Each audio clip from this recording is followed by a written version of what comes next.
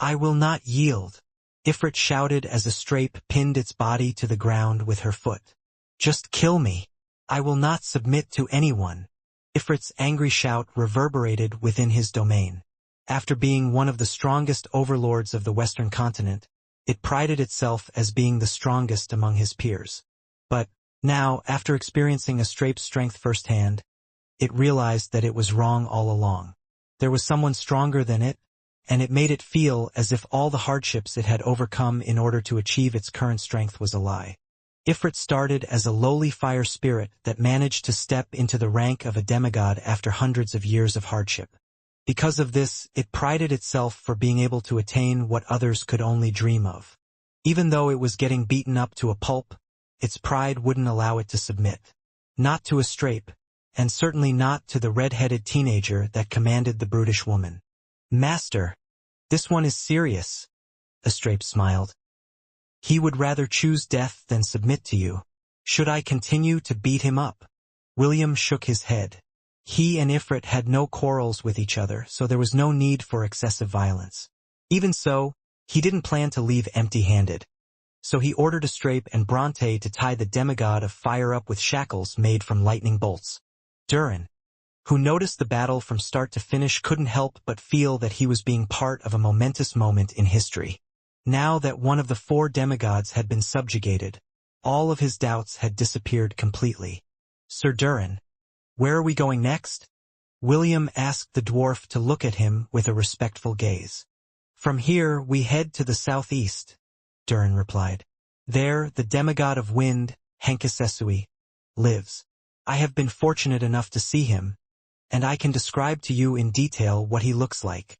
William was quite interested to know more about the next demigod that they were going to meet, so he allowed Durin to continue his tale. Henkasesui is a 4-winged, snake-headed man who sends seasonal storms across the entire western continent. From where he lives, Durin explained. He has a good relationship with Ifrit, and I am afraid that he won't be too happy once he sees that you've captured him.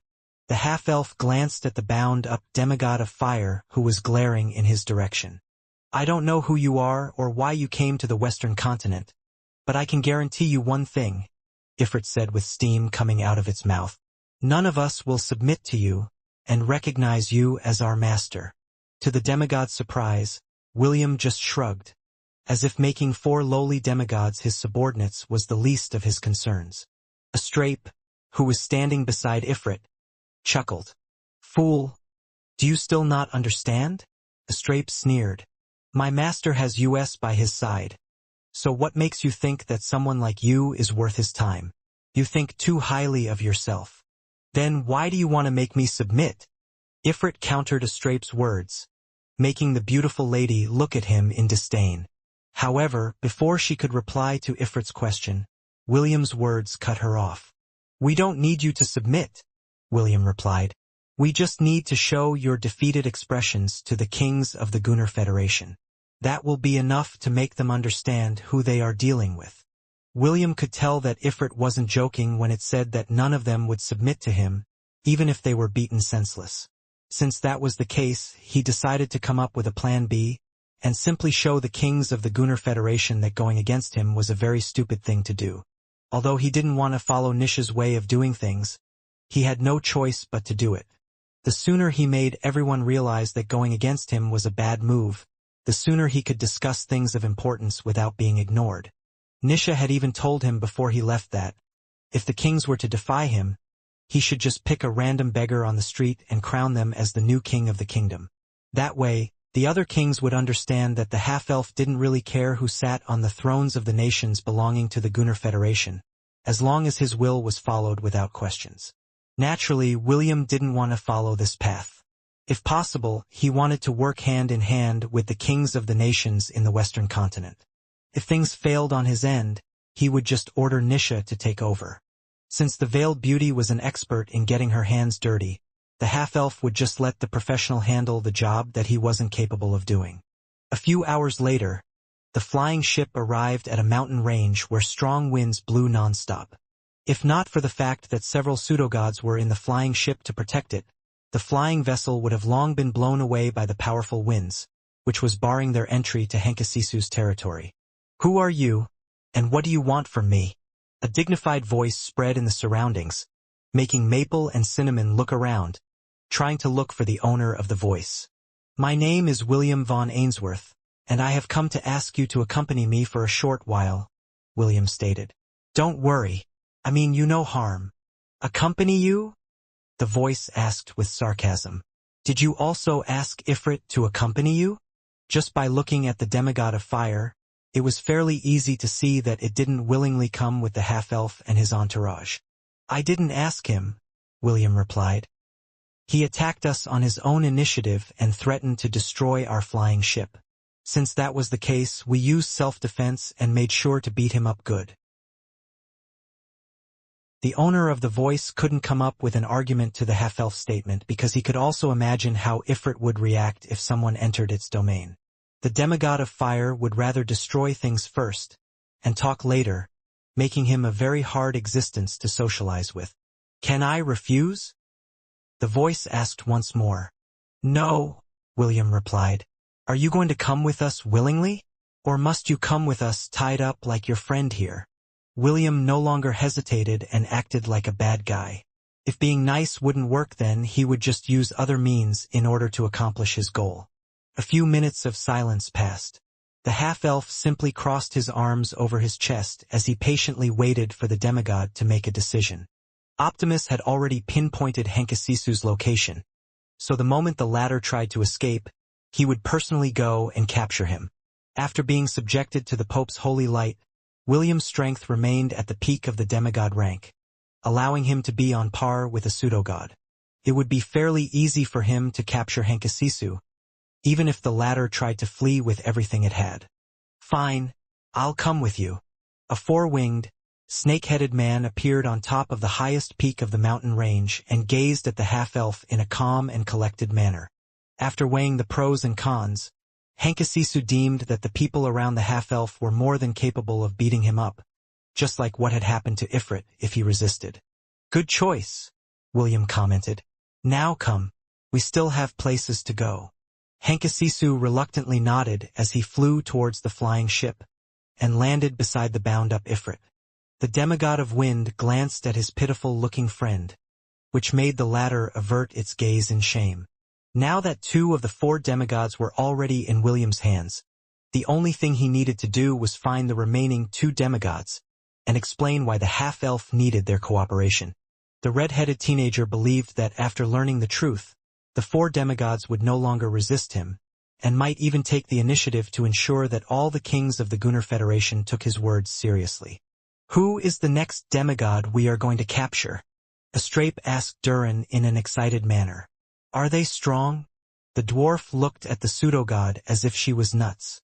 "Girl, you are a pseudogod. Even if the demigods are strong, they aren't able to beat you no matter what they do. Can you stop being a bully to those who are weaker than you?" Durin was very tempted to say these words, but since he didn't want to offend the girl who could shoot lightning bolts from her fingertips, he just smiled and nodded his head. "The demigod of the south controls the power of nature," Durin replied. "His name is Silenus, and he can also wield earth magic." Titania, who was now feeding Maple and Cinnamon some dried fruits, shifted her attention to the dwarf. "Nature magic?" Titania smiled. "Astrape, I'd like to test the next demigod myself." "Oh, you're no fun, Titania," Astrape pouted. "Just because you heard that the next demigod had the ability to control nature, you plan to fight them yourself."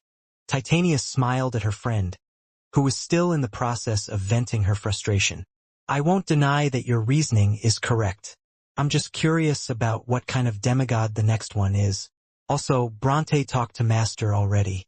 After we finish rounding up the four demigods, he will spend some quality time with us." "Really? Fine. I'll sit this one out." "Thank you, Astrape." Ifrit and Henkasesui, who were seated not far away from Astrape and Titania, felt helpless because in the pseudogod's eyes, they were nothing but small fries. They wanted to say, "Are we a joke to you?" But knowing that the answer was yes, they didn't even attempt to ask in order to keep what was left of their dignity. Sure enough, after 2 hours, they arrived at a lush forest that extended for miles. Titania, who wielded the power of nature, nodded her head in appreciation because she could sense the wide diversity of flora and fauna within the forest. "At least he is capable," Titania said before jumping off the deck of the flying ship. She then flew to the center of the forest and clasped her hands together. A pair of fairy wings appeared behind her back, making her already surreal beauty more profound. La la la la la la la la la la. Titania started to sing, and her heavenly voice spread in the surroundings, making the lively forest quiet down as if all of them had fallen into a trance.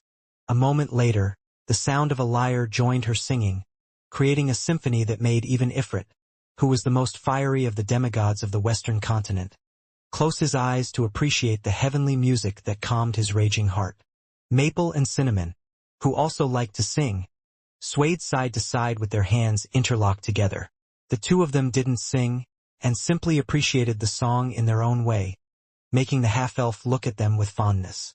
A few minutes later, the song ended, and from the forest, a creature that Will was quite familiar with appeared. A creature that was half man and half beast hovered in the air holding a lyre in his hand. "A satyr," Titania smiled. "Are you the one that goes by the name Silenus?" The satyr smiled and bowed his head respectfully. "It is a great honor for a beauty such as you to know my name. May I know the reason you have come to visit my humble abode?" "As expected of your race, you are such a sweet talker," Titania replied in amusement. "I'm afraid I didn't come here just for fun. A great calamity is about to descend in this world in a few years, and I need your assistance to convince the humans and other races to unite under one banner in order to fight them." Silenus pondered as he gazed at the beautiful fairy in front of him. "My lady, are you saying that there are existences that you are unable to defeat?" Silenus asked.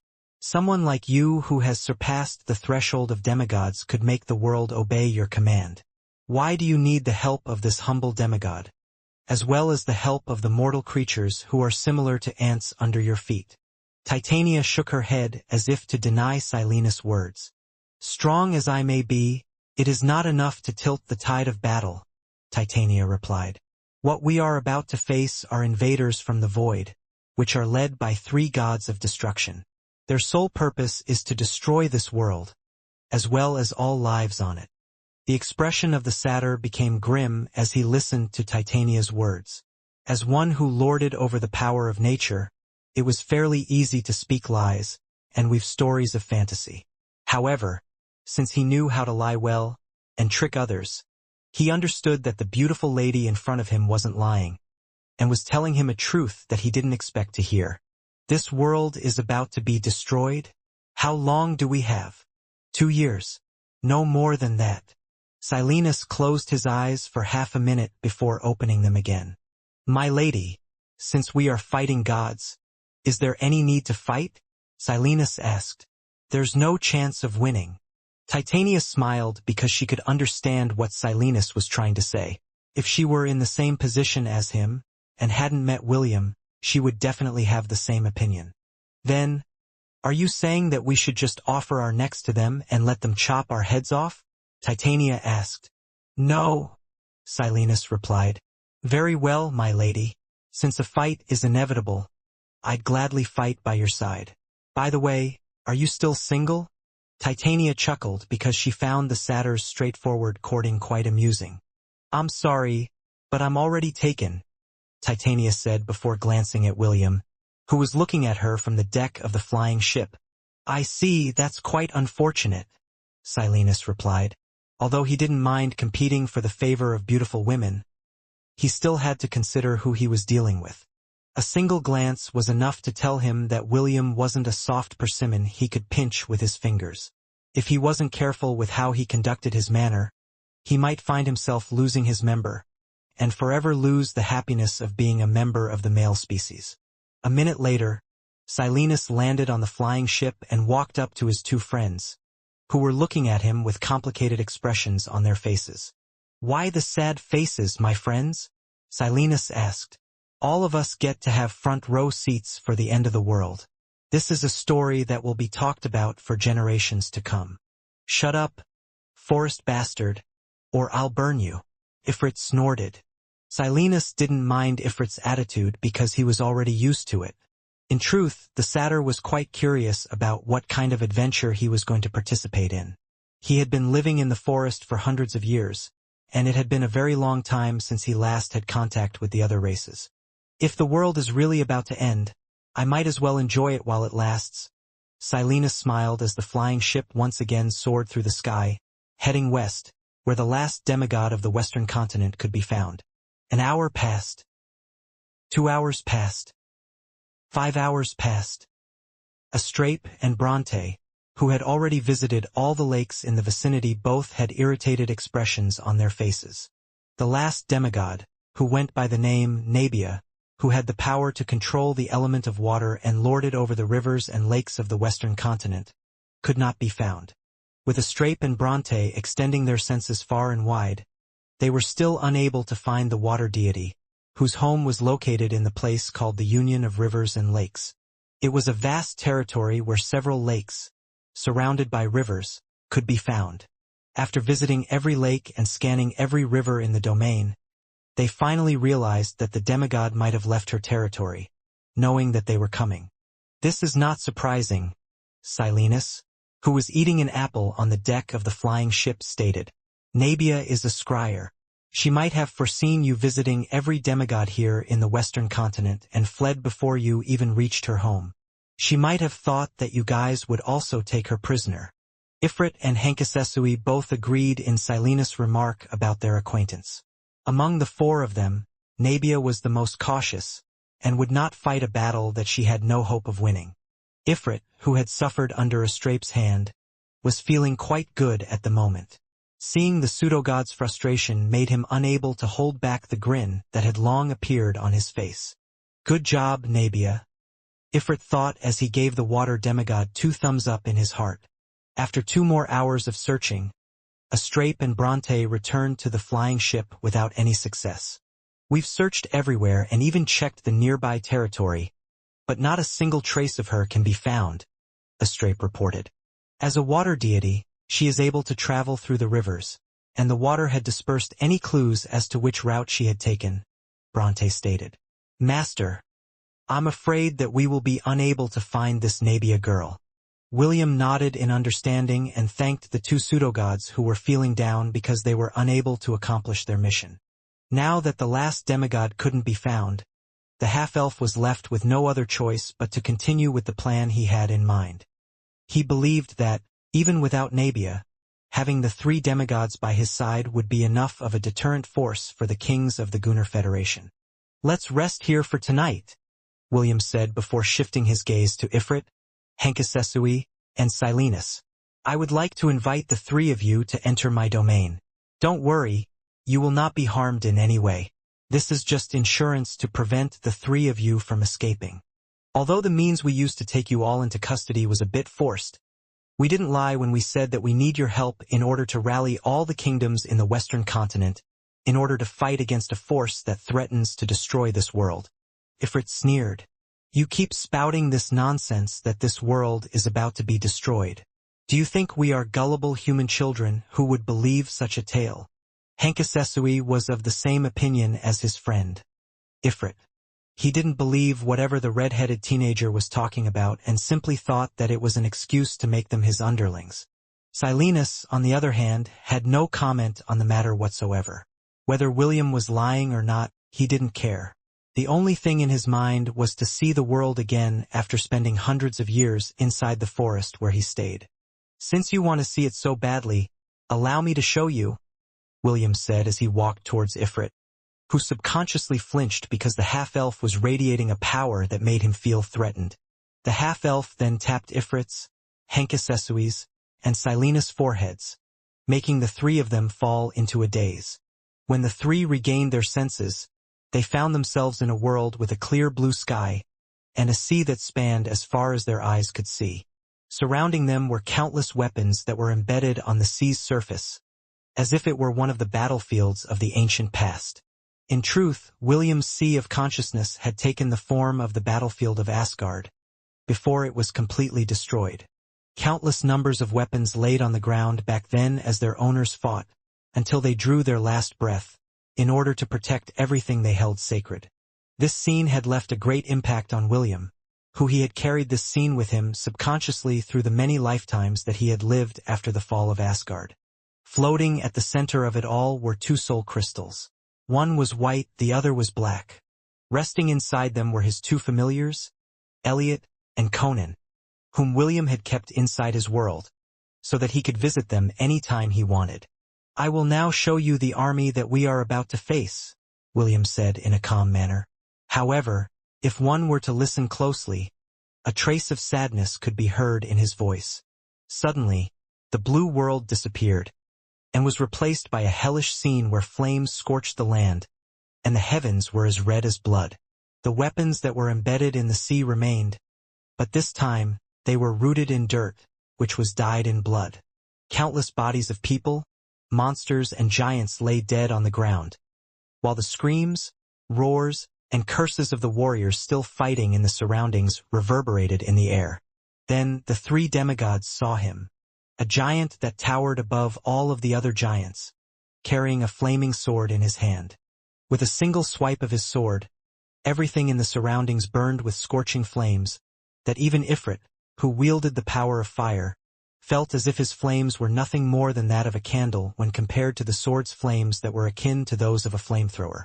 Suddenly, a pink-haired giantess, who was several times smaller than the giant who held the fiery sword, shouted a war cry as she charged head-on into a fight against a being that was several times more powerful than her. "Shatter the void!" the giantess shouted. "Blood-wing tempest!" Countless red butterflies fluttered around the giantess as she unleashed what seemed to be her strongest attack against the towering monster in front of her. Her attack connected, but it was not enough to defeat her opponent. Soon, she was devoured by hellish flames that left nothing behind but the cinders of her body, as she stood up against an existence that was impossible for her to defeat. It was then that they saw William, who shouted in pain and heartbreak after seeing the giantess die. A moment later, he too attacked the giant, but it was in vain. Several more warriors joined the fight, but the only thing that awaited them were the scorching flames that burned their existence off the face of the world. These hellish scenes continued until only one person remained on the battlefield. Lying on the ground, unable to even lift a finger, he waited for death to claim him. Soon, a beautiful elf appeared out of nowhere and held him tight.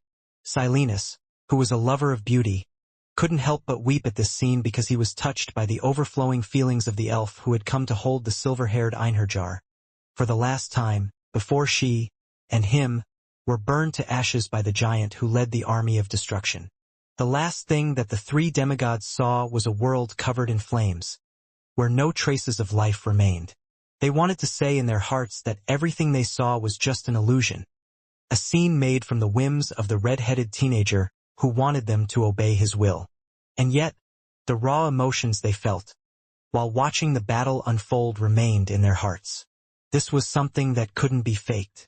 As demigods, they were able to separate truth from lies, and what they saw was the truth and nothing but the truth.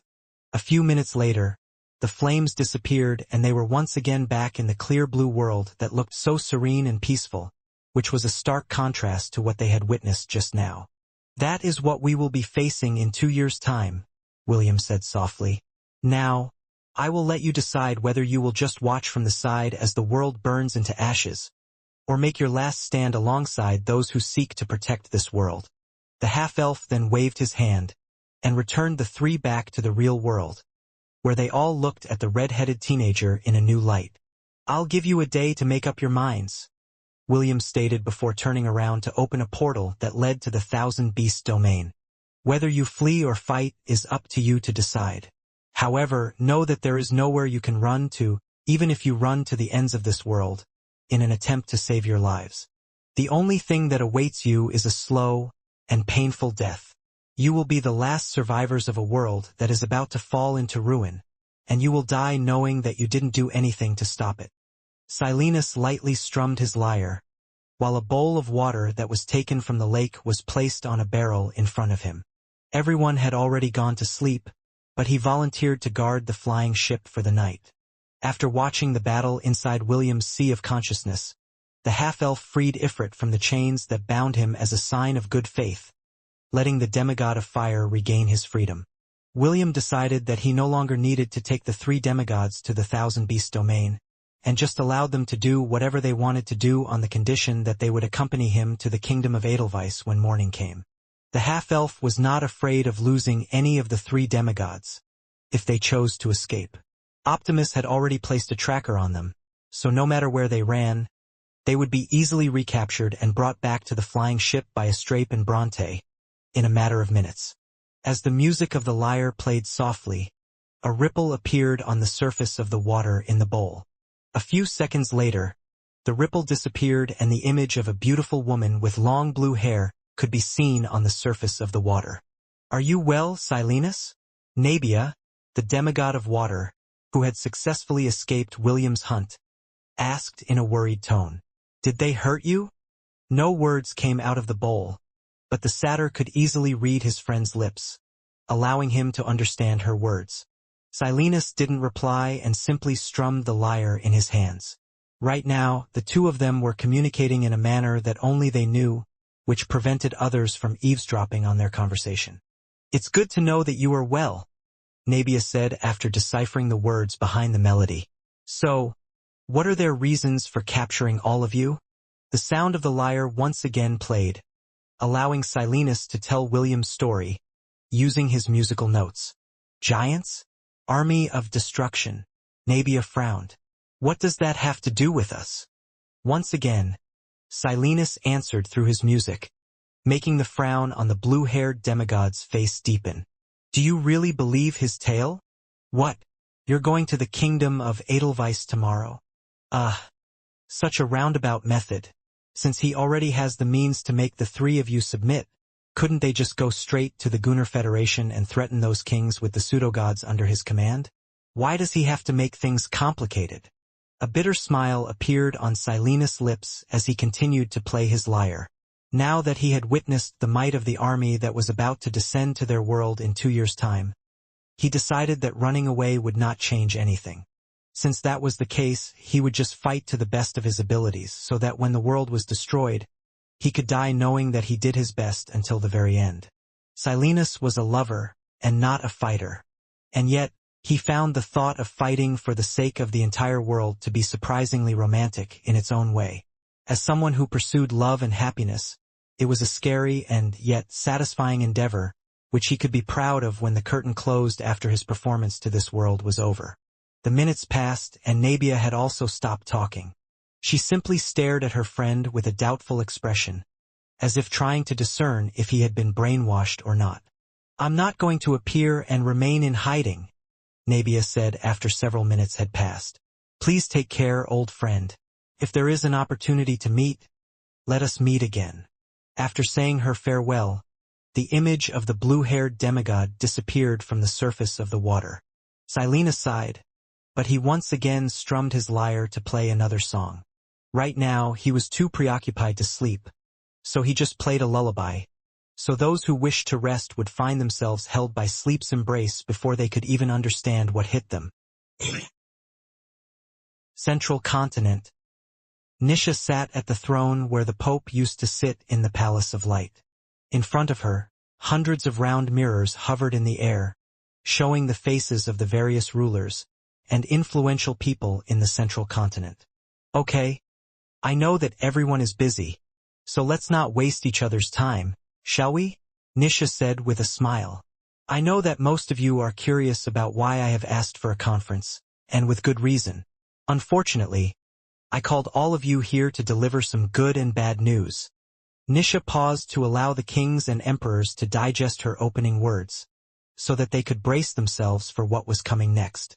"The good news is that the war against the heir of darkness is over," Nisha stated.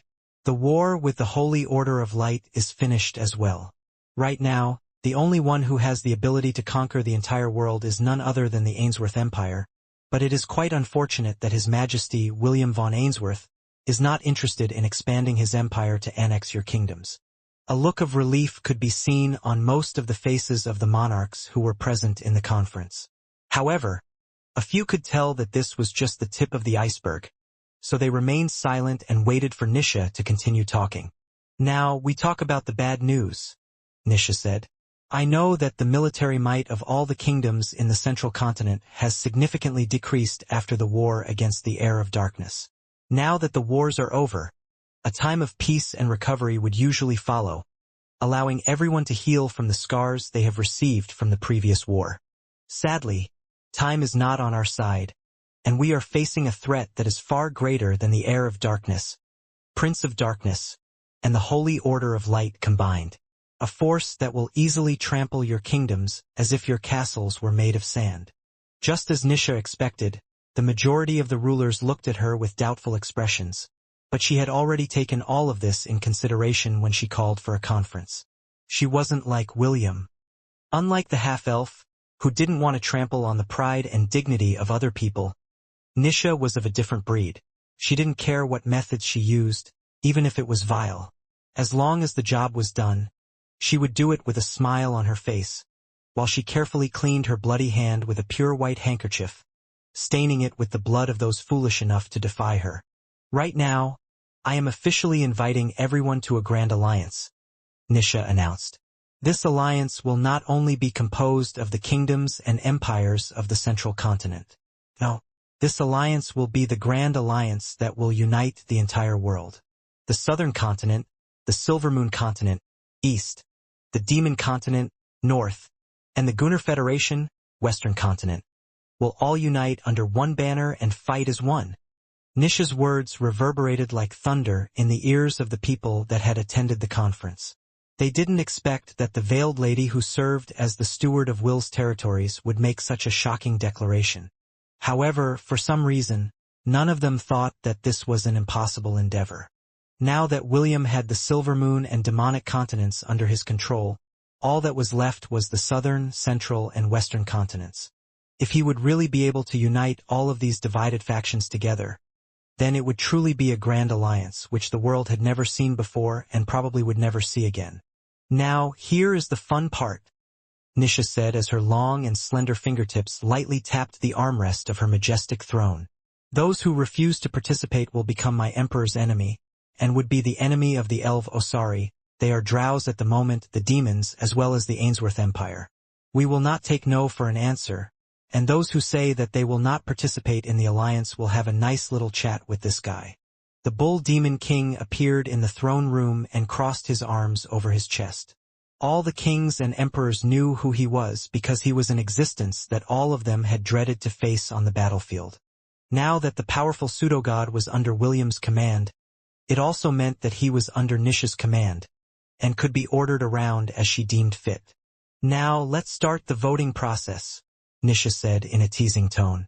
Who among you wants to join the alliance? Those who are interested, please raise your right hand.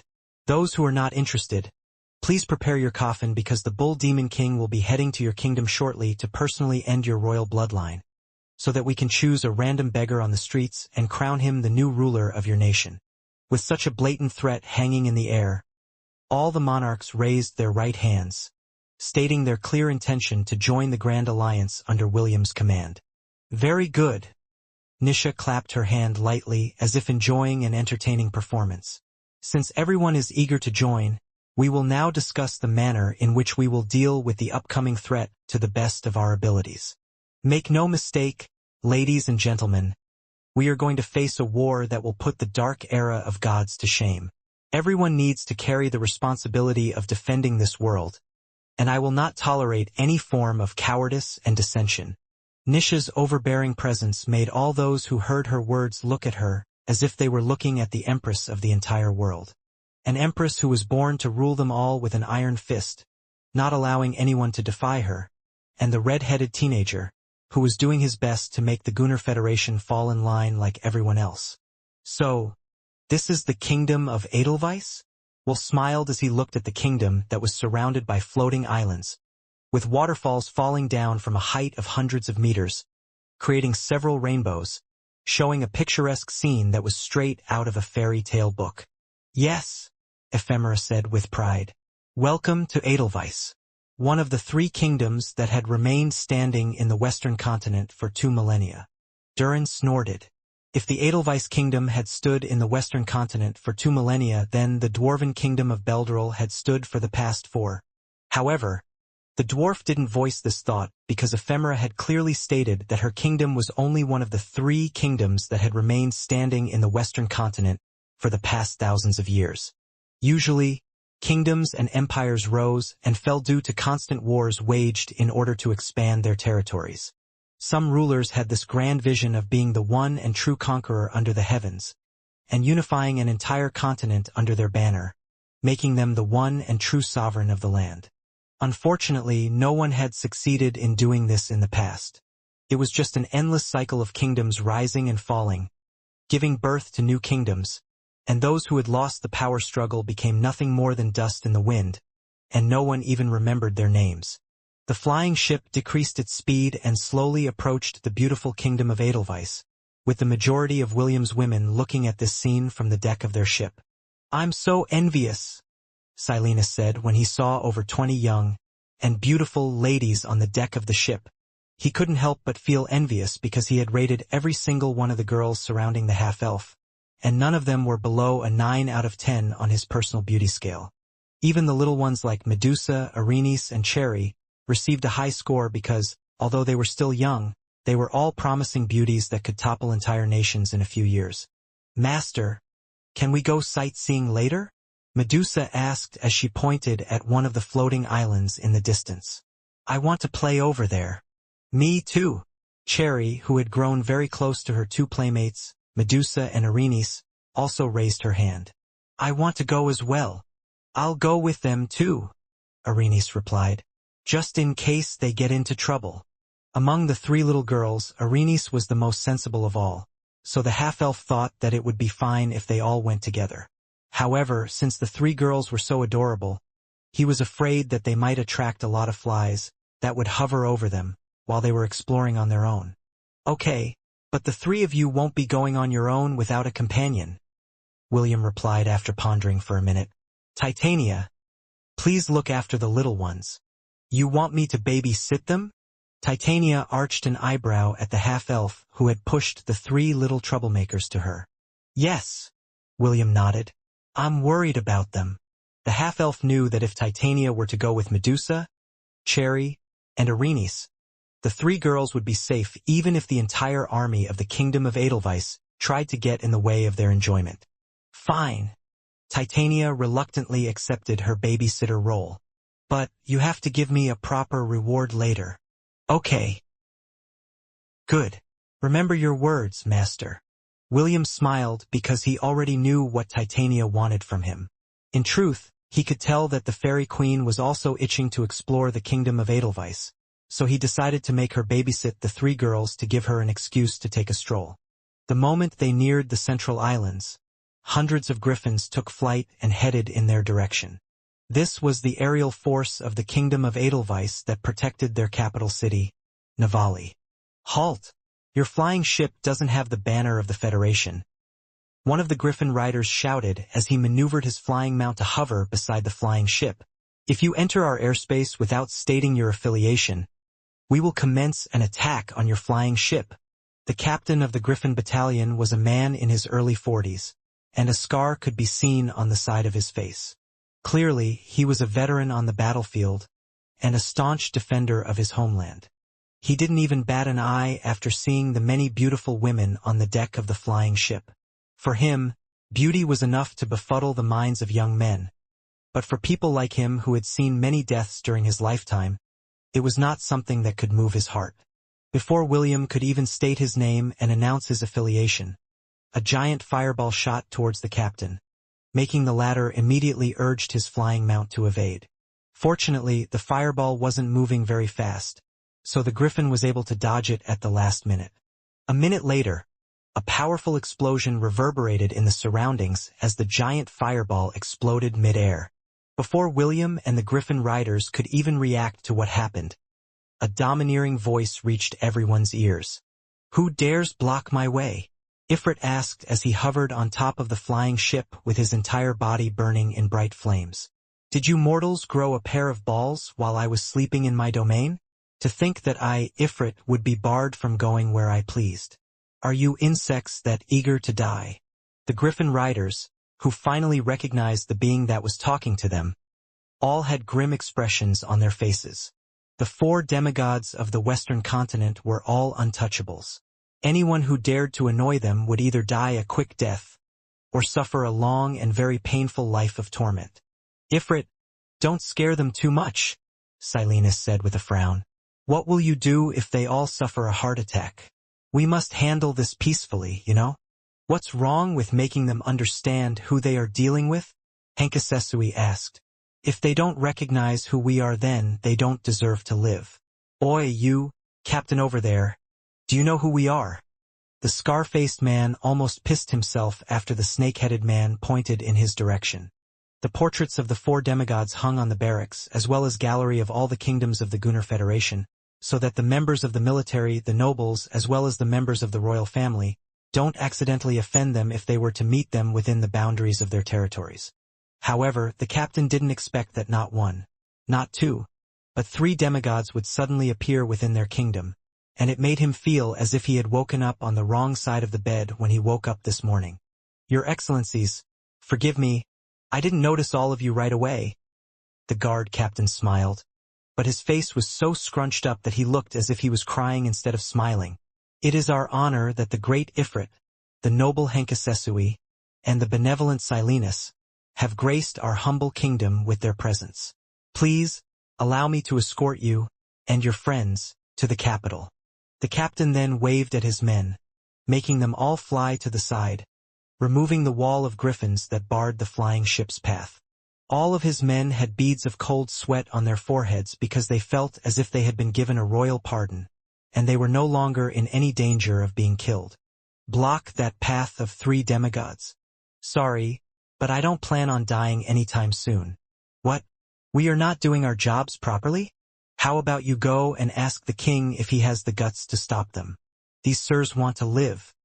William, who no longer needed to state his name and affiliation, found this situation quite amusing.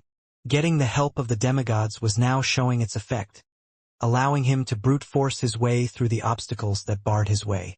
Under the protection of hundreds of griffins, the flying ship flew over the capital city of Navali.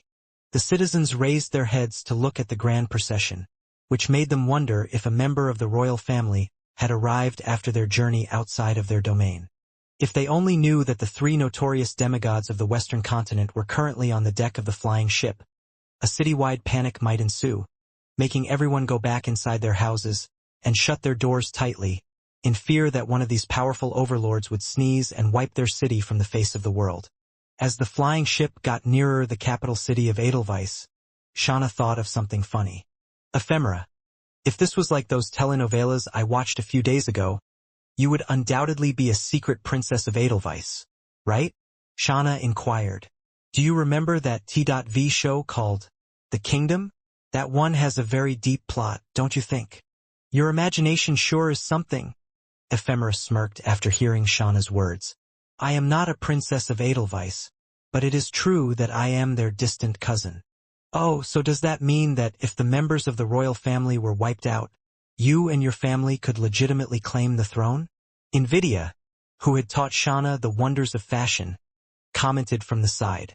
The corner of Ephemera's lips twitched because he didn't know if she should laugh or cry at Invidia's comment. Please don't kill them off. I am happy with my current life, thank you. MMM. It must be nice being embraced by the person you tried to kill in the past. You sure have grown a lot, Ephemera. Thank you, Invidia. Remind me to not lend you any merit points later to help you buy the clothes you had your eyes on. Invidia giggled before giving Ephemera a hug. Don't be like that, sweetie, Invidia stated. Come, transfer some of the merit points that you gained from milking William last night. I promise to put them to good use. As if. Ephemera tried to push away the shameless leech who planned to take her merit points. Those who don't work, don't eat. If you want merit points so badly, let Will eat you first. But he always eats me, you know? I supply him with blood on a regular basis. That's not the kind of eating I am talking about. The members of the 7 deadly sins and the 7 heavenly virtues had long gotten over their differences, and were now talking to each other like they were the best of friends. Since Lyra, Ephemera, Melody, and to a certain extent Shauna were now William's women, it was only natural that all of them would get along with the rest of the half-elf's lovers. In fact, among the members of the heavenly virtues, it was only Audrey, Celeste, and Cherry, who were still not part of his harem. Cherry was still young, so it was understandable. As for Audrey, her sisters were slowly preparing her to warm William's bed using subtle ways that would make it so she would be unable to escape the moment she fell into their trap. Celeste, on the other hand, was a special case. As the virtue of chastity, she couldn't lose her maidenhood because she would also lose her divinity if William took it from her. She was also William's bride of darkness, which everyone thought was funny. Wouldn't the groom be pitiful if he couldn't consummate their marriage on their wedding night? For the most part, Celeste kept to her own business, and never made contact with William until it was absolutely necessary. Knowing that the war that would decide the fate of the world was near, Celeste was busy doing research on how to tilt the tide of battle in their favor. A few minutes later, the flying ship landed at the port of Navali, which was the capital city of the Kingdom of Edelweiss. To William's surprise, a red carpet was rolled out on the ground, giving them a grand welcome fit for members of the royalty. Well, technically, he was indeed royalty since he was the emperor of an empire, but the half-elf would often forget this fact because he had never wanted to become one in the first place. Greetings, esteemed guests from far away. One of the ministers of the kingdom greeted William as soon as he disembarked from the flying ship and stepped onto the red carpet. My name is Augustus Simmons, one of the ministers of this kingdom, and I have come on behalf of His Majesty to greet all of you and escort you to the royal palace. Augustus gave the half-elf his most amiable smile as the latter walked up to him and shook his hands. Greetings, Sir Augustus, William replied. My name is William von Ainsworth, and I am the Emperor of the Ainsworth Empire in the Central Continent. It is a pleasure to meet you. Augustus, who didn't expect that he was shaking hands with an emperor, felt humbled because the red-headed teenager in front of him wasn't acting like a monarch, but a friendly teenager who was about to ask for her daughter's hand in marriage. Your Majesty, it is my pleasure to meet you, Augustus stated as he gave William a respectful bow. Also, welcome Your Excellency Ifrit, Your Excellency Henkasisu, Your Excellency Silenus. It is our great honor to have the 3 of you visit our humble kingdom. Stop with the flattery and just take out to see your king, Ifrit replied in annoyance. Don't waste my time, okay? What Ifrit said is correct, Henkasisu commented. We didn't come here for pleasure, but for business. So, make haste and lead the way. Silenus glanced at his 2 friends and shook his head helplessly. Forgive them, Mr. Augustus, Silenus stated. My friends are just grumpy because it has been a while since they last left their domains. However, both of them are happy to be here. But, since I know that you don't want to get into trouble, take us to see your king, so that you may be able to do your other duties. Augustus gave Silenus a respectful bow before making a gesture for everyone to follow him. Several guards lined up on the red carpet and raised their swords in salute as William and his entourage walked past them. Fortunately, the king of Edelweiss was also expecting some of the other kings of the Gunnar Federation to visit, so the ceremonial guards, as well as the red carpet, had been prepared beforehand.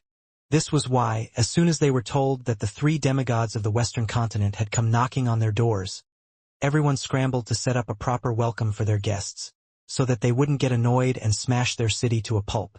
Sir Augustus, a few of my girls plan to go sightseeing in your beautiful city, William said as he walked a few steps behind Augustus. Would you mind asking someone to show them around?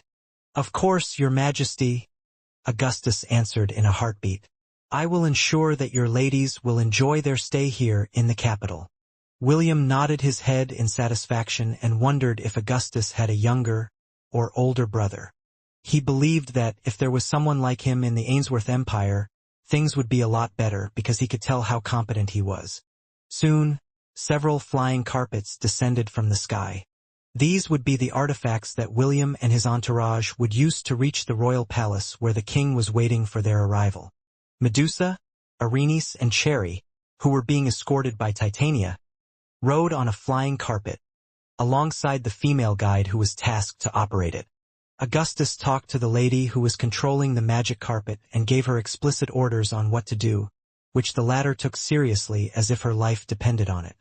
"Bye, Will," Arene said as she waved her hand. "We'll see you later." "Bye, Master." Medusa waved her hand as well. "See you later, Master," Titania said with a smile. Cherry, who seemed to feel out of place, reluctantly waved her hand to William for a few seconds before stopping completely. "Take care, and enjoy your sightseeing trip," William replied as he waved back at the girls who were eager to start their exploration. "I'll see you guys later." A minute later, a single flying carpet broke out of the formation as its operator took the girls to the major attractions of the city of Navali, while the red-headed teenagers' delegation were taken to the royal palace in order to meet with the king.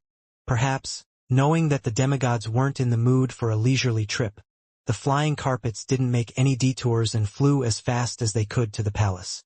From the sky, Will could already see several people waiting at the entrance of the palace gates, and one of them was even wearing a crown. He was none other than Alexis von Weiss, the current king of Edelweiss. Ephemera had already told William everything she knew about the king, but seeing him personally made the half-elf remember his grandpa, James, whom he hadn't seen for a long time. Alexis wasn't old. In fact, he was only in his early 40s, and was still in the prime of his life. However, Ephemera warned him that underneath his benevolent exterior was a sly fox who would try to squeeze a person dry for what they were worth. This was why the half-elf remembered his grandpa, who liked to scam people. Alexis was also the second king that William had met since his arrival in the Western continent, and he wondered how he would react after he told him the reason for their visit. "It is quite a fascinating tale," Alexis said as he and William talked in private, without the half-elf's lovers or the three demigods present to listen to their conversation. Alexis made sure to greet the three demigods properly, and took the initiative to invite William to talk in private to better understand his reason for coming. Naturally, the half-elf told the truth, which made Alexis want to laugh and ask if he was joking with him. However, as someone who had schemed against others in the past, he could tell that the half-elf wasn't lying, which made him wonder if he should give him the benefit of the doubt. "Okay. Let's say that what you're telling me is true," Alexis smiled. "Do you expect mortal armies to contend against a mighty army that is led by three gods of destruction? If you were in my place, what would you think?" William nodded his head in understanding before giving his reply. "What you're thinking and what you're saying is probably what the other kings of the Gunnar Federation would think and say after hearing my story," William replied. "But that doesn't change the fact that they will be arriving in 2 years. You can choose to close your eyes and go to sleep, but the moment they come knocking on your door, sleep will be the last thing that you will think of." Alexis chuckled because he could tell that William had already resigned himself to getting ridiculed by the other kings of the Gunnar Federation after he told them of his reason for visiting their territories. "So, since you already believe that none of us will take you seriously, you decided to enlist the help of the demigods to prove your point, yes? Right?" Alexis rested his chin on top of his intertwined hands and looked at the half-elf with a serious look on his face.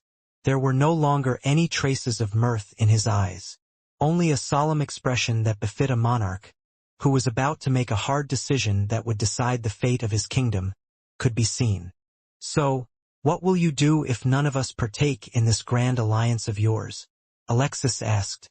"Also, what is your reason for visiting me first? Are you planning to lay waste to our kingdom if I refuse, to serve as an example to make the other kings of the Gunnar Federation take you seriously?" William shook his head. "Laying waste on your kingdom would be going too far. Also, I have no intention of forcing you to join the Grand Alliance." "Oh!" Alexis arched an eyebrow after hearing William's words. He thought that the half-elf would order the demigods to destroy his kingdom to scare the other rulers into submission. "Then what will you do if I refuse?" "Nothing. I'll just pack up and return to the central continent, and tell my steward that I failed to convince you guys." "That's it?" Alexis inquired. He didn't believe that the half-elf would really not use force in order to get his way. If he had the backings of the demigods in the Western continent, he would be able to move anywhere unhindered, and make the other monarchs bow down to kiss his feet. Yeah, I'll leave the rest to my steward, William replied. Your steward? Yeah, the same person that suggested that I should just extinguish the entire royal bloodline of the kingdoms who refused to cooperate and choose a random beggar on the streets to become its new king. She's also the one that didn't bat an eye when it came to cutting off the arms of 2 of the heavenly virtues because they annoyed her. Although it is going to be a roundabout method, I'll leave this matter in her capable hands. The corner of Alexis's lips twitched after hearing William's explanation. He didn't expect that the half-elf would shift the responsibility to other people, and the person he chose was someone who wouldn't hesitate to place a puppet ruler on the throne in order to get what she wanted. Okay, let's talk about the cooperation you want. Alexis sighed before leaning back on his chair. What do you want us to do? After giving it some thought, Alexis knew that he would rather deal with the harmless-looking half-elf in front of him than deal with a dangerous woman who would not hesitate to exterminate his entire bloodline. The mortal armies will deal with the threat of myriad beasts, and anything below that rank, William said. If possible, I would like all of the experts from the various kingdoms to sit down and share their technologies, so that we can create weapons that would allow us to deal a serious blow to these invaders from the void. Alexis rubbed his chin because he thought that this plan was quite feasible. The dwarves and the gnomes usually butted heads with each other, but that didn't change the fact that both races were capable of creating weapons that were efficient on the battlefield. The mere thought of these 2 races working together to share technologies and possibly build a weapon of mass destruction made Alexis shudder. Earlier, I thought that there was no hope, Alexis commented. But now it seems that there is still hope. The king of Edelweiss started to warm up to the idea of letting the greatest minds of all the kingdoms gather and work together to create something that could give them a chance to win the hopeless war that they were about to face. Since this will be a battle for survival, I want all of the kingdoms to draft all able-bodied men and women to fight, William stated. Their training should start as soon as possible because we don't have much time left. Alexis frowned, but he understood the logic behind William's words. The people that would go to war had a very low chance of survival. However, if they were to really lose the war, everyone would die, so those who didn't choose to fight would die as well. We will receive a lot of backlash from this, Alexis replied. It might also make our people resent us. Don't worry, I have a plan, William commented. We will make them understand the gravity of the situation. However, there is just one problem. And that problem is? A part of this city will be destroyed? Alexis smiled after hearing William's words. Actually, the king of Quince and I had a little conflict a few days ago, Alexis said. How about instead of destroying my city, you destroy a part of his capital city instead? Hey, we can be considered to be allies already, you know? Why hurt your friends when you can hurt others? William chuckled internally but still nodded his head in understanding. Before he started his war with Felix, Morix had invaded the Silvermoon continent, bringing hundreds of giants with him. He had captured these giants and used the power of darkness to corrupt them to become his slaves. Some of these giants were of the demigod rank, while the others were of the myriad rank. There was also a pseudogod giant, but after it died, its rank regressed to the initial stages of the demigod rank. Even so, a demigod was still a demigod. Since people didn't want to believe that the giant invasion was real, he would make it a reality and make them understand that the borrowed peace they were enjoying would soon be trampled by the towering monstrosities that were locked up inside the dungeon of Atlantis.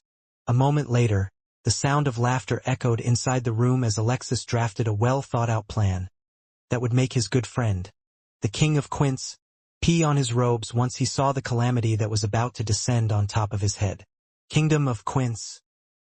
Curin, the king of Quince, was leisurely sipping a glass of wine on the balcony of his royal palace. Everything is so peaceful. Curin sighed as he enjoyed the aftertaste of the best wine in his kingdom. In front of him, the majestic view of the capital city of Quince, Farhan, spread far and wide.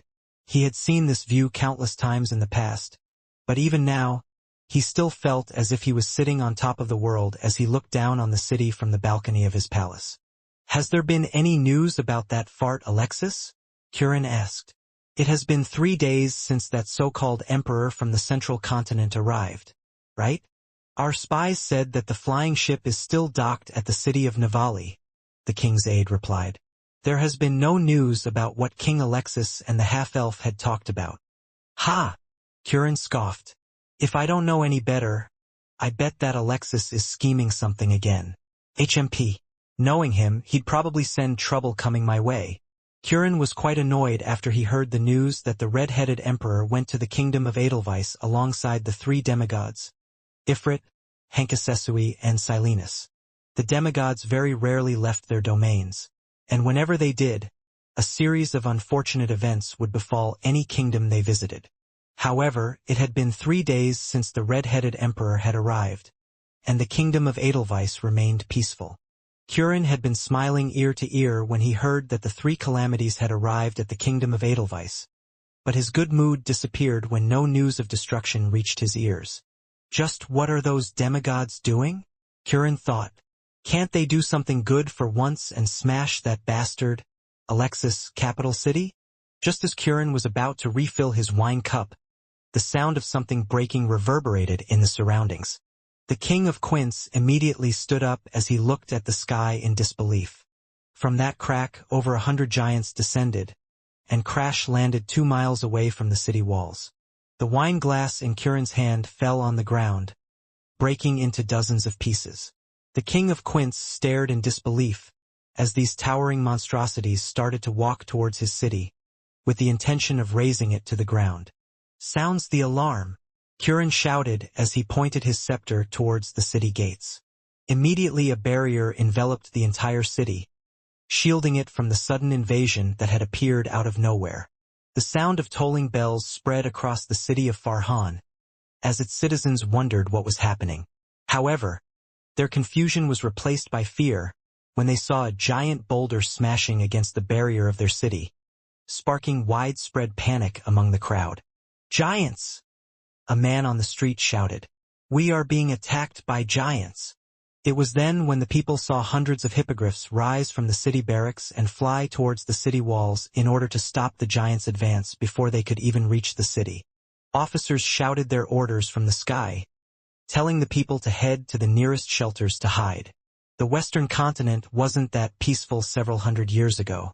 Wars were always happening somewhere on the continent, so each kingdom had prepared emergency shelters in case that their capital cities were sieged. Now that a threat had come knocking on their doorstep, the defenders of Quince took up arms in order to repel the giants that were advancing towards their city at a leisurely pace. A few of them picked up giant boulders along the way and hurled them at the barrier, as if to scare the people who were currently being herded to the shelters. Kirin, who had given the orders to evacuate the civilians, hurried inside the castle to put on his royal regalia. Right now, he needed to inspire his soldiers by fighting alongside them in the battlefield. A few minutes later, a griffin soared towards the sky, and on its back was the king of Quince, prepared to do battle. Originally, he thought that the giants were only millennial ranked. However, after gauging their strength from the sky, his face immediately turned pale when he realized that the majority of them were myriad ranked. However, that was the least of his problems. At the center of the giant's formation was a giant, whose eyes were burning with a blue hue. Just a glance was enough to tell Kirin that this giant was the leader of this invasion. Thousands of soldiers had already positioned themselves on top of the city walls, as archers and mages prepared to unleash their attacks, the moment the giants came within firing range. The barrier of the city had a unique feature. It allowed internal attacks to pass through the barrier, while negating external attacks completely. This was made by the first founder of Quince, who was a saint-ranked runemaster, allowing his city to resist the siege of the kingdoms that threatened its rule. Steady! Kirin ordered his soldiers as his griffin hovered behind the city walls. Just like his men, he was waiting for the right moment to engage their attackers in ranged combat. Now, open fire! Thousands of arrows and hundreds of spells rained down on the giants who were walking towards the city as if they were just taking a stroll. Loud explosions were heard everywhere as the spells landed on the giants at the very front of the formation. Dark smoke blocked everyone's view, But that didn't deter the defenders, and they continued to fire arrow after arrow, and hurled spell after spell. "Halt!" Kirin ordered, and his soldiers also stopped attacking. The king of Quince narrowed his eyes as he gazed at the thick black smoke that was blocking everyone's view.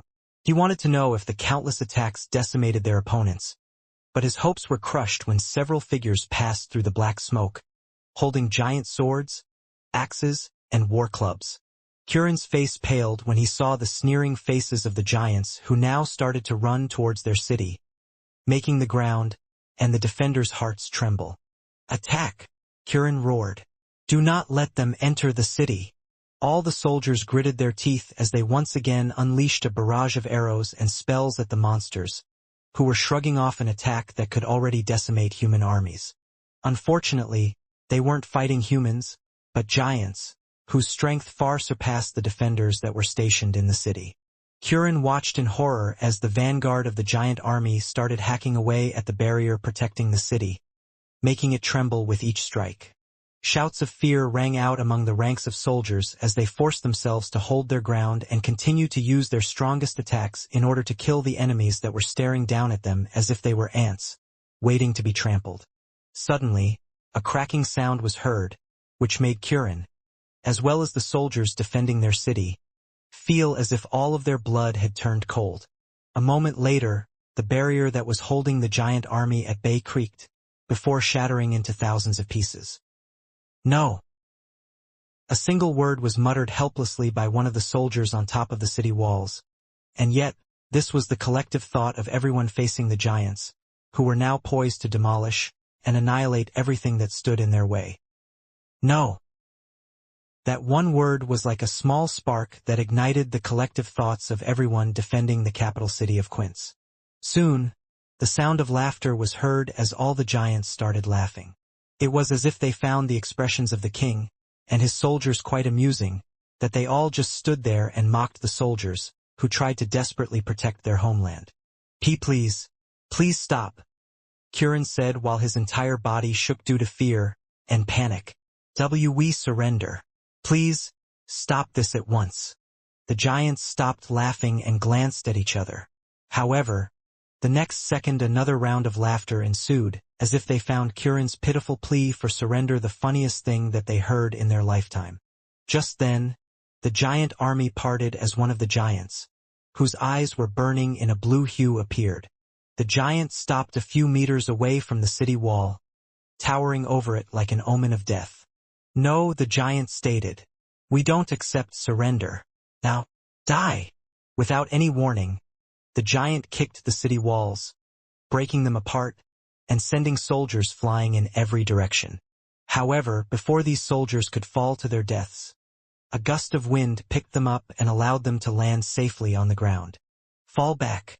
I'll take it from here," a confident voice filled with authority and power said from the sky. When Kirin and his soldiers raised their heads to look in the direction where the voice was coming from, they saw a four-winged, snake-headed man, whom they instantly recognized as one of the demigods of the Western continent. "Why, Your Excellency!" Kirin shouted in both joy and relief as one of the overlords of the land appeared at the right moment. Hankasesui, the demigod who wielded the power of air, raised his hand and conjured hundreds of giant wind blades, which rained down upon the giants, making them stagger. Upon seeing this unbelievable scene, the soldiers cheered as they regained their courage after seeing that the demigod was fighting alongside them. "Support His Excellency," Kirin shouted. "Men and women of Quince, do not falter. Protect our homeland. Kill! Kill! Kill! Kill!" All the defenders were emboldened after Hankasisu made his appearance, so they all fought with everything they had. Unfortunately, on this day, they realized that courage alone would not be enough to defeat the hulking monstrosities who now all roared in anger. The giants no longer held back, and all of them smashed the city walls, sending people flying in every direction. Hankasesui waved his hand and all the soldiers on the ramparts were blown away by a powerful gust of wind, sending them at the very rear of the city, so that they wouldn't participate in his battle against the giants. "Now, let's see how strong you guys are," Hankasesui's expression became serious as he decided to fight with everything he had. It had been many years since he had fought to his fullest, so he wanted to know just how strong these giants were, and see for himself if the half-elf's fears were unfounded. Howl! Hankasesui roared as it swung its spear towards the giant whose eyes were burning like hellfire. Glaive of the east winds! Several tornadoes materialized in front of Hankasesui, pushing back the giant army, with the exception of the giant whose strength had reached the peak of demigod. Instead of being repelled, the giant shrugged off Hankasesui's attack and charged in the snake-headed man's direction with his war axe raised high. The giant's name was Zodor. He was the captain of the scouting party of giants that came with Moryx to Hestia in order to destroy it. Zodor was a pseudo-god in the past, but he was killed during the battle in the Silver Moon continent. When William had raised him from the dead, his rank degraded to peak demigod, instead of a pseudo-god.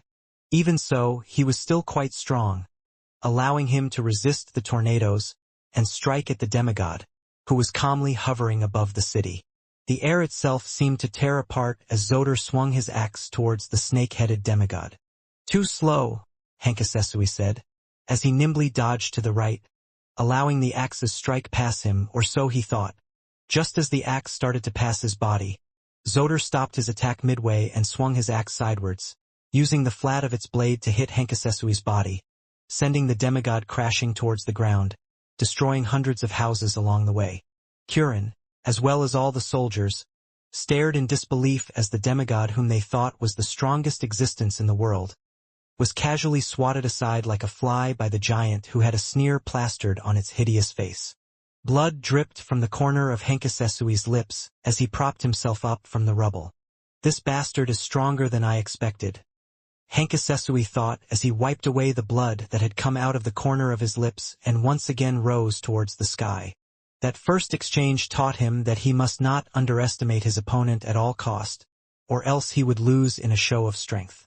If that half-elf really wanted to conquer the Western continent, it would be too easy. Hankasesui was starting to realize that William didn't really need them to make the entire Gunnar Federation bend their knees and agree to a grand alliance.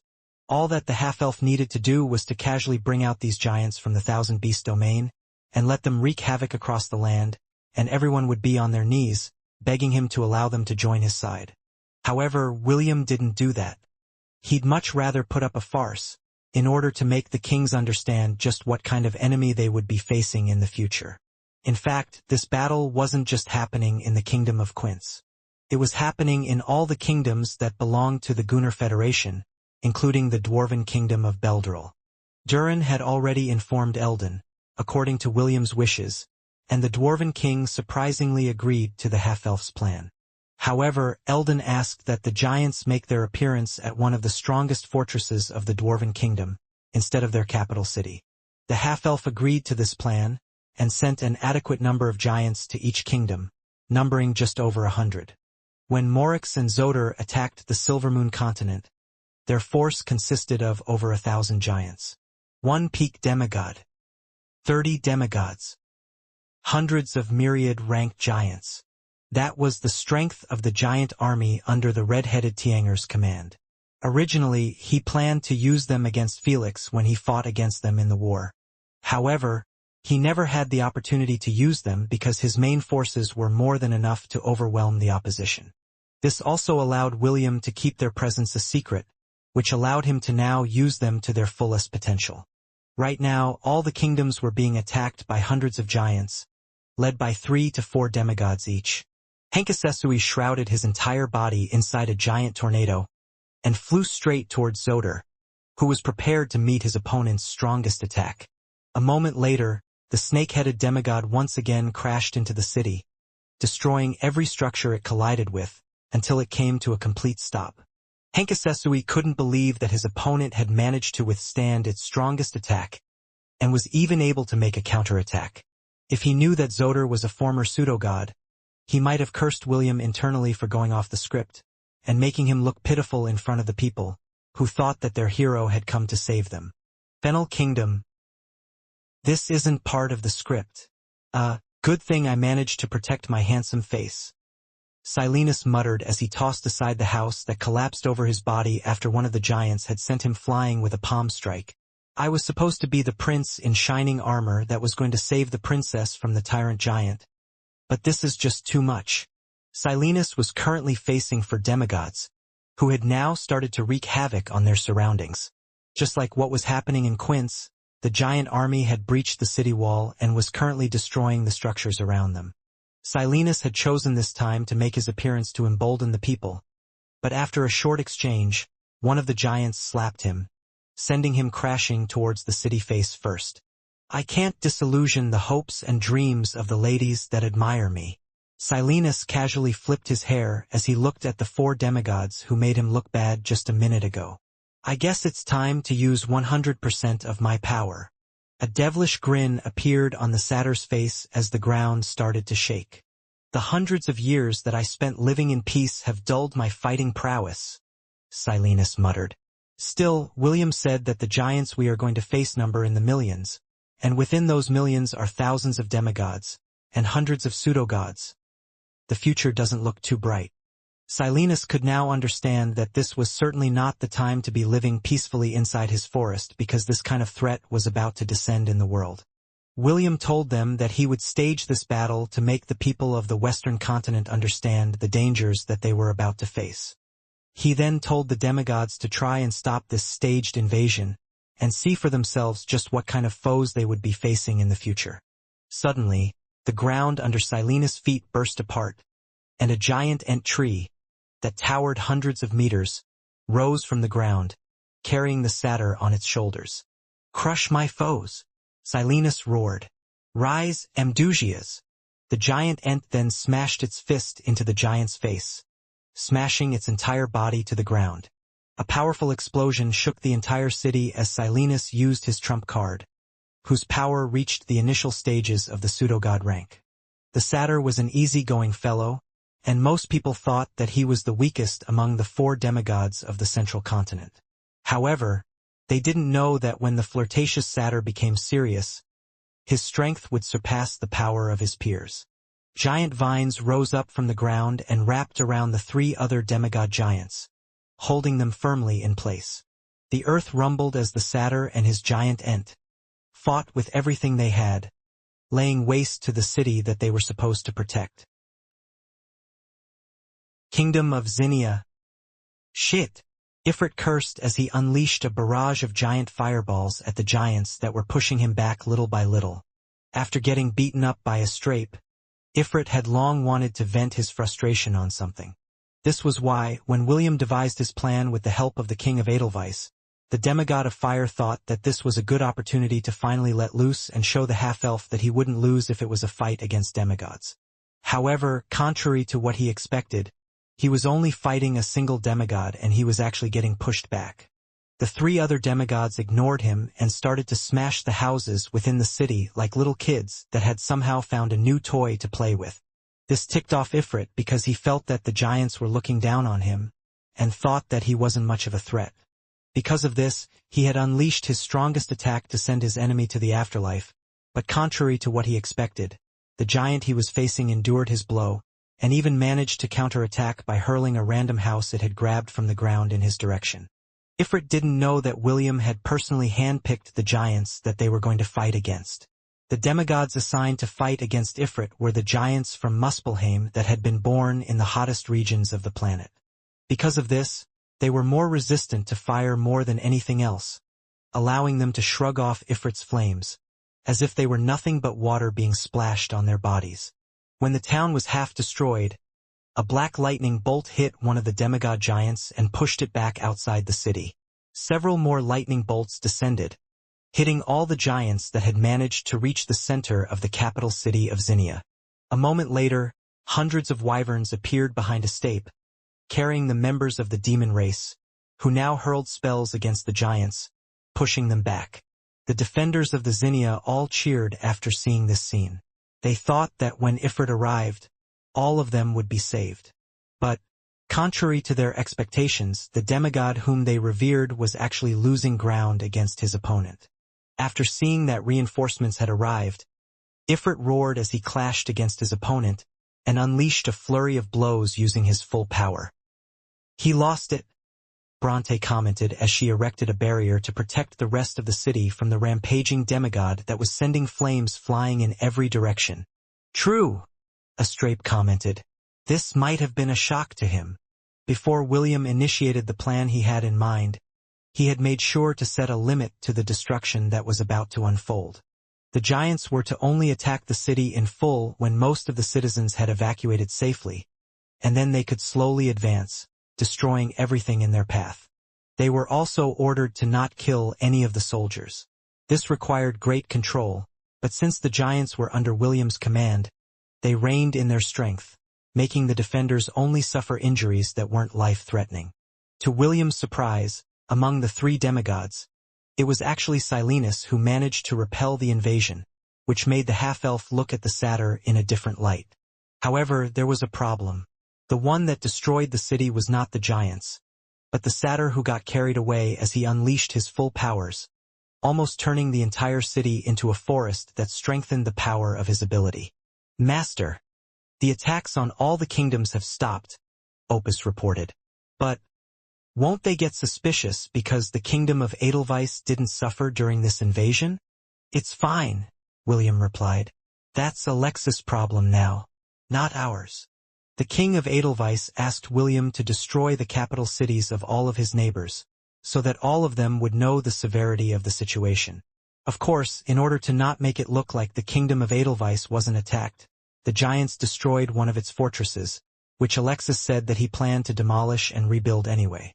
Since the plan was to destroy things, Alexis insisted that William help him turn the fortress into rubble, so that he wouldn't have to hire people to do it for him. In the end, the half-elf agreed to this plan because it was the same thing he had agreed to do with the Dwarven Kingdom. Now that the entire Western continent knew the real threat of the giants, they would now be more than willing to join William's Grand Alliance. Although staging the invasion took some time, it was still a worthwhile thing to do because it allowed the Gunnar Federation, as well as the demigods of the Western continent, to get a better understanding of what they would be facing in the not-so-distant future. "Where are we going?" Maple asked. "Are we going to eat again?" "Cinnamon has just eaten dinner, but I still have room for desserts," Cinnamon commented. Right after dinner, William took the twins outside to take a stroll. Maple and Cinnamon had become everyone's darlings, and had been spoiled silly by his wives and lovers. They would feed the two girls food, as if they were their pets, making William feel as if a kitten was scratching his liver. Just as the three were walking hand in hand in the palace gardens of the Kingdom of Edelweiss, a gentle breeze blew, and several pink butterflies that glowed brightly flew in their direction. Maple and Cinnamon, who saw these butterflies, both looked at each other in surprise because this was not the first time they were seeing these butterflies. The butterflies were not actually living butterflies, but things created by using magic. The two little girls let go of William's hands as they followed the pink butterflies that were now flying away from them. There was an urgency in their steps because they knew that if they followed where the butterflies were taking them, they would find the person that loved them with all of her heart. William smiled as he followed behind the two girls, who released his hand as soon as they understood where he was taking them. Although he felt a bit sad that it was time to bid farewell to the two adorable girls, he knew that he couldn't keep them by his side forever. A minute later, they finally saw her. A pink-haired girl stood quietly beside the magnificent fountain that was found at the center of the garden. She had her back facing William and the twins, but even then, it was quite easy for the three of them to recognize who she was. "Mama!" Maple shouted as she ran towards Chiffon. "Mama!" Cinnamon ran as well with her arms spread wide. After hearing their voices, Chiffon turned around and smiled. She then opened her arms wide and caught her two daughters who had thrown themselves in her arms. A few seconds later, Chiffon showered Maple and Cinnamon with kisses, and the two kissed her back, making the heart of Half-Elf, who was watching the scene, melt. It was impossible not to feel anything after seeing this happy moment, and the red-headed teenager hoped that, in the future, his pink-haired wife would also be able to shower their own daughters with kisses, just like the scene he was seeing right now. "Are we going home?" Maple asked. "Is it time to go back?" Cinnamon inquired. Chiffon nodded and patted the heads of the two little girls whom she loved dearly. "Yes, It's time for the two of you to go back, Chiffon said softly. Maple and Cinnamon exchanged a glance before nodding their heads. They then turned around to look at William and waved their hands at him to bid their farewells. Bye-bye, Maple said. We will come back again to play some time. Bye-bye, Cinnamon shouted. Don't miss us too much, okay? The half-elf chuckled before waving his hands back at the twins. See you soon, William replied. Be good girls and listen to your mama. Okay? Don't make her worry all the time. Okay. Chiffon smiled before giving William a brief nod. The red-headed teenager returned her gesture before turning around. He didn't want to personally see Maple, Cinnamon, and Chiffon leave right in front of him. For some reason, he felt as if they were leaving him for good, and it was making his heart ache. Suddenly, a gentle breeze blew past him, and Chiffon's words reached his ears. Smile. The world is not ending just yet. Several pink butterflies circled around him, as if encouraging him to do his best. They lasted only for half a minute before they bursted into particles of light, telling him that the three pink-haired girls had gone back to their own world. The half-elf closed his eyes as if immersing himself in the bittersweet feelings that were rising up in his chest. Truth be told, the half-elf had been feeling very stressed as of late. He wanted nothing more than to go back to the underworld to take his wives back. But according to Kathy, the time wasn't right just yet. Because of this, he went to the Western continent to take his mind off things, and focused his attention in making the Gunnar Federation part of the Grand Alliance. But, after seeing Chiffon, he couldn't help but miss the pink-haired girl that was now stuck in Gluttony's paradise. It was not only Chiffon that he missed. He also missed Princess Sydney, Morgana, Ash, and Celine. Celine must have given birth by now, William sighed in his heart. I wonder if it is a girl or a boy. In truth, William and Celine had talked about what to name their child if it was a boy or a girl. They came up with many names, and among them two stood out: Seal and Kate. These were the two names that William and Celine had approved of after thinking of countless names for their first child. In order to have a proper childbirth, Celine was taken by her patron goddess, Lissa, to the Elysian Fields, a place where all those who had done glorious deeds when they were still alive went after they died. It was quite similar to Valhalla, but the major difference was that those that went to Valhalla were all warriors, or had died fighting on the battlefield. The Valkyries would personally go down to take their souls to the halls of Asgard, where they would be reborn as Einherjars. They were mankind's greatest champions, and the defenders of the 9 realms.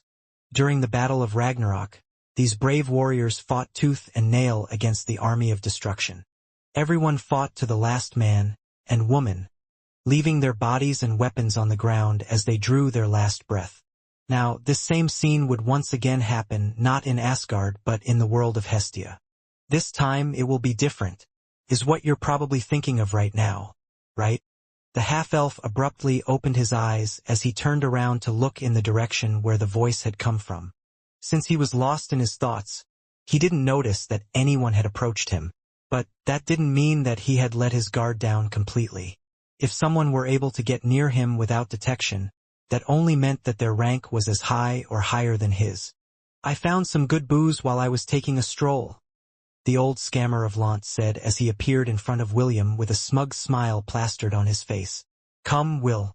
How about we have a drink, and you tell me what have you been doing while I was away scamming people? William's grandpa, James, walked up to the red-headed teenager carrying a plastic bag with the logo 7-0, Heaven. The corner of the half-elf's lips twitched because after not seeing his grandpa for quite some time, the latter came back carrying food and snacks that he had bought from a popular convenience store from Earth. He didn't know where the old coot had gone during his absence, but after seeing his grandpa, the half-elf felt that somehow his world started to turn once again.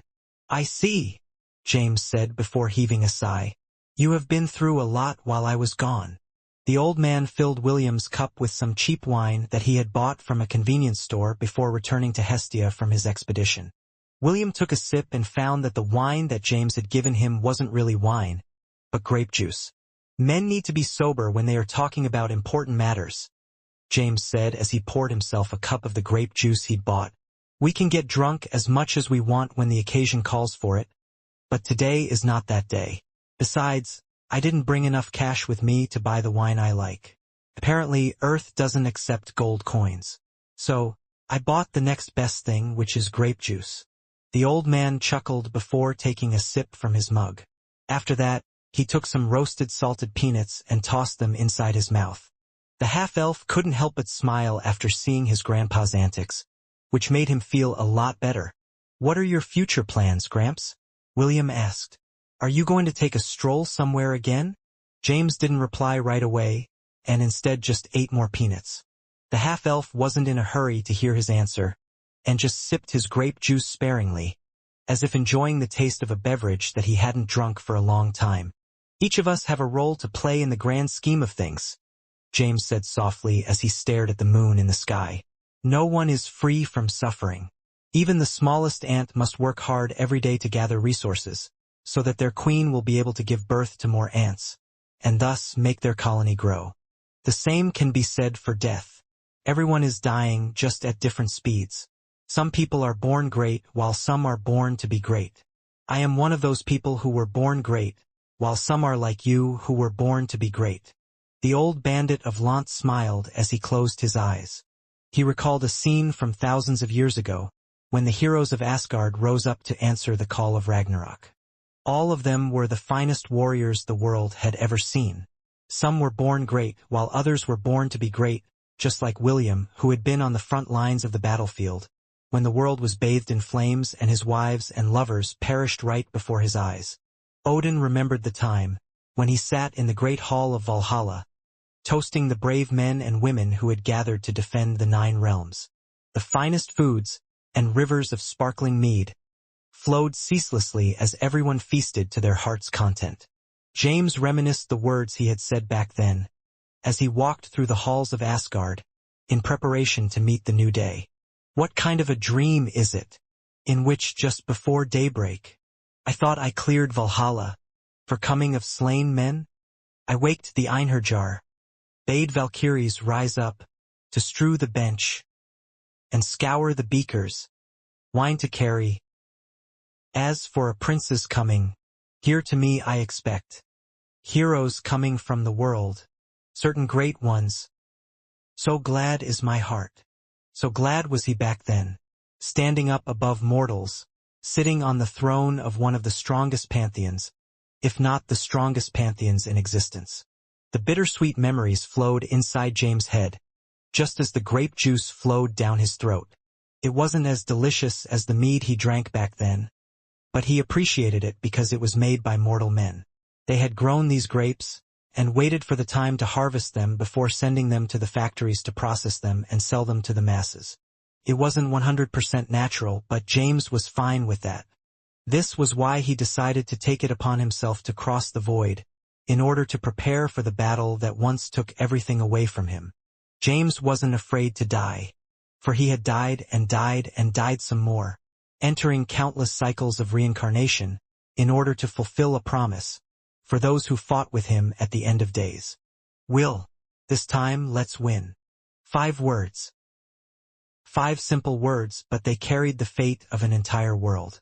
Got it, Gramps, William replied. We'll win for sure.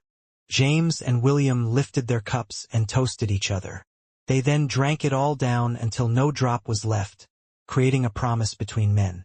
I'm off, James said as he patted William's shoulder. You are never alone. Remember this, and remember it well. I know, Gramps, William replied. But before you take a trip to the void, make sure to visit everyone. Eve misses you a lot. James chuckled after hearing William's words. He originally planned to return to the void right away, but after hearing his grandson's reminder, he decided to delay his trip a few days, so that he could check up on his family members, whom he missed as well. The old bandit whistled, and an 8-legged horse descended from the sky. William had seen such a horse before in Asgard, and wondered where his grandpa had found a similar mount. If there was a herd of them, he planned to bring a few to the Thousand Beast domain in order to rear them so he could have one as well. Ah, there is one thing I almost forgot to tell you, James said. Leave no stones unturned. Since there are many forbidden domains that are scattered across the land, make sure to give them a visit. We will need all the help we can get, and adding a few more demigods and pseudo-gods on our side isn't necessarily a bad thing. William blinked once then twice after hearing James' words. He had completely forgotten about the forbidden domains that were scattered across the land. If he were able to conquer them all, he would be able to raise a sizable army in 2 years' time. Thank you for reminding me, Gramps, William replied. Don't worry, I'll make sure to visit every single one of them. That's my grandson, James smiled. Regardless of what happens, I will promise you one thing. On the day those bastards come, I will be there. James gave William a thumbs up before urging his mount to soar towards the sky. He still had places and people to visit, so he didn't plan to take any detours for the time being. The red-headed teenager watched as his grandpa disappeared from the horizon, while carrying the promise he had given him a while ago. A promise not only between grandfather and grandchild, but a promise between men. To fight alongside him when the world would face its greatest threat, and ensure that this time around, the one who would be sent packing would not be them, but the invaders who dared to step into their home turf. I can't believe I got a hangover from grape juice, William groaned as he buried his head into something soft and warm. Sleeping beside him was a lady with short blue hair, who decided to stay with him for the night after seeing him drinking grape juice in the garden alone and eating peanuts.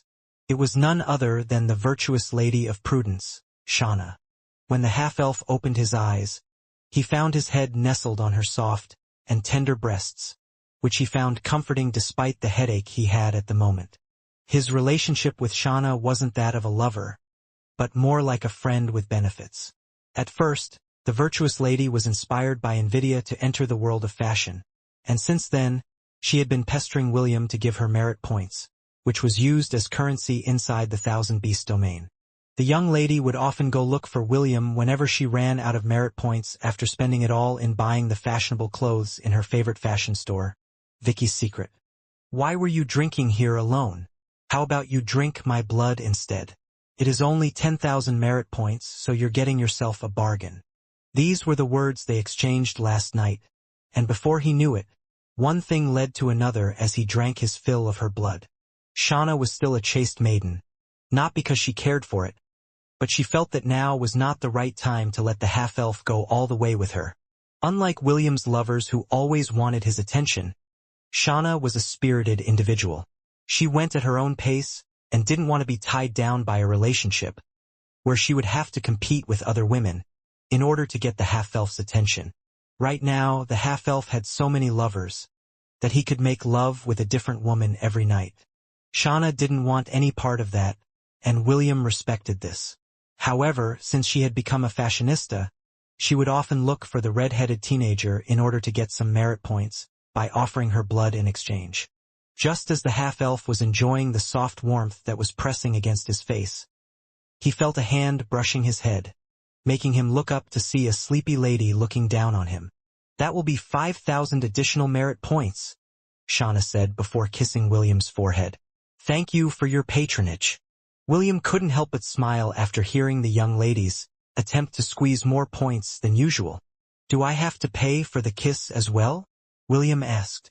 No, Shauna replied as she pulled the back of William's head closer to her chest, burying the half-elf on her soft peaks. That one is a freebie. William sighed in comfort as Shauna continued to pat his head, while his face was immersed in her voluptuous chest. Truth be told, the half-elf was also fine with the relationship he had with Shauna right now. Everyone around him was either his wife or lover, so having the virtuous lady of prudence by his side gives him a sense of balance that allowed himself to be rooted to the ground, reminding him that not every girl around him was his woman, and he was fine with that. Half an hour later, with Shauna's urging, the half-elf and her went to have breakfast together. They were currently in the Palace of Edelweiss, which was going to be the venue of the conference that would be held to discuss the aftermath of the giant invasion. Even the Dwarven King, Eldon, would come to participate, in order to discuss the grand alliance that would work hand in hand to fight against the common threat that all of them faced a few days ago. To their surprise, they were not only ones who were early to the dining table that was meant for honored guests. Medusa, Arenis, and Cherry, were there as well, and eating pancakes that Charmaine and the elves had prepared for them. "Good morning, Master." Medusa happily greeted William, who sat across from her. "Good morning, Medusa, Arenice, and you too, Cherry," William replied with a smile. "Good morning," Cherry replied before quickly lowering her head. Although she was now getting more accustomed to seeing William, she was still unable to meet his gaze head-on. "Good morning, Will." Arenice smiled like a flower that was about to bloom, making the half-elf feel as if his hangover was about to melt away. The group of 5 ate happily until all the pancakes disappeared from the table. "Master, are you going to be busy today?" Medusa asked. "I heard from the others that the kings of the Western continent will be arriving tomorrow. Are you going to take part in the preparations?" William shook his head. "King Alexis will handle everything. I will only take part in the conference once it starts tomorrow." Medusa's eyes sparkled after hearing William's reply. "Then, can we take an afternoon nap together like we usually do?" Medusa asked. "Bacon and Scherer miss Master's company. Of course, this time, Arenice and Cherry will be joining us as well. Are you free later?" "Okay," William replied. "It has indeed been a while since we took afternoon naps together. Let's do it today." Medusa happily nodded her head after gaining William's agreement. Arenice also smiled because it had been a while since he had spent some quality time with William. Because of this, she just used her William hug pillow that was custom-made from Amasun whenever she slept at night. Cherry didn't say anything and just tugged on Medusa's clothes, telling her that they should explore the other parts of the city that they hadn't been before. After a little bit more small talk, the 3 girls went to do their daily excursion alongside a guide that the king had personally assigned to them. "You are really loved," Shauna said in a teasing tone. "Do you love them as well?" "I do," William said in a confident manner. "Even my sister, Cherry? Don't tell me you are going to sell your sister to me for merit points?" Instead of answering him, Shauna just giggled. She never thought of doing any of the sort. Even though she liked to have merit points, Cherry was her precious sister. She didn't want to force her to do anything she didn't want to do. After leaving the dining area, Will saw one of Alexis' trusted aides, who seemed to be waiting for him to finish breakfast. Knowing that it was now time for business, Shauna bade him goodbye and opened a portal to go to the Thousand Beasts domain. After the incident of William losing his memories, the other girls were barred from entering and exiting his private domain, which caused a lot of concerns. Because of this, William had given everyone the ability to freely enter and exit his domain whenever they wanted. The portals would reject anyone and anything from entering them without his approval. Those who forced themselves in would find themselves trapped in the dungeon of Atlantis, staring at the corrupted giants that were now serving under him. "Good day, Will," King Alexis said in a friendly manner. "My aides just finished compiling the damages that all the members of the Gunnar Federation received during the giant invasion. Most of the cities only received partial damages, with the exception of 3 cities that belonged to the kingdoms of Quince, Fennel, and Zinnia." Alexis didn't bother to hide the glee on his face after saying that his rival, Curin, the king of Quince, suffered a lot during the farce that he had concocted with the half-elf. In truth, the capital city of the Fennel Kingdom didn't receive a lot of damage from the giants. The one who was responsible for almost destroying half of the city was none other than Silenus, who got carried away in trampling the invaders that had dared to slap his handsome face. "You seem to be awfully happy today, Alexis," William replied. "Are all the preparations for tomorrow's conference finished?" "Not yet," Alexis admitted, "but they will be finished by tonight. Some of the kings will be arriving at any time today, so I wanted to ask you if you wanted to meet them when they arrived." The half-elf shook his head. Actually, he felt quite guilty about the destruction that he had caused the kings of the Gunnar Federation. Although rebuilding the city would take only a month at most due to the power of the earth mages that would help with the repairs, he still felt sorry that he had to resort to an extreme method, just to show them a taste of what the future held. Alexis, who could see the guilt in William's expression, no longer insisted on the subject, and decided to discuss with him the details of the conference that would be happening the next day. An hour later, a messenger had arrived in the castle, reporting that the king of the dwarves, Eldon had arrived. As expected of the Dwarven King, Alexis said. He's someone who doesn't like to make people wait. The red-headed teenager nodded with a smile. Although William didn't want to meet the other kings of the Gunnar Federation, he didn't mind meeting his in-law, who had come to support him in the conference that would be held the next day. The half-elf also wanted to discuss some important matters with the king of the dwarves, so he decided to go with King Alexis to give the Dwarven King the grand welcome that he deserved. "Welcome, King Eldon, to my humble kingdom," Alexis said as he shook hands with the Dwarf King, who was the first sovereign of the Western continent to arrive in his kingdom for the conference that would be held the next day. "It is an honor to be here, King Alexis," Eldon replied. "I thank you in advance for your hospitality. I do hope that you enjoy your stay." "I hope for that as well." Alexis and Eldon held each other's gaze for a brief moment before the Dwarf King shifted his attention to William, who was standing at the side to welcome his arrival. "William, I pray that you've been well since we last saw each other?" Eldon gave the half-elf a knowing gaze, making the red-headed teenager give his grandfather-in-law a bitter smile. "I've seen better days, King Eldon," William replied. "But having you here puts my heart at ease." The Dwarven King chuckled because he understood what William was hinting at. It had not been an easy journey going this far, but it had to be done. Someone had to do it, and the half-elf decided to become the villain that will throw the dice. He had been informed by the half-elf through Durin what the King of Edelweiss had planned, and after hearing it, the Dwarven King could only shake his head due to how ruthless King Alexis was to his neighbors. However, since it worked, the Dwarven King decided to not say anything about it because, at the end of the day, something far worse would happen in the Western continent in 2 years' time, when the real enemies descended from the void. "I know that you're exhausted from your long journey," Alexis said. "Please, let us go to the palace so that you and your entourage can have a proper rest."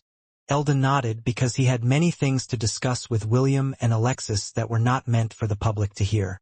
Several minutes later, the three sovereigns sat inside a private room, where food and refreshments were served. They discussed the recent incident and future plans for how they could combat a similar threat in the future. King Eldon had already seen one of the gods of destruction in the Deadlands. Compared to that godly presence, he'd rather fight demigods and pseudogods all day. King Alexis was both a wise and sly king. Since William, who had the ability to command demigods and pseudogods, was not intent on world domination, he understood that the red-headed teenager was looking at the bigger picture. He had no doubt that if the half-elf wished it, the Western continent would fall under his rule in just a few days. For William to even talk to them as his equal proved that the danger that they were about to face was real. As someone who cared for his nation, King Alexis decided to give his full support to the grand alliance that the half-elf was planning to make. "We definitely need to create weapons that will be able to kill myriad ranked monsters," Eldon said as he stroked his beard. "As for weapons against demigods, this will be hard to make. We need the technologies of the other kingdoms if we even stand a chance in creating these things." William wholeheartedly agreed with Eldon's proposal. The general consensus was that the mortal armies would deal with the myriad-ranked beasts and below, while the apex fighters in their alliance would deal with the demigods and above. For the time being, this was the plan that they had in mind, unless the Grand Alliance that spanned the western, northern, eastern, southern, and central continents could invent other methods to help them overcome the great disparity in the strength between two forces. The total population of Hestia might outnumber the army of destruction 10,000 to 1, but numbers meant nothing in the face of absolute strength. "Well, even if we go down fighting," Alexis stated in a firm manner. "To think that I will be a part of an epic battle that will go down in the history books if we win, makes my blood boil. What a time to be alive." "Indeed," Eldon commented. "I just hope that after we survive that war, no more wars will be waged in this world. Let's make it the war that will end all wars." Alexis grinned as he swirled the wine in his cup. "Actually, if we do survive this war, let's just make William the hegemon of the world," Alexis said. "As long as he is around, no one will dare to stir trouble. By the way, Will, I know that you're already married and have many lovers as well. Since that is the case, adding a few more won't be too much of a problem." You see, my daughter has just come of age. She's quite the beauty, and she told me that she liked you. How about we set the wedding before the giant's app? Let's talk about that after we win this war. Eldon interjected in the conversation because he already knew where this was going. Clearly, William was someone who could move unhindered in the world of Hestia. If someone were able to make such a man as their in-law, they would be set for life. Come now, King Eldon, Alexis said in a teasing tone. William's heart and bed are big. He can add a few more girls to his harem. By the way, since the three of us are already joined at the hip, why don't you also have one of your daughters marry William? That way, the dwarves would not fear anyone again. Eldon didn't reply and simply smiled at Alexis' teasing remarks. However, deep inside, he was snickering at the shrewd king of Edelweiss. Before William had reached his current position, his granddaughter, Chiffon, had already become his wife. This position was unshakable, which meant that even if the half-elf did marry other girls in the future, his pink-haired granddaughter had already secured a place in William's heart. In order to prevent the discussion from moving down the wrong path, the red-headed teenager decided to stir it back to their current discussion. Tomorrow, my steward in the central continent will also hold a conference, William stated. Once we have finalized the details of our alliance here, we will join their conference, so that together the sovereigns of the North, South, East, West, and Central continents can openly discuss our countermeasures. King Eldon and Alexis nodded their heads in understanding, but there was one big problem. How would William be able to gather all the sovereigns from all the continents to sit down and talk in the same conference room? When King Alexis asked this question to William, the half-elf just smiled and said that he would give all the rulers permission to enter the floor of Asgard, using the Bifrost Bridge. The three kings talked about a lot of things, which lasted for several hours before they parted ways to rest. Later that afternoon, Medusa, Arenice, and Cherry came to look for him as promised. As the four of them took an afternoon nap, the kings of the other nations started to arrive in the kingdom of Edelweiss, one by one. The next day, the entire palace of Edelweiss was buzzing with activity. Servants hurriedly walked the hallways, as they fetched things that were needed for the conference. Guards were positioned in every corner of the palace to prevent anyone from harming any of the sovereigns. Each king had been given the right to bring 2 guards with them inside the conference room as their protectors. Since the recent incident had shocked the entire realm, they didn't feel safe without their own guards by their side. William was one of the first people to enter the room, while waiting for the other kings to arrive. Standing behind him were his 2 friends, Shah and Zhu, who served as his 2 protectors. William didn't bring any of his personal guards, namely Astrape, Bronte, or Titania, inside the conference room because he was afraid that everyone would just ogle them instead of focusing on the discussion at hand. The meeting between sovereigns was an important issue, so he didn't want to ruin the atmosphere by having beauties that could topple nations by his side. William waited for 3 hours as all the kings gathered inside the room. All of them looked dignified in their own right, and the half-elf could tell at a glance that they were true kings, and not someone like him, who was crowned an emperor because no one else would take its place. Welcome, dear friends, King Alexis said as a way to start the conference. I know that you are worried about your respective kingdoms, so let's get straight to the point. Several days ago, we encountered a threat that we have never seen before nor heard about in the past. A threat that turned our peaceful world upside down. Fortunately, our guardians, His Excellency Ifrit, His Excellency Silenus, and His Excellency Hankasesui, came to our rescue in order to drive the invaders away. Unfortunately, they were unable to protect everyone. If not for the fact that His Majesty, William von Ainsworth, was here visiting my kingdom, things might have gotten completely out of hand. King Alexis glanced in the direction of the half-elf, and the latter bowed lightly. All the other kings then glanced in William's direction. However, their gazes were not ones of gratitude, but contempt. So, this is our great savior, the king of Quince, Curin, said in a sarcastic tone. Must we thank you on bended knees? The other kings stared at the half-elf as if dissecting him piece by piece. Silence descended inside the room as the kings did nothing, but simply stared at the half-elf who had a calm and collected expression on his face.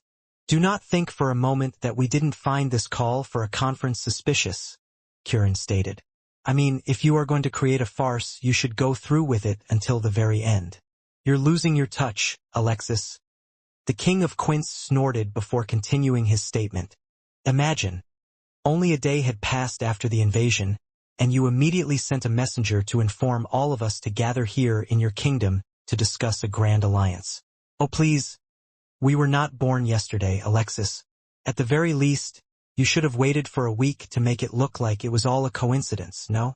All the kings glanced in the direction of the King of Edelweiss. All of them wished that they could slap him silly until he coughed blood.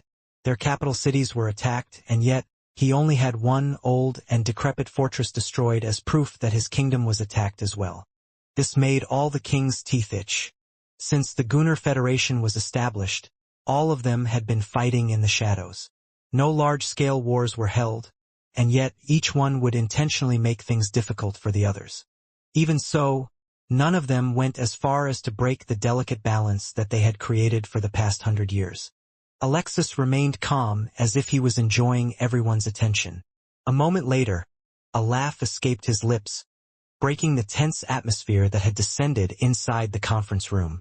As expected of my rival, you understand me well?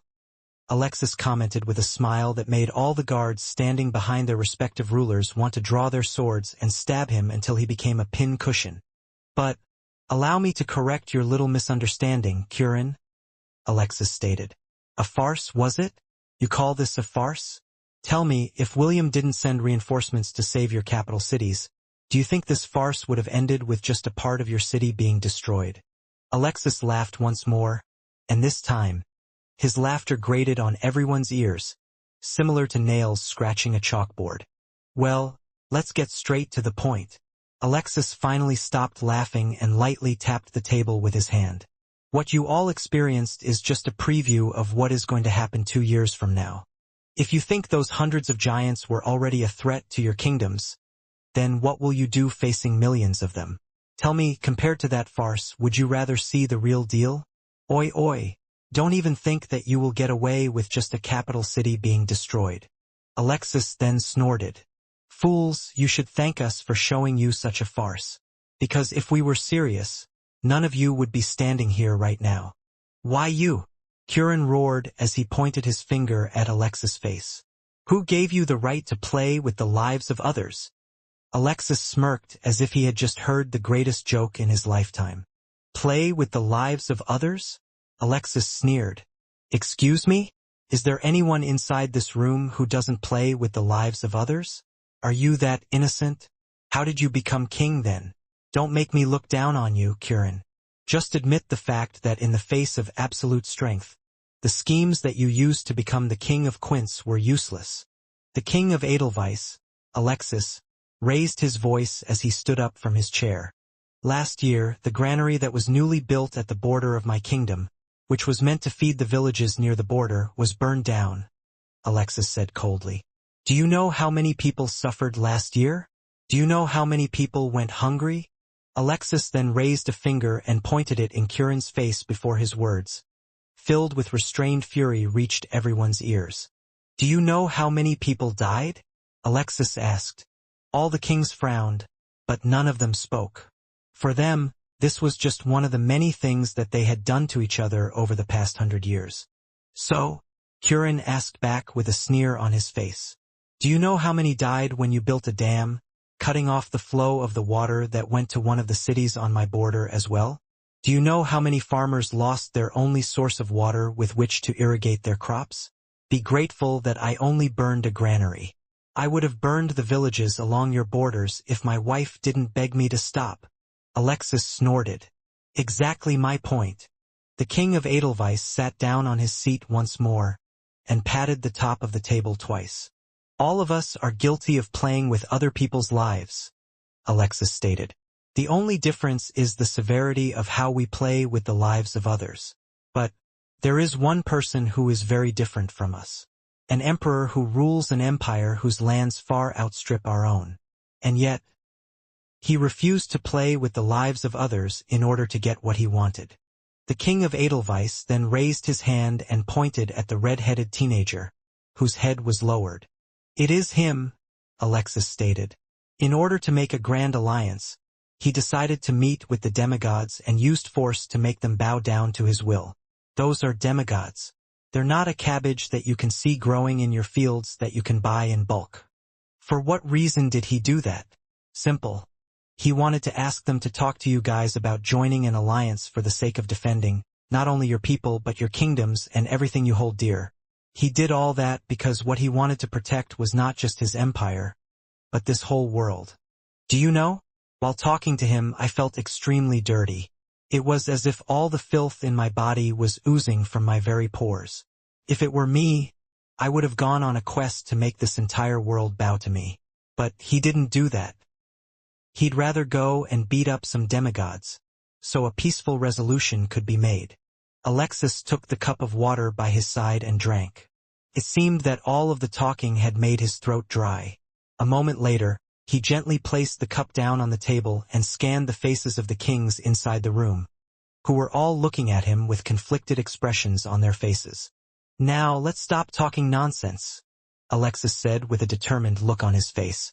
"Are you ready to fight the last war that we will be fighting in this lifetime? Or do you plan to run away and hide until your cities, your kingdoms, and everything you cared for in this world gets trampled by the very giants that you faced a few days ago? Believe me when I say that the next time you see them, it will no longer be a farce." A solemn silence descended into the room before Alexis said the words that everyone didn't want to hear.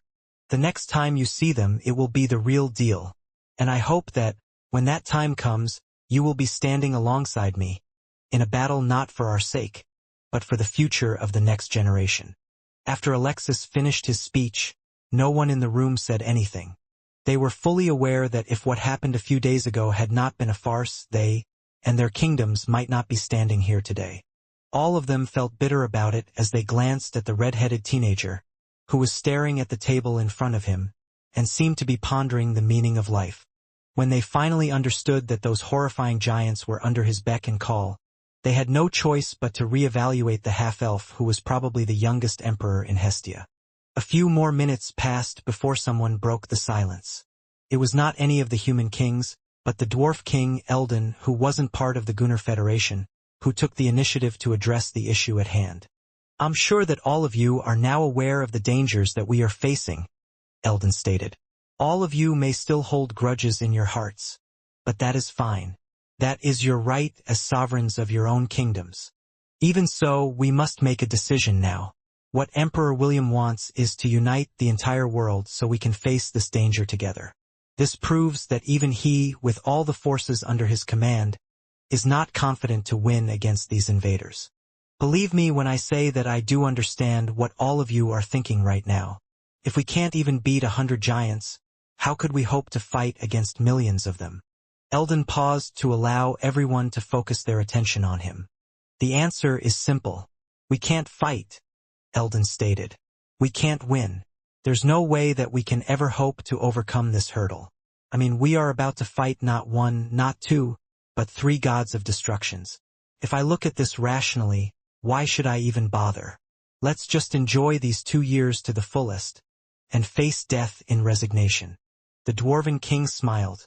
Truth be told, he really did want to enjoy those 2 years to the fullest, but after seeing Maple and Cinnamon, he began to hope. Hope that there was a future when he would be able to hold those 2 adorable little dwarves again. For that future, he was willing to go all out and stand on the front lines, commanding his troops to fight against demigods, pseudo-gods, and gods. "That's actually a good proposal," Alexis chuckled. "Let's just enjoy our lives to the fullest and die without any regrets. Shall we?" Unlike Eldon, Alexis was quite serious with his words. Even with the Grand Alliance, he believed that there was no way to win against such enemies. If he could enjoy those last remaining years in comfort, he might really have no regrets when he crossed to the afterlife. The other kings kept their silence as they too thought of just enjoying their remaining days in the pleasures of life. However, just as everyone was being pulled towards this way of thinking, a loud laughter broke the silence. Everyone shifted their gaze at the king of Quince, Curin, who nearly got into a fist fight with Alexis due to their great grudge against each other. Alexis smiled after seeing his rival laugh. It had been many years since he had heard Kirin laugh, and it made him remember when they were still young princes, who toured the Western continent together. "Okay, you cowards can go to the countryside and live in peace," Kirin said after he finished laughing. "Make sure to abdicate your thrones, and hand them over to me. Don't worry. I will promise all of you that you will be able to live a life of comfort for the rest of your days." Kirin had a very casual smile as he said these words. It was as if his earlier outburst was just an illusion that didn't happen in the first place. The king of Quince then shifted his attention to the half-elf who was looking at him. "Your name is William, right?" Kirin inquired. William nodded. "Yes, your majesty." "Your majesty?" Kirin chuckled. "An emperor calling me your majesty feels weird. Just call me Kirin, and I'll just call you William." The two exchanged smiles as if coming to an understanding. "Okay. Let me hear your plan," Kirin stated. "Since these morons plan to surrender their kingdoms to me, I will take it upon myself to clean up their mess. So, William, what must we do to even have a chance at winning this war?" The kings gave Kirin the "since when did we say that we are going to hand over our kingdoms to you?" glare, which the latter ignored because he didn't mind and they didn't matter. "I plan to have all the nations share their technologies with each other in order to create weapons that can turn the tide of battle in our favor," William stated. "The armies will operate these weapons and annihilate all the myriad rank giants and below. As for the demigod rank and above, I will deal with them." Kirin nodded his head in understanding. However, his next question was what everyone really wanted the answers for. A question that would ultimately decide if they could win the war or not. "How do you plan on dealing with the gods of destruction?" Kirin asked. "Do you have a way to fight them?" William shook his head. "Right now, I don't have a method for dealing with them." A collective sigh was heard inside the room, as the kings, as well as their guards, couldn't help but feel disappointed at the half-elf's firm reply. "Okay, so we just bring down as many of these bastards as we can, decimating their ranks and prevent them from attacking other worlds after ours?" Kirin asked. "I can live with that." Kirin's words may have been said in a casual manner, but the half-elf could tell that he was being serious. It was the mentality of a warrior to take out as many enemies as he could before he died on the battlefield, which could be considered as a victory in its own way. "Very well, from this day onwards, I declare that my kingdom of Quince will join your grand alliance," Kirin said as he stood up and rested his fist over his chest. He was a warrior king, and didn't shy away from battle. This was why he hated Alexis, who hid behind his schemes, instead of confronting him face to face. "Now that we are in agreement, how about we talk more about the issue with this grand alliance of yours?" Kirin stated. "You said that the kingdoms in the central continent will be joining us as well, right?" The king of Quince completely ignored everyone else, as if they didn't exist, making the other kings want to slap him, and this included Alexis. "This bastard," Alexis thought. "I was the one that cooked up this whole discussion and he's acting as if he is the one calling the shots? The nerve!" William smiled before standing up from his seat. "Let's go, Kirin," William said. "My steward has informed me that the conference between the North, South, East, and Central Continent is about to start. Since you are the one representing the Western Continent, I will take you to the venue, so you can meet your new comrades, who will be fighting alongside you in the war 2 years from now." Kirin grinned before nodding his head. William then scanned the faces of everyone in the room before arching his eyebrow. "Who else wants to go with us?" William asked. "Last call for a trip to the Central Continent." "Unbelievable," Alexis muttered as he stood on the Bifrost Bridge and stared at the Palace of Asgard in the distance. "So this is the legendary 51st floor of the Tower of Babylon." The other kings shared his sentiment as they gazed at the floor that belonged to the half-elf, whose name had resounded to all the corners of the world, proclaiming him to be the true conqueror of the 51st floor of the Tower of Babylon. After Kirin decided to join the Grand Alliance, the other kings felt that they had nothing more to lose, so they decided to join as well. As they walked the shimmering Rainbow Bridge, they noticed that they weren't alone. Several other people, wearing crowns on their heads, stood at the center of the bridge, as if waiting for their arrival. Among them was someone that William recognized right away, and it was none other than the king of the Helon kingdom, and Estelle's father, Noah Ernest Vi Helon. 3 other people were with him, and among them was a young teenager, whose age wouldn't exceed 15 years old, wearing a crown on his head. He was none other than Princess Sidney's little brother, King Carl, who had taken over the Inauthentic dynasty that she had left in the southern continent when she came to the central continent with William. Right beside the young king was a man in his early 20s with short purple hair and eyes who was also wearing a crown. He also caught the half-elf's attention. He was none other than Princess Ayla's older brother, Alaric Sol Zealand, who was now the king of the Zealand dynasty.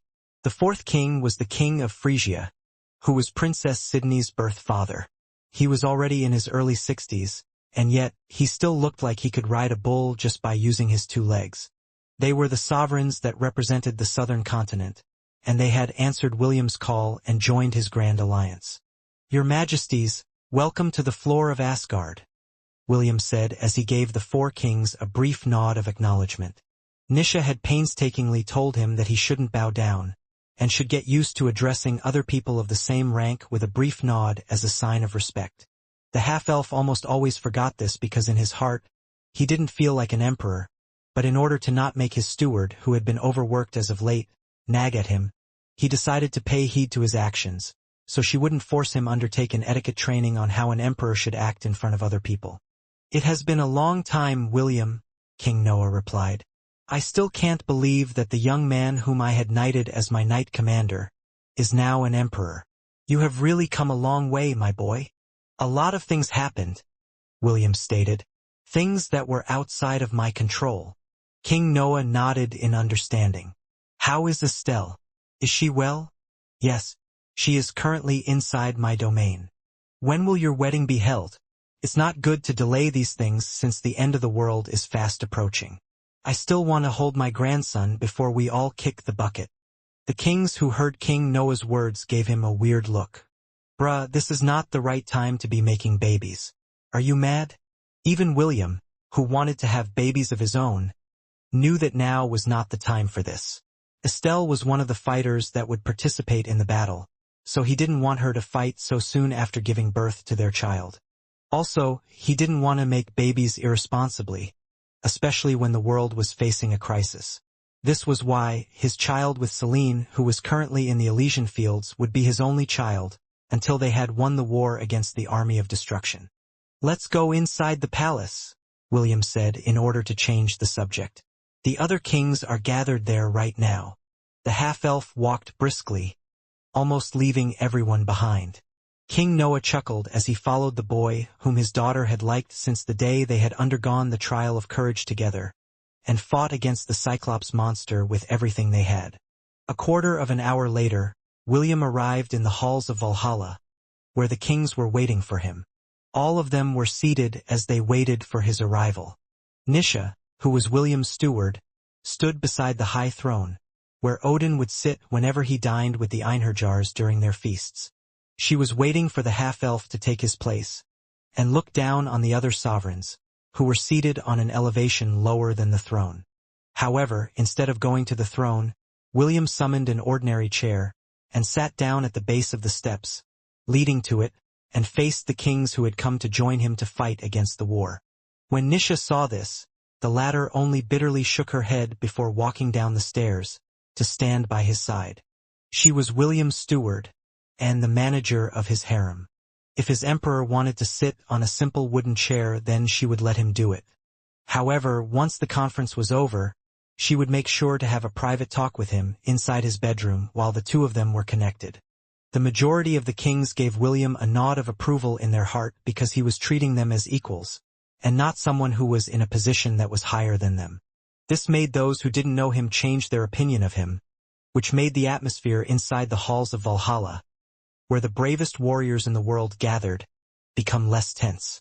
"I'm sure that my steward, Nisha, had already told everyone about the dangers that we will be facing," William said. "All of you gathered here today are the monarchs of your respective nations and, because you care for your people, have decided to join the war that will end all wars. For this, I will be forever grateful." William paused for a bit before waving his hand. A projection of the Battle of Ragnarok appeared behind him, showing everyone the fight in the half-elf's perspective from start to finish. Just as if they were watching a movie in the cinema. The kings and their escorts couldn't help but feel their blood boiling, both in fear and anger, as they watched the brave men and women fight against the giants who towered above them. However, one thing stood out to them while they were watching the battle. None of the warriors retreated. They fought with everything they had, until their weapons and bodies broke. The kings gazed at this scene and felt their heart ache, for they knew that even after breathing their last, these brave warriors never backed down, and fought until the bitter end. The battle wasn't that long, and it wasn't that short either. All in all, it lasted for 2 hours, with the final scene of a silver-haired warrior dying in the embrace of his beloved elf, until both of their bodies were burned to ashes. The scenes they had watched had touched their hearts and souls in ways that they never thought possible. After the projection faded, no one mentioned anything about the silver-haired warrior looking like the red-headed teenager who was seated in front of them. That was not important. The important part was that they had seen what their enemies were capable of, and those who were proficient in the art of war started to formulate the things that they might have done differently if they had been on that battlefield. Today, I officially declare the birth of the Grand Alliance, William announced. Now, let us start our discussion about how we will deal with these invaders from the void. After talking with his grandpa, James, William knew that there was no use in worrying about the future, for it comes soon enough. Just like James had said to him, this time they would win. And win they shall, because, from this moment, he and the rest of the people in the world would all fight as one. See here, if we create several layers of mirrors to increase the intensity of the magical cannons, allowing them to hit a smaller area, we will be able to pierce through the protective carapace off the adamantium beetle, which is the sturdiest of the myriad beasts in our world. But in order to do that, we will need to create these mirrors using a crystal that can withstand such magical intensity. We don't have such things in the Silver Moon continent. Us dwarves have many crystal ores. Should I bring in some of them so all of you can see which one fits the one you need to make these mirrors? Perfect. I knew you dwarves could sometimes be useful. Shut up, gnome. When was the last time you took a bath? You stink. Friends, let us not fight. We are here to discuss things in an orderly manner. Shut up, elf. Your ears are too long. Perfectly fair skin, handsome face, and a good brain to boot. Coo. Someone take this guy out of this laboratory. Looking at him annoys me. Calm down, gnome. It's not his fault you were born ugly. Piss off, demon. Haven't you seen your face in the mirror? You look like a pig. Too many ideas. Not enough hands. Someone get me the latest design of the positron cannon from the Valerian Kingdom. There is something in their design that I think might help us configure the performance of the Dreadnought Destroyer. Heated discussions could be heard everywhere as the greatest minds of the world gathered in several workshops performing various tasks in preparation for the upcoming war. It had been 2 weeks since the Grand Alliance had been founded, and the different kingdoms of the world had started to train all able-bodied individuals to fight. Swing your swords. Don't stop. Sir, please, I can't do it anymore. I can't lift my arms any longer. Okay, then start running. You can still move your legs, right? Give me 10 laps. What's this? You've been training for archery for almost a week, and you still can't even hit the bullseye? I've hit it a dozen times already. It's fine, as long as I hit the target. My opponent is a giant. It's impossible for me to miss. You do have a point. My bad. It's fine. Are you free tonight? I know this brothel. High up in the skies of the floor of Asgard, thousands of aerial units were performing joint military exercises together, creating a non-stop magical barrage from the skies. Hippogriff strikers move out. Wyvern riders intercept. Dragon riders unleash dragon breaths. While everyone was busy preparing for war, the half-elf was currently on the 3rd floor of the Tower of Babylon, laying on the grass and looking at the clouds that were moving in the sky. His head rested on the mace, sharer, using it as a pillow. The chatty mace didn't mind because this was one of the rare occasions where everyone gathered to take an afternoon nap. So he didn't make any noises and simply allowed William to use it as a pillow. On the half-elf's right side, Arenice was fast asleep, with her arm wrapped around his chest. On his left, Cherry slept peacefully, while being hugged by Medusa, who was doing her best to help the virtuous Lady of Charity to get over her fear of her master, who was very kind to her. Bacon, aka Gullenbursty, lay on William's stomach, sleeping like the little pig that it was. Its snout would move from time to time as if it was eating something, and its legs would twitch from time to time also.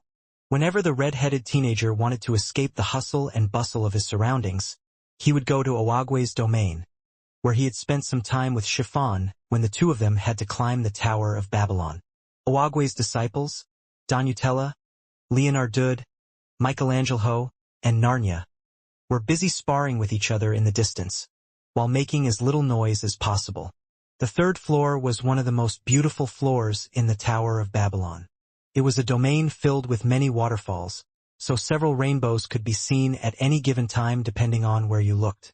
It was also lush in greenery, which had been maintained by the little turtle, Owagwe, who liked to eat cucumbers and sandwiches. The air was fresh, and it constantly blew in the surroundings, making it the perfect place to take an afternoon nap. The past 2 weeks had been some of the busiest days in William's life. He was always present in the joint events, to inspire everyone to work hard, serving as the face of the Grand Alliance. There were days when he wasn't able to go back to the Thousand Beasts domain, nor to his room to have a proper rest. He would often be seen sleeping on the ground, on the table, on chairs, or on tree branches, which made her lovers quite worried about him. In the end, Nisha took it upon herself to give the half-elf a short vacation, to allow himself to recover from the stress that had accumulated over time. The Veiled Beauty had also assigned the 3 little girls, who had the most free time in the world, to accompany the half-elf and ensure that he rested, instead of continually working. William's lovers and wives were busy in their own way. Wendy, Estelle, and Holith always joined the military exercises to help organize the formations that they would use on the battlefield. Princess Ayla, Anne, and Amelia busied themselves in helping the medical teams learn how to proficiently perform emergency treatment on the battlefield. Belle and the rest of the demigods would have mock battles among themselves in order to overcome the weaknesses they had. Lilith, Vesta, and Priscilla assisted Nisha in the management of William's territories. The members of the Deadly Sins, the Heavenly Virtues, and the Elders of Deus were busy formulating an 11th circle spell that they could use to combat the giants. Deus had once used an 11th circle spell in an attempt to make the southern continent their own, while the Holy Order of Light used an 11th circle spell to summon Bel to their world. Since they had 2 years to prepare, they planned to use that time to erect several altars in the world of Hestia in order to cast a continental-wide spell that would help them overcome the difference in ranks between them and the invading army of destruction. Will, time's up. Owagwe's voice reached William's ears, informing the half-elf that it was now time for him to do the other task that he needed to do.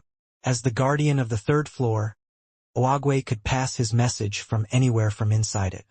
Understood, William replied inside his mind. Thank you, Master Owagwe. Rest is important, so don't hesitate to visit this place whenever you wish. I am always grateful for your hospitality.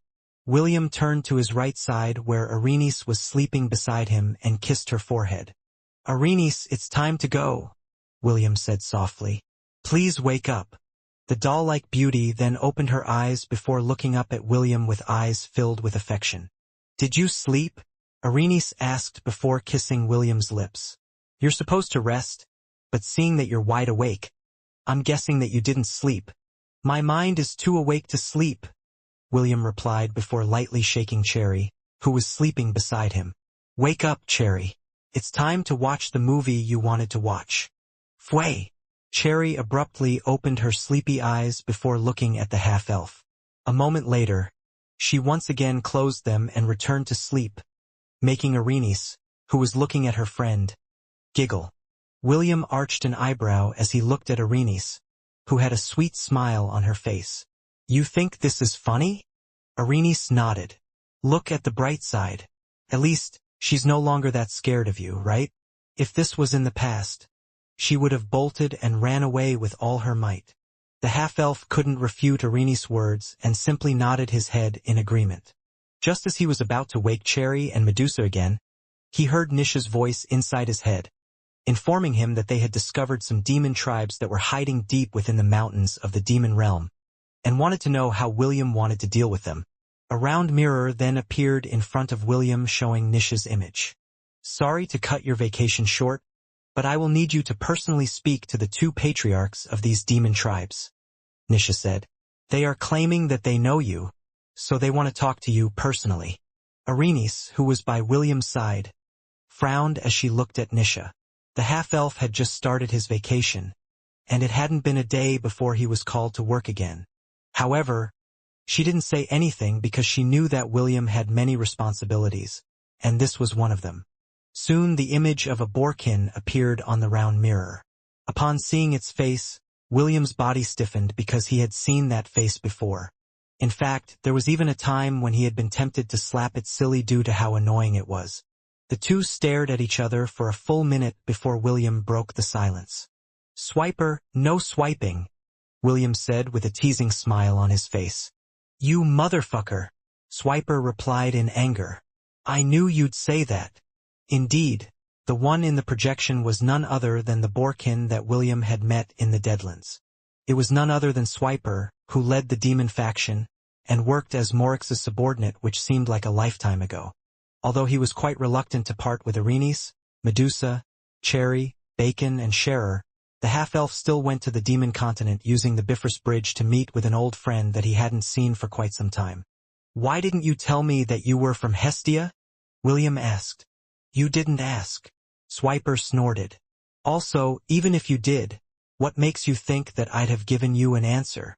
The two sat facing each other on the grass, while the boarkin casually smoked his pipe. Even now, Swiper couldn't believe that the person he had met in the Deadlands was now the overlord of the entire demon realm. When Armin and Felix came to power, Swiper immediately ordered his tribe to hide deep in the mountains, so that they wouldn't be involved in the invasion of the central continent. The demon realm was a very big place, so there were plenty of places to hide to escape the compulsory draft that Felix decreed when he became the heir of darkness.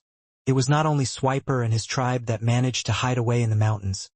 Several other demon tribes had gone to great lengths, so that they wouldn't fight a war that they didn't want in the first place. Nisha had tasked several of her agents, as well as the demons who had pledged loyalty to William, to look for these scattered tribes, and bring them back to the surface for the war that would happen in 2 years' time. The Veiled Beauty's subordinates were quite thorough, and they did a very detailed sweep across the land, looking for traces of the demon tribes that escaped Felix's draft. The Boarkin tribe that Swiper belonged to was just one of these many demon clans that were found. However, when Nisha's subordinates told them that the heir of darkness was no more, and was replaced by a half-elf emperor, they thought that they would finally be able to live their lives peacefully. Unfortunately, what awaited them was another war, and this time, there would be no place in the world where they could run to and hide from the invaders that were intent on extinguishing all life in the world. "You already know what is going on, right?" William inquired. "What are your plans?" Swiper didn't answer William's question right away and just blew a cloud of smoke in front of him. Half a minute later, the boarkin emptied the contents of his pipe before glancing at the half-elf with a serious expression on its face. "I already have a hunch, but I'll just ask in case," Swiper said.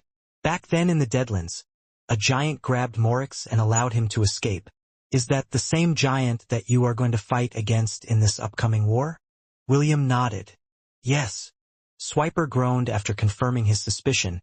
He had already seen how powerful that giant was, and he knew that fighting against it was not the best way to commit suicide. The half-elf remained silent and just stared at the boarkin, whose face had now turned pale from fright. As someone who had seen the giant searcher firsthand, he could understand what Swiper was feeling right now.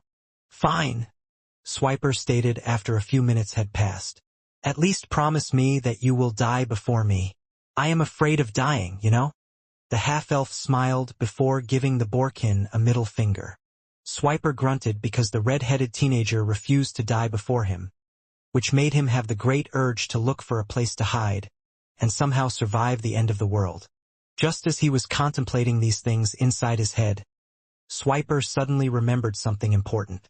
Actually, there was another tribe that I met while we were looking for a place to hide, Swiper said. They are not from the demon tribes, but they are as feisty as demons when it comes to fighting. Guess who I found? The Boarkin smiled evilly, making the half-elf have the strong urge to slap him. Just tell me who it is, William replied. I don't have as much free time as you. Swiper scoffed before telling the half-elf who he had met on his journey in the demon realm to look for a place to hide. Linder, Swiper. Do you remember him? The half-elf faintly recalled the name. But, due to many things that happened in the past, he couldn't remember every name that he had come across with. Who is he again? William asked. The things that happened in the Deadlands are like a blur to me at the moment. Swiper chuckled because the half-elf didn't recall who Linder was right away, which made him feel that he had more of an impression than the annoying lizard folk because William remembered who he was. Linder was the leader of the Swamptide shelter back in the Deadlands, Swiper answered. He is now the patriarch of the lizard folk that are currently hiding in the marshlands of the northwest regions of the demon realm. I see. I now remember him. William nodded his head. Linder was the lizard folk who often hung around with Eldon whenever he had free time.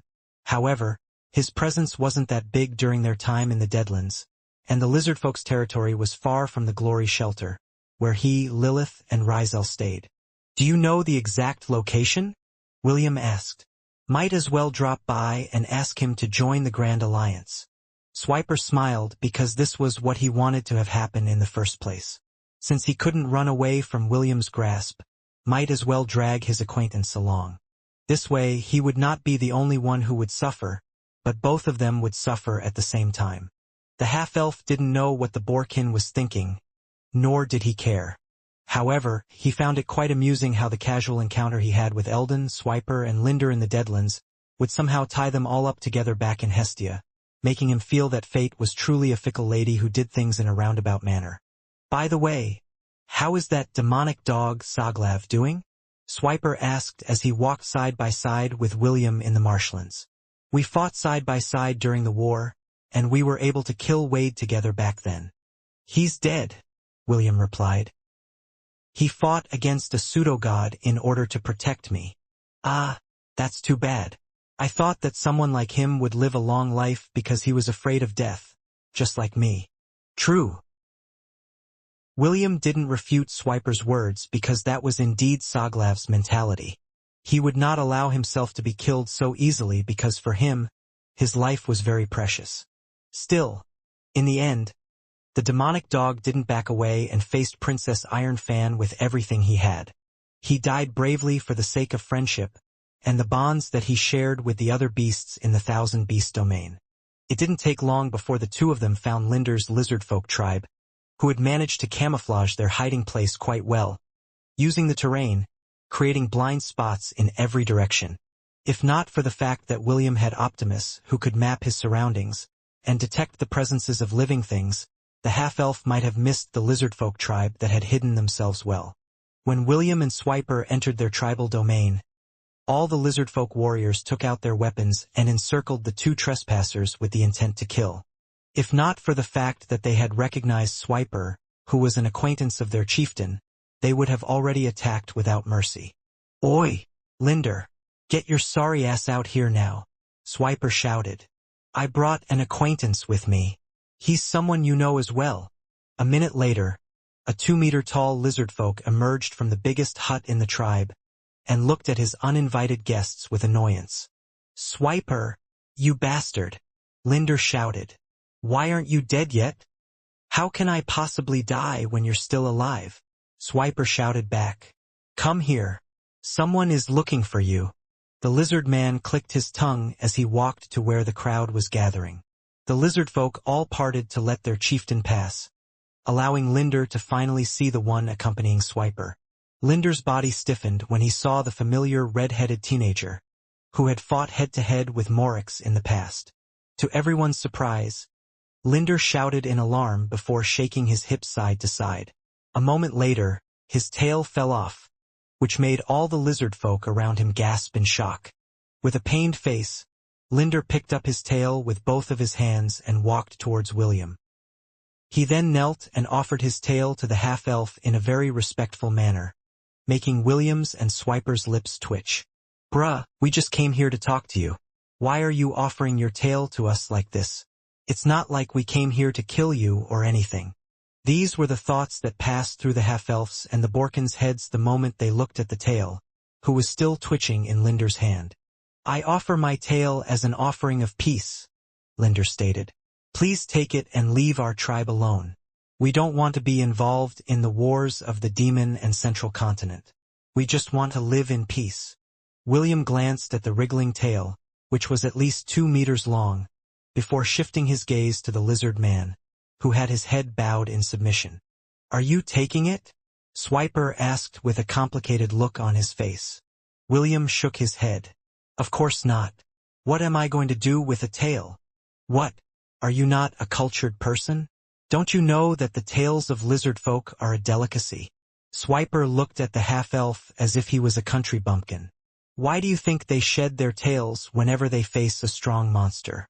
They do it so that the monster will eat their tail and allow them to escape unharmed. Since you don't want it, I'll take it myself." Swiper nonchalantly grabbed hold of Linder's tail before the lizard man could even react to his action. A moment later, an awkward silence descended on the lizard tribe, making the onlookers feel both relieved and embarrassed about their chieftain's actions. William, who was now in the center of everyone's attention, scratched his cheek before shifting his gaze on the still, kneeling lizard man in front of him. "Let's talk first," William said. "If you really don't want to fight, I won't force you. But hear me out first." Linder nodded his head in agreement. He also felt embarrassed about what he did earlier, but after he saw William, he immediately felt threatened, so he followed his instinct and shed his tail, allowing him to have a chance of survival. The smell of something being roasted spread inside the chieftain's house. It smelled so good that, for a moment, William had the strong urge to taste it. However, he resisted the strong urge because it would be awkward to eat the tail of someone he knew. So he simply sat and stared at the lizard man, while Swiper hummed and roasted the latter's tail in the fire pit, located at the center of Linder's home. Beside the lizard man, the elders of the lizard tribe were also present, and all of them were quite surprised by the story that William told them. Linder, who was the chieftain of the lizard folk, sighed after hearing William's tale. His tail had already regrown because the half-elf had used life magic on him, allowing him to instantly regenerate his tail. "We just want to live in peace, but it seems that it is no longer possible," Linder stated. "This is like the Deadlands all over again. Either we fight, or die like pigs in a butcher's house." Swiper, who was busy roasting Linder's tail, glared at the lizard man. Although he was technically not a pig, he still took offense to Linder's words because pigkins were still his distant cousins. "Indeed," William agreed. "All of us can run, but none of us can hide." Linder nodded in understanding before looking at William straight in the eye. "I just have one request." "Name it."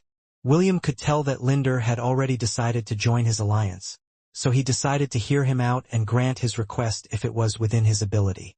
"Our tribe has lived far away from the other demon tribes, and constantly migrated from place to place, in search of a place where we don't have to go to war against our neighbors," Linder stated.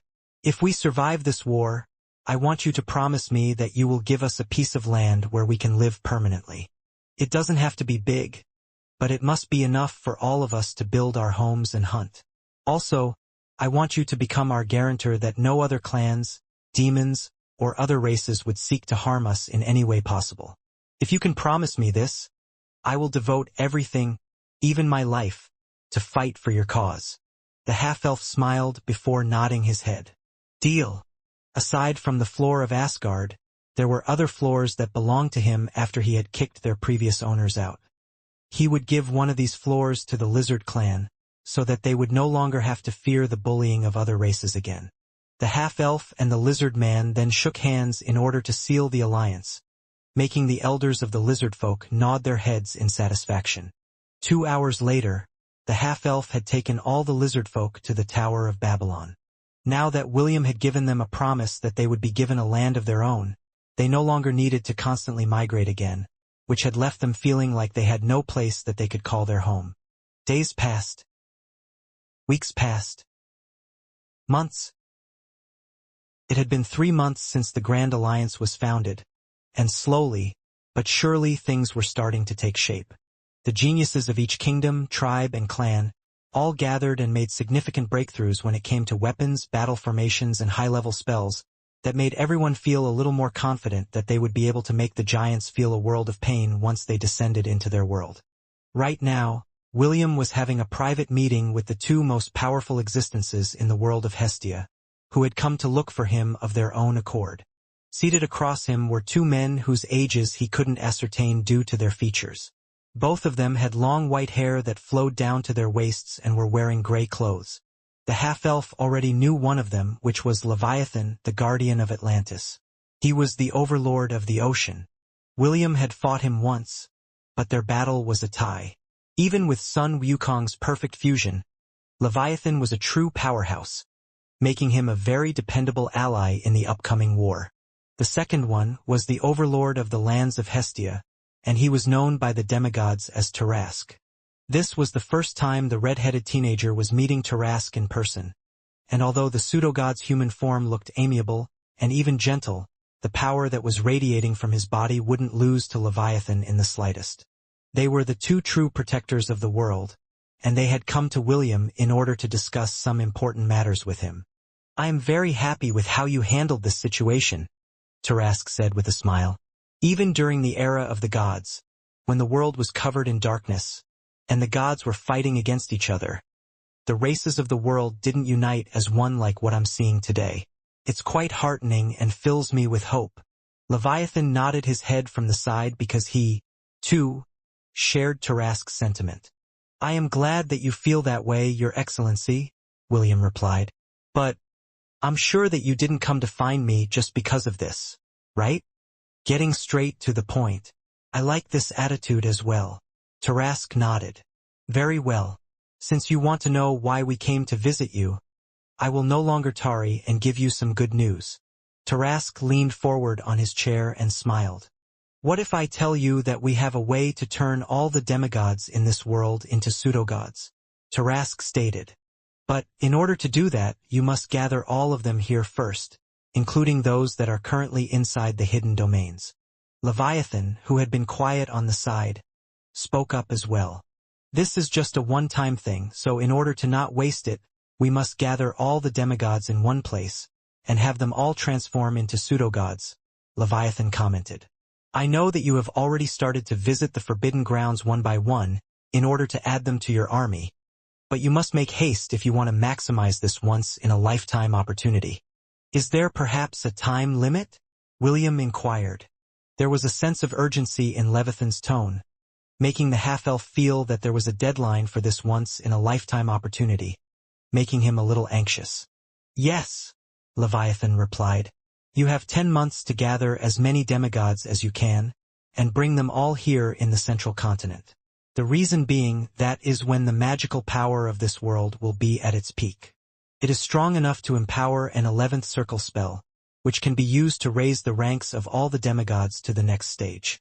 The half-elves took this news seriously because this was indeed some very good news. He had often wondered how the disparity between the quality and quantity of the higher-ranking combatants of both parties could be overcome, but this issue had been stressing him out for a very long time. No matter how small, any advantage that he could strive for was a welcome addition to his cause. "I will work harder in order to hasten the conquest of the Forbidden Grounds," William stated. "I will mobilize all the pseudo-gods under my command to start looking for the locations of these Forbidden Grounds at once." "There's no need for that," Tarask said before handing William an aged scroll. "These are all the locations of the Forbidden Grounds, as well as the hidden ones within the lands of Hestia." Leviathan also handed the half-elf another scroll. "These are the Forbidden Grounds located in the seas and oceans of the world," Leviathan stated. "I'm afraid that even if you do your utmost for the next 10 months, you will not be able to visit them all. William accepted both scrolls and opened them to allow Optimus to record them, just in case the scrolls were lost. "Your Excellencies, why did you just give me these scrolls now?" William asked. "If you could have given it to me sooner." Leviathan and Tarask glanced at each other before shaking their heads at the same time. "We also wished we could have given them to you sooner," Tarask replied. "However, we just finished surveying the entirety of this world today and jotted down those locations on the map. The world is a vast place," Leviathan stated. "Even if we are the overlords of our respective domains, we don't know every nook and cranny of this world. This is why it took us a while to look for these places, so we could give these to you as soon as we could." The two pseudo-gods gave William a brief bow before standing up. "Please use it well, Your Majesty," Tarask said softly. "You don't have to visit them all. Visit what you can, and after the ceremony you can visit the others." Leviathan gave the half-elf a sidelong glance before opening the door to leave. "Remember this, William," Leviathan said as he walked past the door. "Everyone is doing their best in their own way. The burden doesn't only lie in your hands." Tarask smiled as he followed behind Leviathan, leaving William to ponder his next course of action. They had seen how much the half-elf had worked behind the scenes, so they also took it upon themselves to work just as hard, leaving him the fruit of all of their hard work. A month had passed since Leviathan and Tarask had visited William. Since then, he had already conquered 5 forbidden grounds, raising the number of pseudo-gods under his command by 5 more. Just like the other forbidden domains, aside from the pseudo-gods, they also had demigods which served as the boss monsters of the upper floors. As an example, the fairies guarding Titania's Tir Na Nog were scheduled to have their ranks upgraded to pseudo-gods when William had finished visiting as many forbidden and secret domains as he could during the time that was allotted to him. Unlike Astrape, Bronte, Titania, and the nymphs, William didn't make any contracts with them, not because he didn't want to, but because he couldn't. His soul couldn't afford to form any more contracts with demigods. So he used the destruction of the world to get them to join his side willingly. William also explained to them in detail of why he was conquering their domains, which made some of the pseudo-gods doubtful of his words. As for those who were unwilling, they faced the one-sided beating of several pseudo-gods, until they finally understood that joining the Grand Alliance was the least painful option. However, since William had conquered their dungeon and made it his own, they had no choice but to give him the benefit of the doubt, and tag along with him to conquer the other forbidden grounds, to further raise the number of William's forces. Having 5 more pseudo-gods greatly increased the capture rate of the dungeons located in the forbidden grounds, which led Nisha to give the half-elf a short vacation in order to take a breather. The half-elf didn't reject the offer and left the central continent to go to a more peaceful place. A place where he had spent his childhood days happily with the members of his small herd. "Back then, I was more handsome than you," a shepherd said while laying on the soft wool of the sheep under his head. "Now, I am still more handsome than you." The half-elf rolled his eyes after hearing the words of his first best friend, whom he hadn't seen in a while. "But, even though I'm more handsome than you, I'm hearing rumors that you already have over 30 wives." Theo, the shepherd boy who would always accompany William whenever he took his goats to the pasture to graze, propped himself up and looked at half-elf with bloodshot eyes. "I'm so envious." Theo grounded his teeth in frustration. "Do they have sisters? Even cousins will do. Introduce me." "Piss off. You smell like sheep." William pushed Theo's face, who was breathing like a dragon in his face, away. Theo swatted William's hand away from his face before glaring at the half-elf, who had become a winner in life after he left Lant.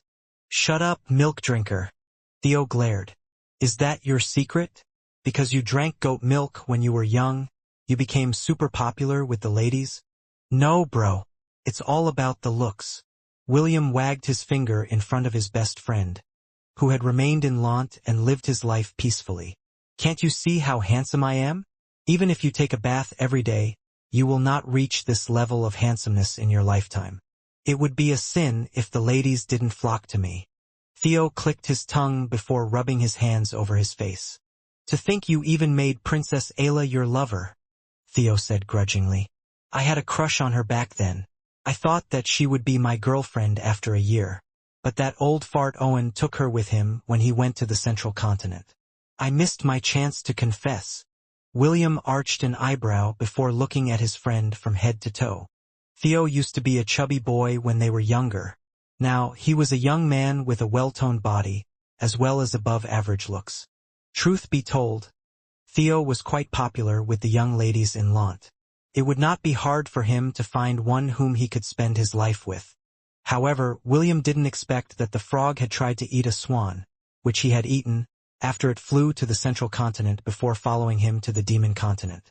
Sorry bro, but you didn't stand a chance from the very start, William said as he patted Theo's shoulder with a smug smile on his face, which made the latter so annoyed that he lunged at the half-elf, making both of them roll down the grass hill. The early bird catches the early worm, Theo lamented as he laid on the ground panting for breath after his short scuffle with William. I wasn't early enough. With my good looks, I'm sure that she would have said yes, if I confessed to her. If you say so, William said with a teasing smile on his face. Still, if you want to marry princesses, there are many out there. I'm sure you will find the one that is meant for you sooner or later. Theo shook his head before he stared at the half-elf, as if the latter wasn't well versed in the art of love. I won't fall in love with just a random person.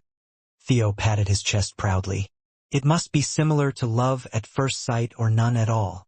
How about you? Did you make the ones whom you fell in love with at first sight your wife? William pondered for a bit before answering Theo's question. The first one he fell in love with on Earth was Belle, who had now become his wife. The one he fell in love with at first sight was his master, Celine. Technically, she was not yet his wife, but she had already given birth to his baby, making the half-elf scratch his head about how the order of things had been jumbled up. Well, in a way, I ended up with the two girls I fell in love with at first sight, William replied. What? How can there be such a thing? Theo looked at the half-elf in disdain. To love at first sight? Isn't that cheating? The half-elf laughed because this talk about random things made him realize that even though the end of the world was coming their way, that wouldn't stop the people of Hestia from enjoying the simple pleasures of life. Just as he was about to talk nonsense with Theo again, a beam of light descended a few meters away from him. There, Nisha, who was wearing a veil like always, as well as a girl whom William hadn't seen for a long time, appeared a few meters away from him. Greetings, Your Majesty.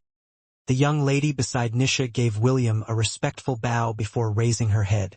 I was planning to wait for you to return to the floor Asgard, but Lady Nisha and I met each other in the hallway, and she decided to help me reach out to you. William glanced at the veiled beauty, who only nodded her head, before shifting his gaze to his ex-fiancée, whom he hadn't seen since the last time they met in the Misty Sect. It was none other than Rebecca, the genius girl who had broken her engagement with William many years ago. William subconsciously lowered his gaze to look at her chest in amusement. It wasn't small, but failed to reach the cup C requirement that he had stated when he was asked by her grandfather, Lawrence, who was the former Duke of the Dukedom of Griffith, what his ideal woman was like. Rebecca, what are the qualities you like to see in your future husband?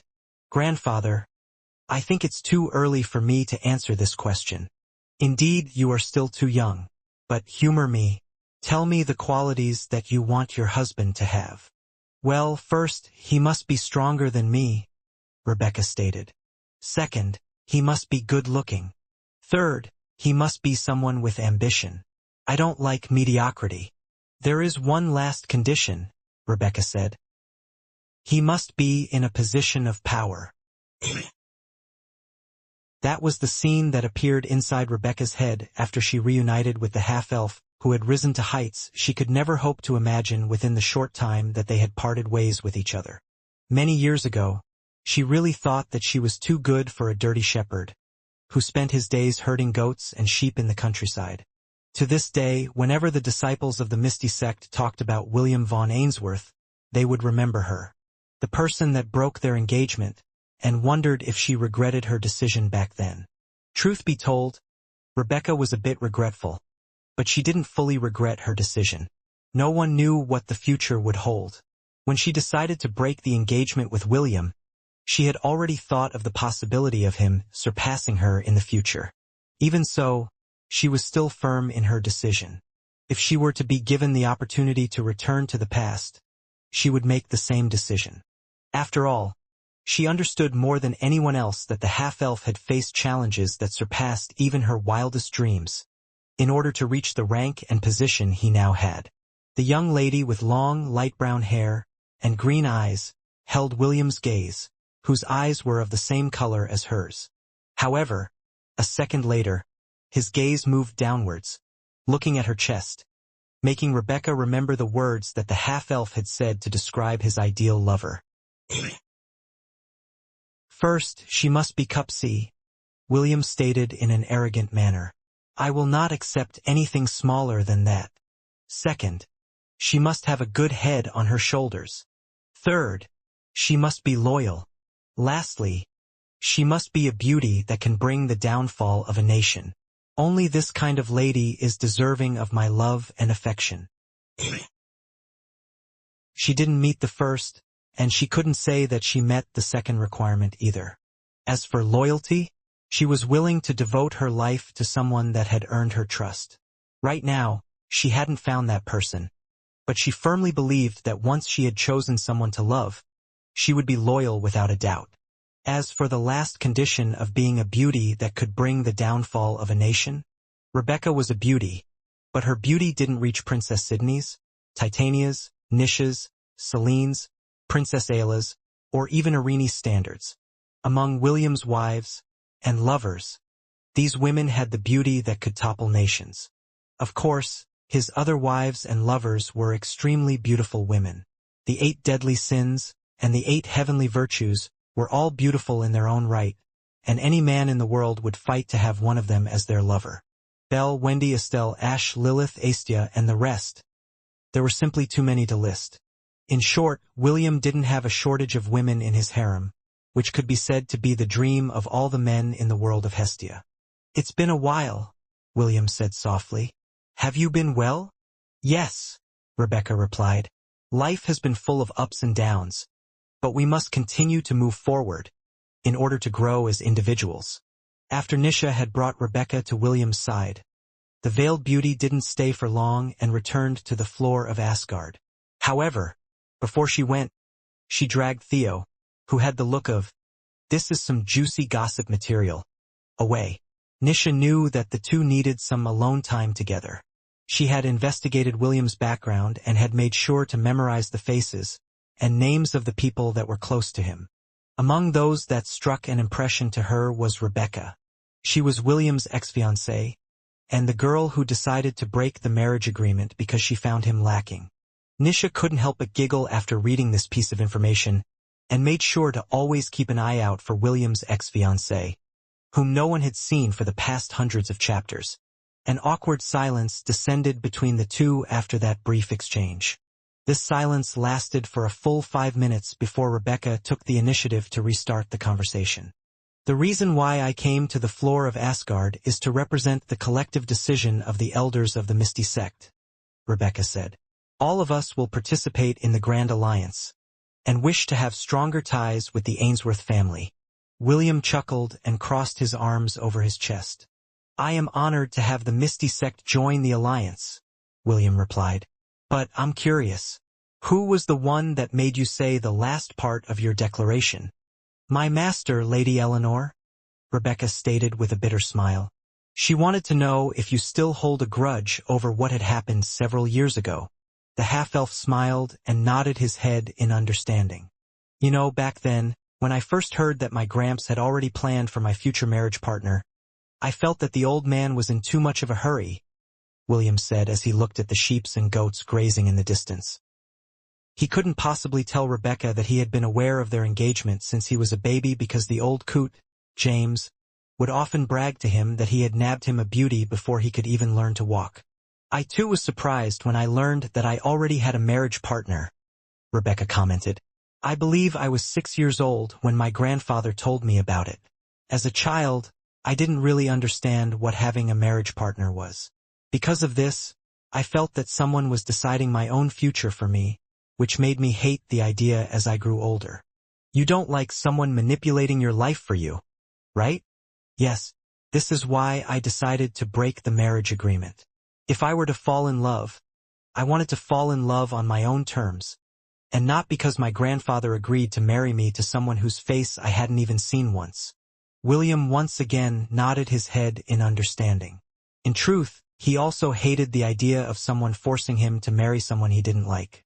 So, for him, Rebecca breaking the marriage agreement wasn't necessarily a bad thing. "You looked so cute back then," William said softly, "dressed up like a doll, and acting like the noble you are." The half-elf paused before glancing at the lady by his side.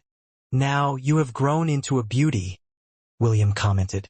"I'm sure that there are many in the Misty sect that are hoping to become your lover." Suddenly, Rebecca chuckled, which made the half-elf wonder if he said something very funny. "Everyone in the Misty sect is too afraid to approach me," Rebecca replied. "They think that if they were to really make me their lover, you would return and bury them in night soil. Even my guardian, Her Excellency Meredith, refused to accompany me on this journey, knowing that I would be meeting with you." The half-elf lightly scratched his cheek after hearing Rebecca's words. There had been a time when he had been very reckless and did things that were not appropriate. However, he didn't regret his decision back then. The circumstances had forced him to do what he did, which gave the guardian of the Misty sect a trauma that still haunted it to this day. "Let's not talk about that incident anymore." William smiled as he faced his ex-fiancée with an inquiring gaze. "It's all in the past." Rebecca nodded. "I agree." The young lady then took out something from her storage ring and handed it to the half-elf, who took it with a curious expression. "This is?" William asked. Rebecca sighed before answering William's question. "That is the letter that your familiar, Elliot, left me," Rebecca answered. "He said that I should give it to you after your battle with Ahriman and the Heir of Darkness was finished." The young lady gave a bitter smile before bowing her head lightly in apology. "I'm sorry. I am only able to give this to you now because many things happened within the Misty sect when the demons attacked. Some of our elders had been injured, and we were forced to close off the territories around the sect with the power of Her Excellency Meredith.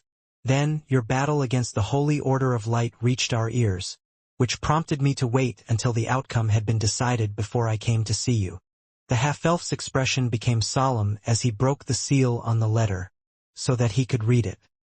He had only come to learn recently from Chloe that Elliot had the power of clairvoyance after they returned from the Tower of Babylon.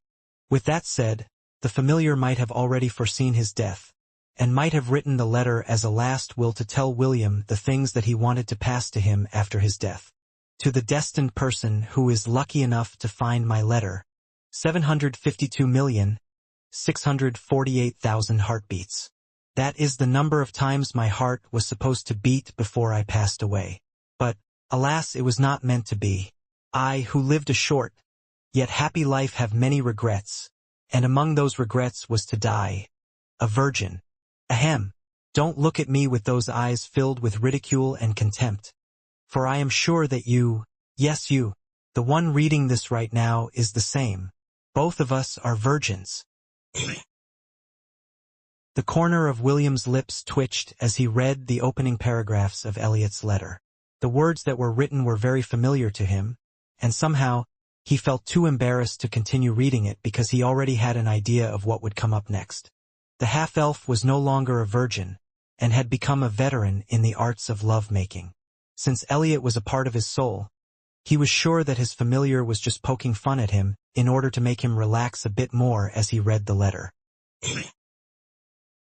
"Although I can't see it, I believe that your lips should be twitching right now. There are not many things you can hide from me because I know everything about you. I know that it has been a long time coming, but I'd like to applaud your boldness for having the guts to steal a pair of Celine's panties while you were still undergoing her training back in Lant."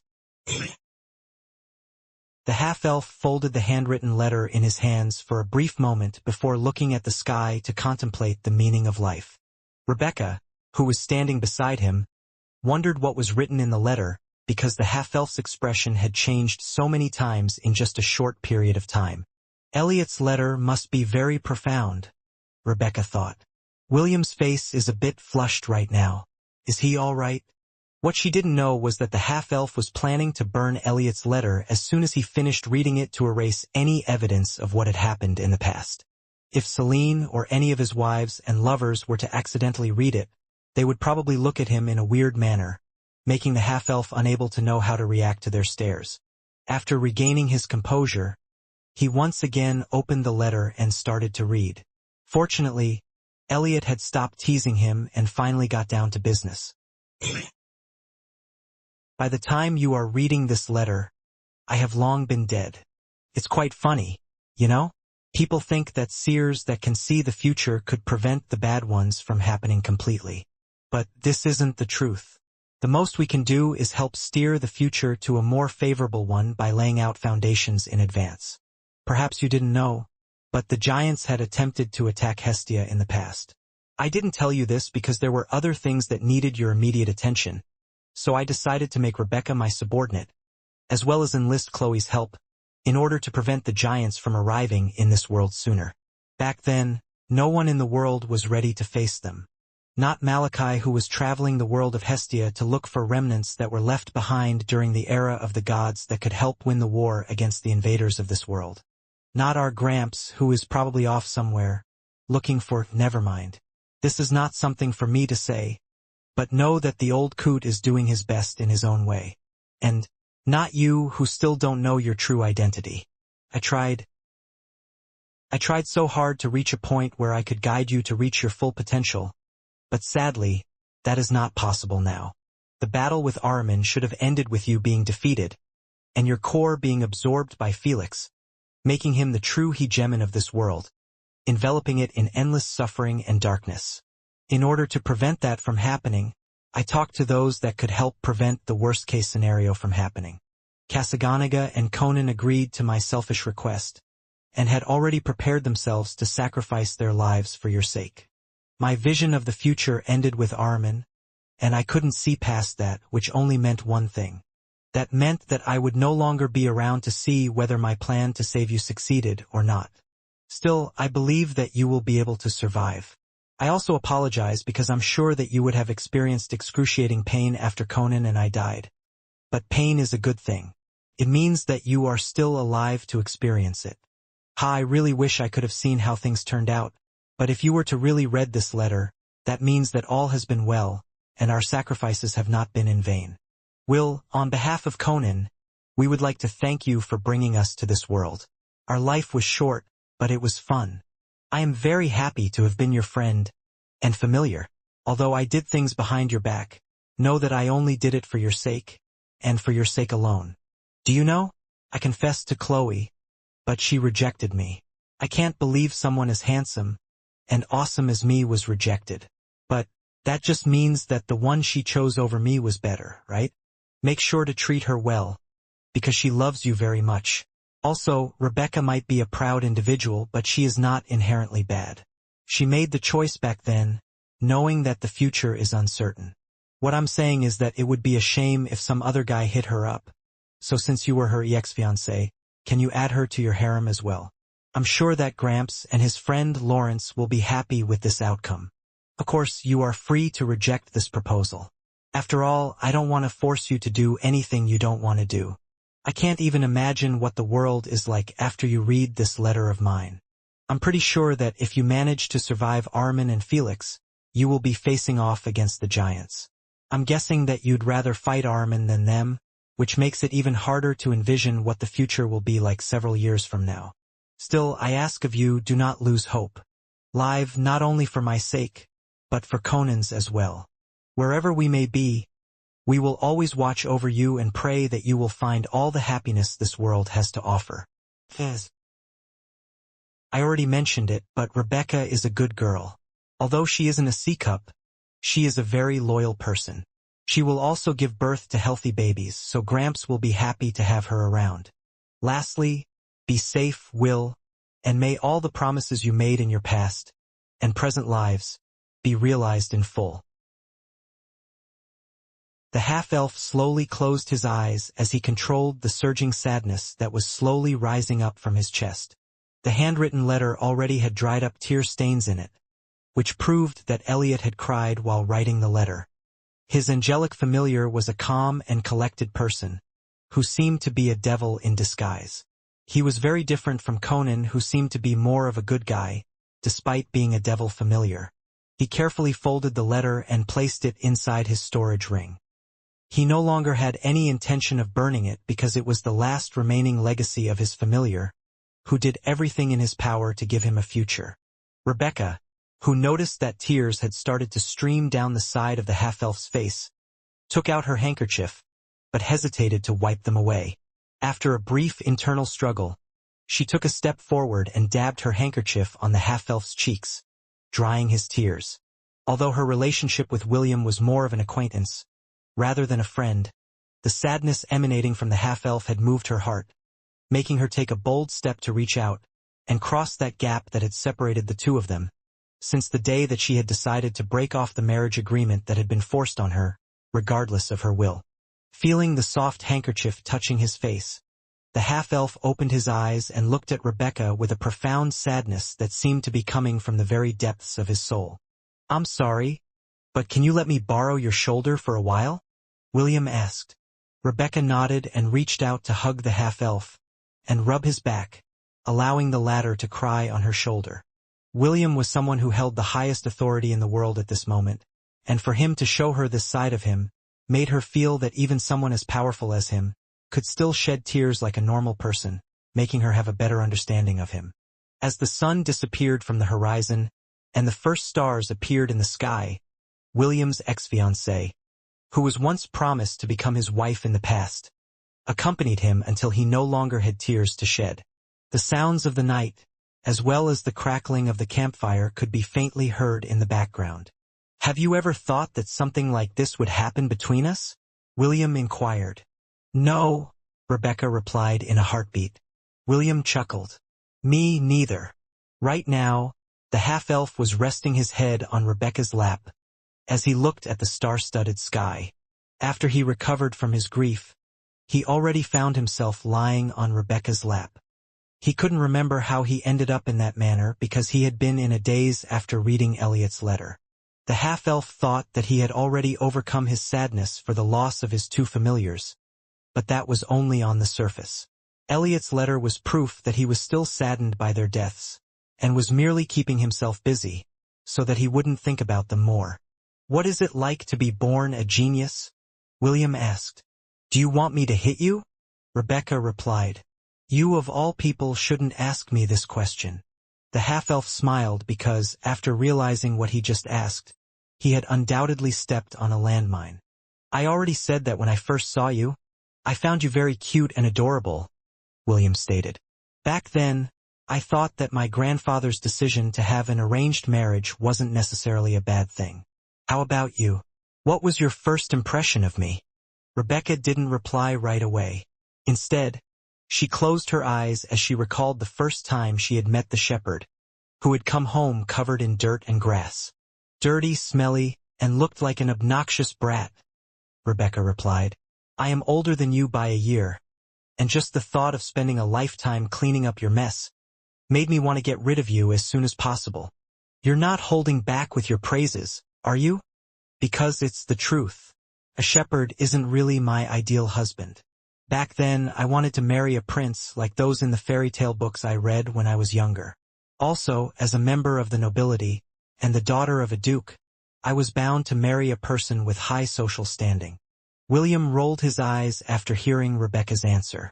He didn't think that the 100-year genius was a hopeless romantic who only thought about a prince charming in fairy tales that would save the princess from a fire-breathing dragon in a tower far away. "I can somehow understand the longing for a fairy tale ending," William commented. "I'm sure that everyone would like to live a happily ever after, but life never follows our wishes. Instead, it gives us these trials, breaking us at times, and sometimes pushing us to the limits, making us wonder if there is a happy ending at the end of all of our suffering." Rebecca nodded in agreement to William's words. She had learned firsthand that if you really wanted something in your life, you needed to strive for it with everything you had. "How is Sir Lawrence?" William inquired. "It has been a long time since I last saw him." Rebecca wrinkled her nose after she was reminded about her grandfather, who was egging her to reconcile with William in an attempt to salvage their relationship. Her grandfather still hadn't given up on playing matchmaker between her and the half-elf, who now stood at the very top of the world. "My grandfather is still very healthy and as ambitious as ever," Rebecca replied. "He still has plans to rekindle our broken engagement and hope that our family can benefit by holding on to your thigh." No wonder he is Gramps' friend," William commented. "They are two birds of the same feather, right?" Rebecca agreed wholeheartedly. "The sect master is truly a greedy person." William could only bitterly smile after Rebecca reminded him that James was now the sect master of the Misty sect. The previous sect master had become the vice sect master, whom James had assigned to manage the Misty sect while he was away. In short, the sect, that once stood as one of the most powerful factions in the central continent, was now at his grandpa's beck and call. William still didn't know how his grandpa had managed to do it, but knowing James, the latter could definitely scam people even if they knew that they were being scammed. "How many wives do you have right now?" Rebecca suddenly asked a question that William didn't expect she would ask. "Officially married?" William asked back. "Yes." "Around 5. His official wives were only Wendy, Ash, Chiffon, Princess Sydney, and Belle. This reminded the half-elf that there were still some people that he promised to marry, but right now was not the time to do it. Originally, he planned to marry Estelle and Lilith after returning to the central continent from Earth. But many things happened, preventing him from following this plan. Even now, that the silver-haired beauty had been freed from the curse, and was always with him, he still couldn't find the right time to host a wedding for her. Lilith was also waiting for him, and he knew that he only needed to say the word, and the entirety of the Ainsworth Empire would move mountains to prepare a grand wedding that would be remembered in history. The half-elf also remembered the lazy elf sleeping in the spring of life, located at the roots of the world tree. He planned to marry Aestia as well, making him start counting with his fingers. He had promised Belle that he would only have 9 wives and lovers, but the number of ladies around him had surpassed that number already. With these 3 ladies whom he was sure to marry, the number of wives had now gone up to 8. Then, there was Kathy, who had proclaimed herself to be his 9th wife. The last person he wanted to marry was Celine, closing the number of wives at 10, which was his original plan. But now, that plan was no longer possible. "You have so many women," Rebecca commented, "and yet you only have 5 wives. Do you plan to have more?" She had noticed that William was counting with his fingers and found this quite amusing. "I do," William sighed as he gave up counting with his fingers and just laid his hands by his sides. "I plan to take responsibility for all of them."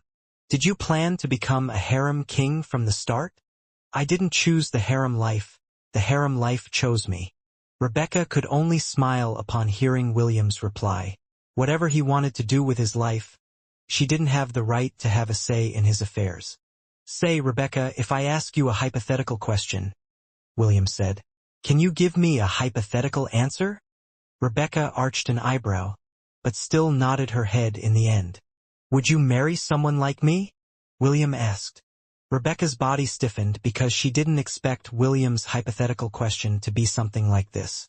A few minutes of silence passed before the young lady gave her answer. That night, under that star-studded sky, 2 people laid on the grass and looked for shooting stars, whose swift trails of light flew fleetingly through the distant sky. 3 days after William met Rebecca, the half-elf returned to the Ainsworth Empire to resume his goal to visit as many forbidden grounds as possible. Rebecca had also returned to the Misty sect to handle a few things that William asked of her, allowing the half-elf to focus on things that needed his immediate attention. However, as soon as he arrived at the royal palace, he found someone waiting for him, whom he didn't expect to see at this point in time. "Welcome home, darling." A lady whose looks were just a little above average reached out to give William a hug before planting a kiss on his cheek. "Missed me?" The red-headed teenager stared at his supposedly 9th wife, who now appeared before his eyes. "Yes, I missed you, Kathy," William replied as he looked at the lady who represented the 8th heavenly virtue of hope.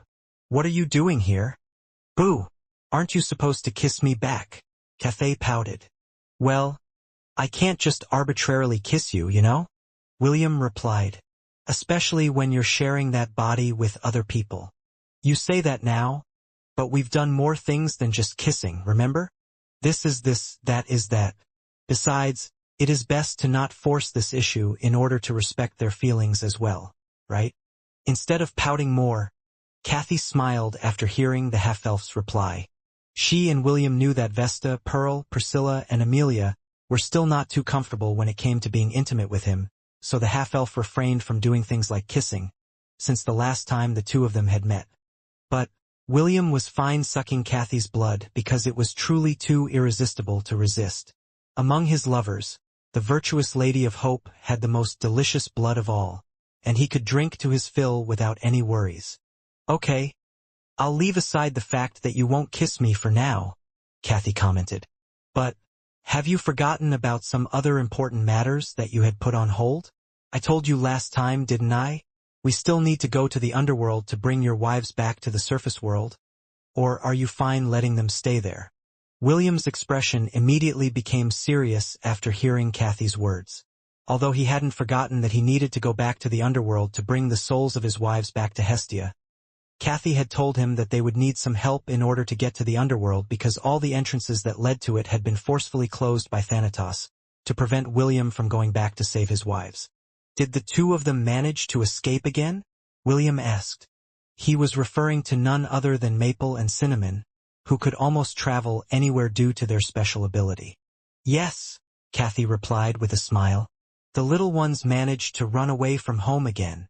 The half-elf gave a bitter smile because he could already tell how panicked the two little gluttons' parents would be when they found out that they had disappeared once again.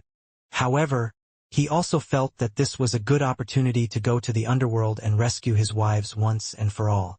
Should I bring some pseudo-gods with me? William asked. He knew that Thanatos would make things difficult for him, and there was also a high possibility that he and the god of death would come to blows. Silly. If you do that, it would be the same as declaring war on him. Kathy rolled her eyes at the half-elf who planned to bring his heavy hitters to face off with the god of death. He is barely tolerating your existence. Adding fuel to the fire will do you no good. The only person you need to bring along is none other than Arenis. Since you need someone to help you move around in his domain, the best person to assist you is none other than a ferryman of the underworld. William nodded his head in understanding. The underworld had many layers, and there were strict rules about how one could traverse them. Having Arenis around was like having a supervisor guide you inside their office, which would be far easier than William trying to brute force his way in. Don't worry. This time, we will use a special method to sneak you inside without the big boss knowing you were there, Kathy stated. Of course, there is still a chance that he will find out. But, when that happens, I want you to be calm and talk to him in a civil manner. Never, ever use violence against him. That is the god of death, you know? He's called a god of death for a reason. William could only give Kathy a bitter smile. When he left the underworld, he had felt Thanatos' rage-filled gaze as he stepped onto the staircase that would allow him to return to the surface world. Several months had passed since that incident, and he hoped that the god of death had already cooled his head, and would show him a bit of mercy as he snuck around inside his domain. So, where are the two little troublemakers? William asked. Last time, he went to Earth alongside his lovers in order to find Maple and Cinnamon. Since Kathy told him that the two were once again away from home, he expected to find the two little gluttons wandering around looking for something good to eat. Seeing his expression, Kathy already understood what the half-elf was thinking, making her smile. We don't have to look far to find them, Kathy replied. They are currently in the demon continent, and staying with your cousin, Eve, in the Temple of the Gods. William sighed internally because he thought that he would have to go back to Earth again to look for Maple and Cinnamon. The Bifrost Bridge had already set its coordinates to Earth, but the connection between the two worlds was still unstable, so William didn't want to risk going there for the time being. Since the two gluttons were only in the demon continent, it didn't take long for William, as well as Kathy, to arrive at the Temple of the Gods where his cousin Eve was currently staying. When William arrived at the temple, he found Maple and Cinnamon playing cards with Eve and the six-eared macaque. The game that the four of them were playing was Old Maid, and judging by the look of things, the six-eared macaque seemed to be one on the losing side. The half-elf didn't even need to think how this happened because he was sure that the pseudo-god was losing on purpose in order to entertain the three girls, who were looking at him with teasing gazes. A few minutes later, the game ended with the six-eared macaque looking pitiful, while Maple and Cinnamon clapped their hands happily because they were the first to finish the game. Cousin Eve, who finally sensed William's presence, stood up and walked towards him with a smile. I haven't seen you in a while. William smiled and gave Eve a hug before planting a kiss on her forehead. I've been quite busy as of late, William replied. How about you? Are you not overworked as of late? No. Everyone in the temple has been nice to me, Eve commented. Also, the recent changes in the policy of the demon continent made by Big Sister Nisha were well received by the demon tribes, giving everyone some peace of mind as they focus on the upcoming war against the giants.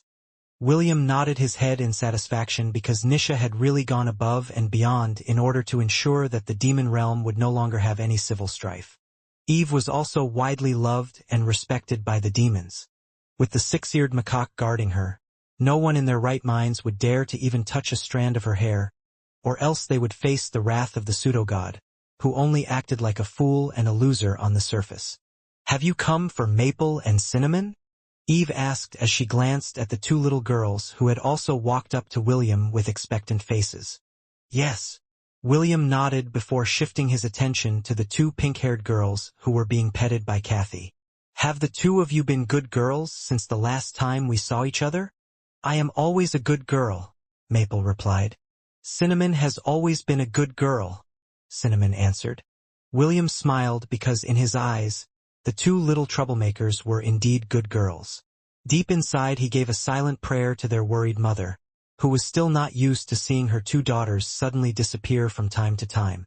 After saying goodbye to Eve, William took Maple, Cinnamon, and Kathy to the floor of Asgard. Kathy said that it would be best to open the portal leading to the underworld inside the Tower of Babylon because the spell that she would cast would require a place that was not privy to the gazes of the gods. The Tower of Babylon was such a place. The young lady carved out some runic words as she created a magic circle that Maple and Cinnamon would use as a platform to open the portal. The spell that Kathy was going to cast would hide William's, Irene's, and the two girls' presence the moment they entered the domain of the dead. It was simply impossible to enter the underworld without being noticed by the god that governs it. However, because Kathy represented hope, she had the power to temporarily hoodwink the god of death, allowing the half-elf and the others to slip through undetected. Remember this? Kathy said as she finished creating the magic circle. This spell will not last for long. There is also a possibility that Thanatos will be able to detect all of you once you enter his domain.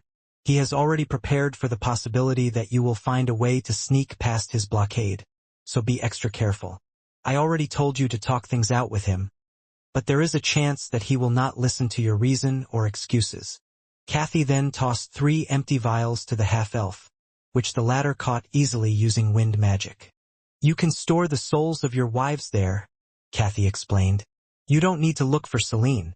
She is not bound by the rules of the underworld because she is part of the living. Her patron goddess has already taken care of her, so that is one less load on your shoulders.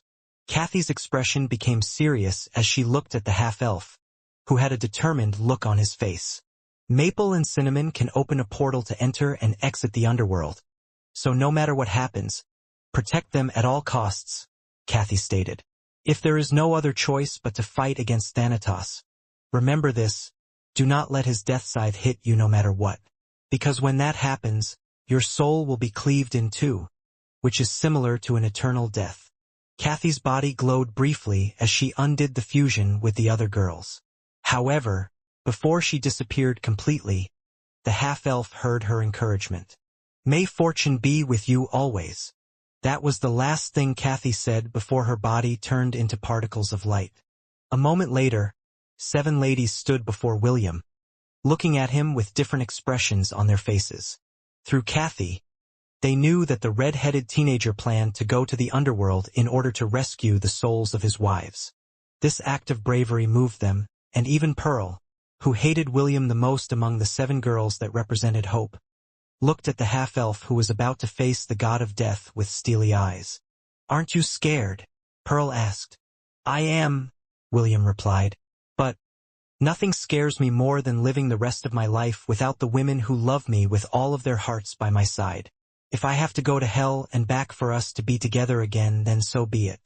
Suddenly, Holith ran towards William and hugged him. "Please be careful," Holith said softly. "Remember that there are others who love you and are waiting for you to return." "MMM," William replied as he lightly patted Holith's back. "I will return. I promise." Irini smiled as she walked towards William and held his hand. "Don't worry," Irini stated. "I will protect you from father." The half-elf wanted to laugh after hearing the doll-like beauty's words. After spending a few months with Medusa and Cherry, Irenis became a bit braver in her words and actions. But, since it would ruin the atmosphere, he just smiled and nodded his head. "We're off," William said as he looked at Maple and Cinnamon. "Let's go, Maple, Cinnamon." "Okay." Cinnamon will do her best. The 2 little girls held hands as they swung their free hand in a circular motion, creating a small spark in front of them. Slowly but surely, a circle started to expand, opening the pathway to the underworld. After many months of separation, William would once again enter the land of the death and, this time, he would not return until the souls of his beloved wives were back safely by his side. "Nothing's changed," Irenis muttered as she looked at her surroundings. "Right?" William agreed. "It looks the same as when we left." When they entered the underworld, the 2 found themselves inside Irenis' house, which was located on a small island, surrounded by rivers of flames. A small sigh escaped the doll-like beauty's lips before looking at William with a determined expression on her face. "Let's go," Irenis said as she walked towards the door. "The sooner we leave, the sooner we can return." William nodded and held Maple's and Cinnamon's hands before following Irenis outside the house. Irenis was a ferryman of the underworld, and owned her own flying ship that could cross the domain of the death unhindered. Even so, she decided to play it safe and told everyone to stay in the cabin, as she controlled the ship while sitting on the bed. Maple and Cinnamon sat beside her, while William leaned on the wall. Their first destination was Gluttony's Paradise, where Chiffon was currently staying. Since William had already been there before, he no longer needed to collect points in order to buy a ticket that would allow the purchaser to pass through the 3rd circle of hell, where his pink-haired wife was waiting for him. The flying boat moved unhindered and easily reached their destination. However, Irenis and William frowned after seeing that hundreds of armed monsters were guarding the gates of Gluttony's Paradise, which was more than the ones they had seen in the past. Irenis glanced at the half-elf, and the latter only shook his head helplessly. "We can't alert them," William said. "I'm sure that the moment they raise the alarm, your father will immediately appear and things will get messy." Irenis agreed with William's words, but this was the only entrance that led to the palace they wanted to get into. Knowing her father, the doll-like beauty knew that the moment a flying boat or a ferryman from the underworld appeared and tried to negotiate entry, the guards would immediately move to apprehend them. "There has to be another way," Irenis muttered as she narrowed her eyes. William was also racking his brain for another means they could use to enter the palace, made of sweets undetected. But no matter how much he thought, no answer came. Suddenly, the 2 heard an adorable question that came from one of the 2 pink-haired girls, who were currently accompanying them on their rescue operation. "Is there some kind of problem?" Maple asked. "Why aren't we going inside the castle?" Irenis glanced in Maple's direction and smiled. "We can't go in because there are monsters guarding the gates," Irenis explained. "Then, why not enter it in a different location?" Maple asked in an innocent tone. "Because there is no other place to enter," Irenis answered. Cinnamon, who was busy eating gummy bears, tilted her head in confusion. "Last time we went here, we didn't go through the gates," Cinnamon said before glancing at her sister. "We didn't enter the gates, right?" Maple firmly shook her head. Why should we enter the gates? They don't even look tasty. Right? I don't really like to eat steel. It tastes bland, and the aftertaste doesn't taste good either. The walls taste better. They taste like graham cake. William and Irenes, who had been thinking of ways to enter the Palace of Gluttony, both looked at the two little girls in shock. They never thought that there was this method to bypass the guards, and it made them feel that they had overlooked something important. That's right, William muttered. Almost everything in the third circle of the underworld can be eaten. Irenes nodded and even felt embarrassed because she had overlooked such a simple thing. The reason why she had forgotten about this matter was because she and William couldn't eat anything in the third circle of hell, especially the half-elf, who would be unable to leave the underworld if he ate anything inside it. Only those who were guilty of the sin of gluttony would be able to stomach the extreme sweetness, bitterness, saltiness, spiciness, and other sensations that were brought by the foods that were present in the third circle. Although eating through the wall sounded simple, it couldn't be done by ordinary people, making the half-elf and the doll-like beauty look at the two little gluttons as if they had brought elite helpers to help them infiltrate the third circle of hell. Without wasting any time, the flying boat flew to the very edge of the gates that protected the Palace of Sweets. No flying ships were able to fly past it because an invisible barrier had been set in place. Only those that were given explicit permission by the god of death could bypass these rules, and Irenes was certain that all of her rights were revoked by her father the moment she left the underworld with the half-elf, who had chased the loneliness in her heart away. Last time it tasted like graham cake. Now it tastes like pudding, Maple commented as she scooped up a handful of the wall and ate it. Cinnamon likes pudding, Cinnamon commented. Can I start eating now? Maple nodded. Let's leave some room for desserts later. Cinnamon agreed. The two pink-haired girls then faced the wall and opened their mouths at the same time. A moment later, the wall made of sweets started to break apart and fly in the direction of their mouths. The sturdy blockade crumbled easily in the face of two gluttons, whose appetites were just as bottomless as their mothers, who carried the sin of gluttony. It just took a few seconds before a large hole appeared in front of them. Thank you, Maple Cinnamon, William said. You can stop eating for now. You can eat more later.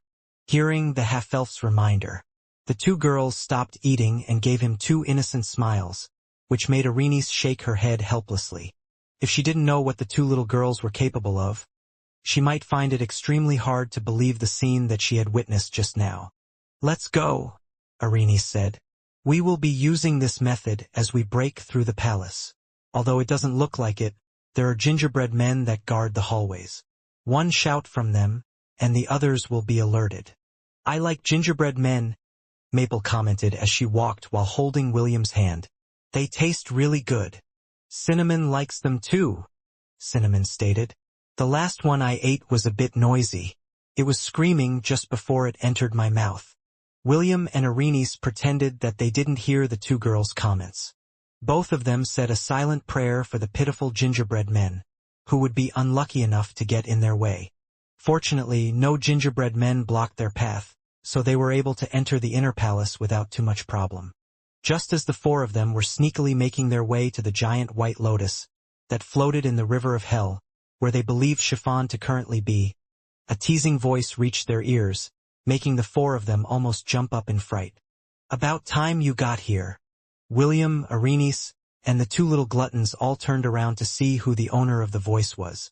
A moment later, the four of them sighed in relief because the person they saw was none other than the goddess of gluttony, Adaptation. The goddess of gluttony had almost recovered her fatness, making the two little girls shout in joy and cling to her like two little koalas that had found a nice tree to perch on. Lady Adaptation, it's been a while, William said as he gave the fat goddess a respectful bow. I'm glad that your recovery is going well.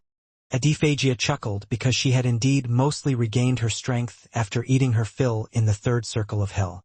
In truth, she could have returned to the Temple of the Gods to complete her recovery, but she decided to accompany her daughter in the underworld, while waiting for the half-elf to come to her rescue.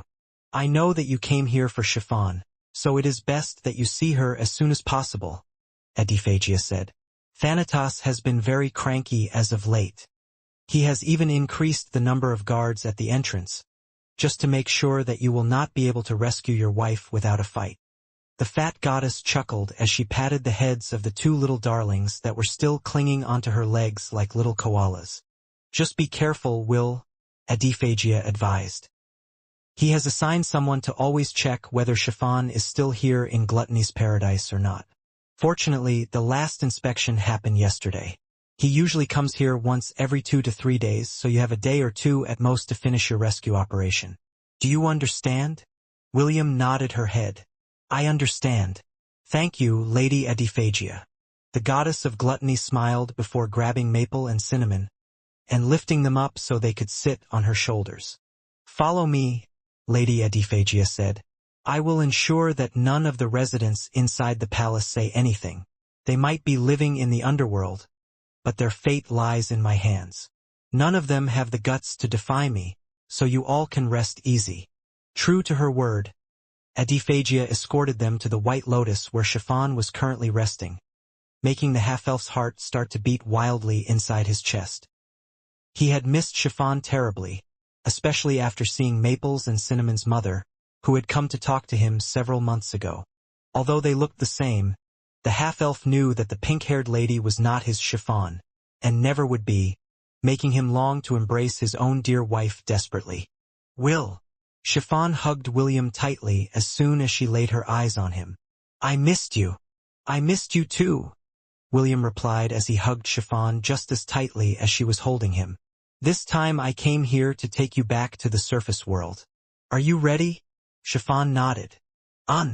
Although she believed that it was not going to be easy, she believed that her husband would be able to bring them back to the world of the living, where they would be able to be with him under the sun. Maple and Cinnamon glanced at each other before running over to hug William and Chiffon as well. Adiphagia wiped the tears in her eyes with a handkerchief, while Arene simply looked at this scene with a smile. Go, Adiphagia said softly as she patted Chiffon's head. Be happy, okay? Yes, Chiffon replied as she gave her patron goddess a hug. Thank you for everything, Mama Adiphagia. You're welcome, Adiphagia smiled. Now go. Thanatos has been cranky as of late.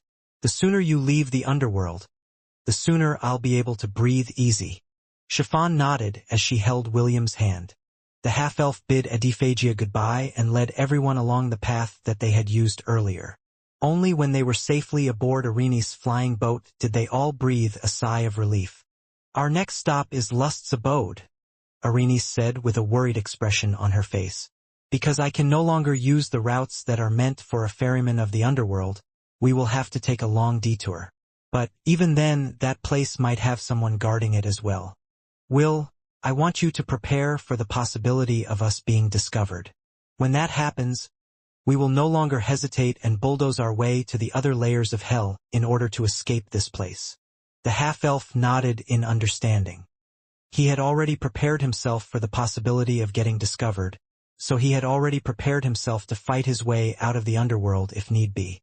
According to Arenes, there was only one way to leave the underworld, and that was to go up the stairway that led to the gates of heaven. This was the same stairway that William had used to take Arenes away from the underworld, causing the rift between him and the god of death, who was also the halfling's father. Several hours later, the flying ship finally arrived at the border of Lust's abode. However, Arenes didn't dare urge the ship forward because the entire place was guarded by thousands of beasts, some of them having wings in order to patrol the skies of Lust's abode. This is worse than I thought, Arenes said as she looked helplessly at the countless monsters in front of them. William frowned because this was indeed not good for their rescue operation.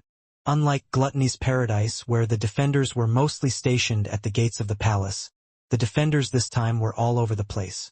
There was no gap they could exploit, making the half-elf's frown deepen.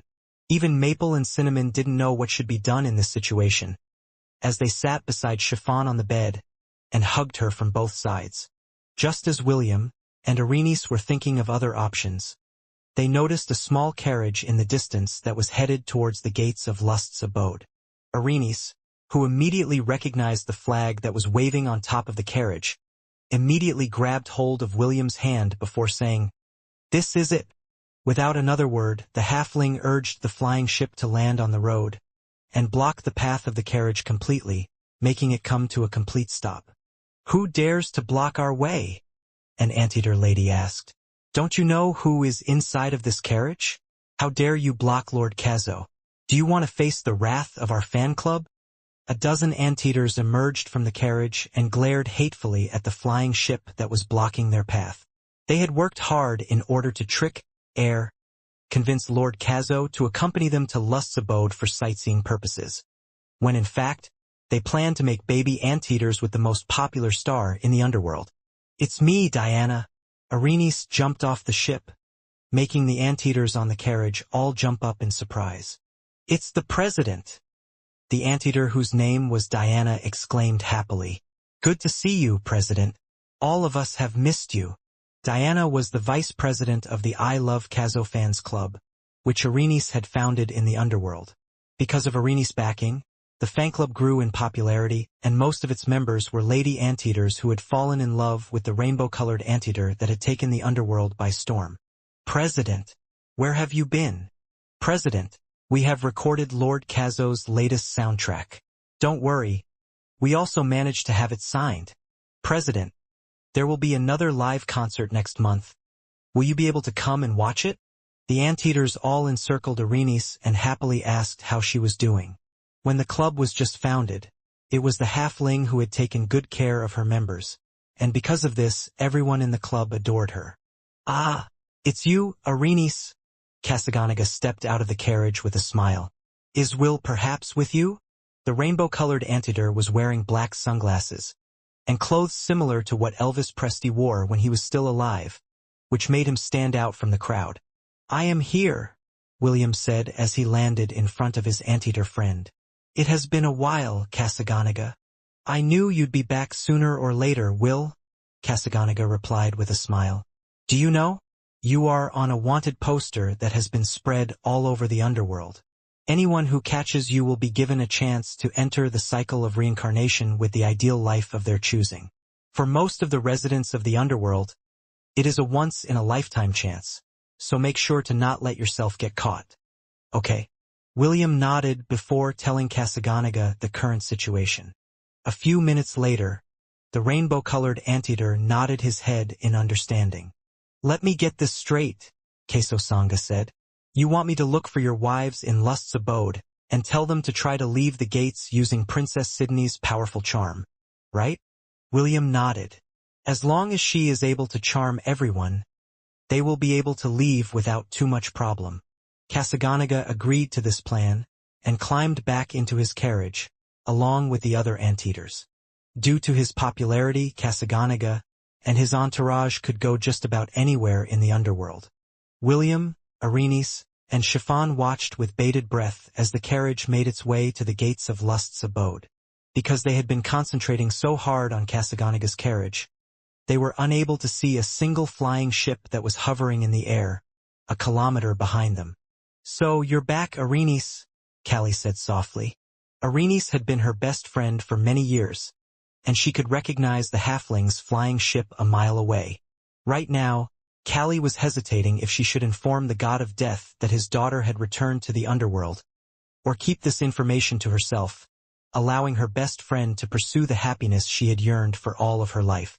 While Callie was hesitating, the rainbow-colored anteater's carriage had successfully entered Lust's abode, allowing William, Chiffon, and Arenice to sigh in relief. Only when the carriage disappeared from sight did Arenice sense that another ferryman was near her. Her face turned grim when she discovered that there was a flying ship that was right behind hers, making her want to slap herself for not paying close attention to their surroundings. However, before Arenice could chastise herself, she received a mental message that came from the ferryman who had discovered her identity. "Long time no see, Arenice," Callie said. "Have you been well during your stay in the land of the living?" The halfling's eyes widened in shock because she had recognized the owner of the voice. "Callie, is that really you?" Arenice asked back. The ferrymen of the underworld could talk with each other telepathically, making communicating very convenient for all of them. "Who else?" Callie replied. "Still, you took a great risk to return here. You should have stayed in the surface world. I returned because of important reasons. I'm sure you did. Else you would not be here right now. Callie had decided to keep Irene's return to the underworld a secret. After being around the Howling for several years, she just couldn't bear the thought of seeing her drown in despair after her father had locked her up in a place that was far away from everyone's sights. As the two ferrymen talked, their ships approached each other until they floated side by side. William, who had also had the opportunity to meet Callie in the past, thought of a good way to prevent themselves from being discovered. However, he knew that what he was about to propose also contained risk, and might even endanger Callie's safety if it was discovered. You want to hide in my flying ship? Callie's face turned pale after hearing William's proposal. She was about to shout, "Are you out of your mind?" but managed to hold it back in time because she saw Irene's desperate expression. Do you know what would happen to me if they found out that I was harboring a wanted criminal in the underworld? Callie glared at William. Do you know how serious this offense is? No, William replied. I'm sorry. Forget what I said. It was wrong of me to involve you in our problems. Irene lowered her head because she didn't want to involve Callie in something that would have her severely punished by her father. Harboring a criminal of the underworld was the same as being branded as a traitor. The god of death disliked traitors the most, and he would not hesitate to use his death scythe to cut their souls in half before tossing them to the river of flames to suffer for a millennia. I'm sorry, Irenes. Callie bowed her head in apology. I am willing to keep your return here in the underworld a secret, but I can't help you in this dangerous endeavor. I don't want to get punished by your father. I understand, Callie, Irenes replied. Thank you for keeping my return to the underworld a secret. That alone is enough. You should leave now while you can. If you are discovered with us, things will become difficult for you in the future. Callie gave Irenes an apologetic gaze before nodding her head. Be careful, Irenes, Callie said. You too, William. Make sure to protect her at all costs. If something bad happens to her, I will not forgive you. Do you understand? William smiled before nodding his head. Rest assured, I will protect her with everything I have. Thank you for being a good friend to her. Callie gave her best friend a bitter smile before urging her flying ship to fly away. Unlike Irenes, Callie had experienced what it was like to live in the surface world. She had died a violent death, and when she woke up in the underworld, she found herself as one of the few individuals who had been chosen to become a ferryman of the underworld. Callie was already happy with what she had right now, and didn't want to ask for anything more. She prided herself in being able to ferry the souls of the dead in the underworld, and thought of her job as the best thing in the world. She no longer needed to fear feeling hungry, being hurt, or even dying. Everything she needed, and everything she wanted, was already hers for the taking.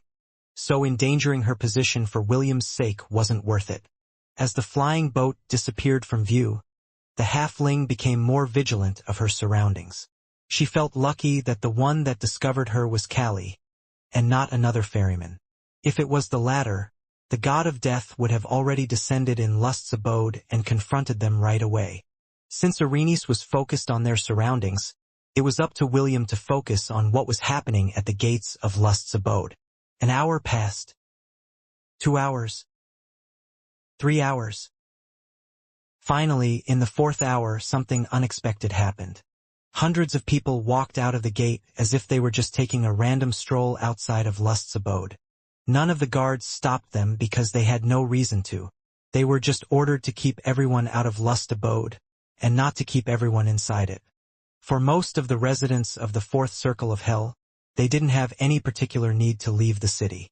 They could all fornicate wherever they wanted, and no one would bat an eye at what they were doing. Not even the guards wouldn't stop them from doing what they wanted. Among these people who marched out of the city were Princess Sydney, Morgana, and Ash. After hearing Casaganiga's story, the 3 ladies immediately came up with a plan for how the 3 of them could escape Lust's abode without being detected by the guards. William's plan to charm the guards wouldn't work because these beasts were of a different breed and were resistant to charm spells. Because of this, Princess Sydney and Morgana decided to charm the people of the city instead. They believed that if the three of them walked out of the city, they would be immediately stopped by the guards. However, if there were hundreds of them, then it would be a different matter altogether. Just as they planned, they were able to leave the city without being found out by the guards. William, who could communicate with his wives telepathically, guided them to where Irene's ship was hiding. A tearful reunion followed as Princess Sydney and Morgana clung to William in tears. Ash, who was more composed than the two succubus ladies, hugged the red-headed teenager from behind to feel his warmth. Just like Chiffon, Princess Sydney, and Morgana, Ash had missed the half-elf terribly. If not for the current situation they were in, she would have already dragged him to another room and tumbled on the sheets with him. "It's time to go back," William said to the three ladies who still held him in a tight embrace. "We can hug each other as much as we want after we leave this place." The three ladies finally let go of their darling and sat on the bed. "Before we go, I need to house your souls inside these crystal vials," William explained as she showed his wives the vials that Kathy had given him. "Only then will I be able to take all of you out of the underworld." The vials were made from special materials, so he couldn't store them inside his storage ring and simply kept them in his pocket for the duration of the journey. Chiffon, Princess Sydney, Morgana, and Ash had no objections to William's proposal. One by one, the souls of his wives entered the vials without any problems. However, as soon as Ash's soul entered the last vial, the flying ship started to shake, making the half-elves and the halflings' faces turn pale. "You half-elf bastard!" A loud and angry roar shook the entire fourth layer of the underworld, as the god of death made his appearance in the skies above Lust's abode. His tattered robes fluttered in the breeze, as his bony hand held a black death scythe, whose blade was now crimson in color. All the denizens of the fourth layer gazed at their god with awe, fear, and admiration. For them, Thanatos was the law of the underworld, and whatever he wished for would become a reality. "Give me back my daughter or die!" Thanatos' roar echoed within the entirety of the underworld, making those who heard it tremble. Irene, who was inside the flying ship, started to hyperventilate due to the fear and shock that assaulted her at the same time. "Don't worry." A pair of strong arms wrapped around her small frame, making her calm down a bit. "I'll deal with your father," William said as he patted the halfling's head. "Stay here with Maple and Cinnamon. I'll handle this." He handed the crystal vials, which contained the souls of his wives, to Irene for safekeeping. Without another word, William left the cabin and floated above the flying ship. As soon as he made his appearance, the god of death growled. Clearly, he didn't like seeing the half-elf's face, especially after he had taken his beloved daughter away from him. "Hello, father," William greeted the god of death, which made Princess Sydney, Morgana, and Ash, who were inside the crystal vials, cover their faces with their hands due to embarrassment. They knew that William had a bad habit of teasing his opponents when he felt like it, but right now he wasn't teasing an ordinary opponent but the god of death himself. From high above the temple of the 10,000 gods, a sigh escaped the primordial goddess' lips. Thanatos and her had a nice long talk with each other, and she promised the god of death that she wouldn't interfere if he and William were about to trade blows with each other. "Well, since it has already come to this, then so be it." The primordial goddess rested her beautiful face on the palm of her hand. "Now then, I wonder how you will fare against a god who wants nothing more than to beat you into a pulp." In truth, the primordial goddess found this situation quite amusing. She didn't know how William would be able to get out of this mess, so she decided to simply watch and see how this battle between the god of death and her prince would unfold, as she sat on her heavenly throne. She wanted to see how much William had grown since the last time he fought against a being whose strength far surpassed his own. "You've got spunk, but can you back it up, boy?" Thanatos asked. Suddenly, the fourth layer of hell trembled as the Lord of the Underworld prepared to fight the bastard that kidnapped his daughter, right under his nose. "Sweep away all adversaries," William roared as he summoned the golden cudgel that would allow him to fight to his fullest. "Rui Jingu Bang!" Thanatos sneered as he disappeared from where he stood a moment ago, and reappeared in front of the half-elf, who noticed that his summon had not taken effect. Die! Thanatos kicked the red-headed teenager's chest, sending him crashing towards the ground. Will! Arenice shouted in fright when she saw the half-elf take a direct hit from her father, whose blazing eyes were filled with fury. Chiffon, Princess Sydney, Morgana, and Ash all glanced in the direction where their husband had fallen with anxious gazes. They had seen William fight before, and knew that whenever he was in a pinch, he would use his heroic avatar to gain Sun Wukong's power and sturdiness, allowing him to fight opponents who were stronger than him. Thanatos looked down at the ground, which was now covered by a dust cloud.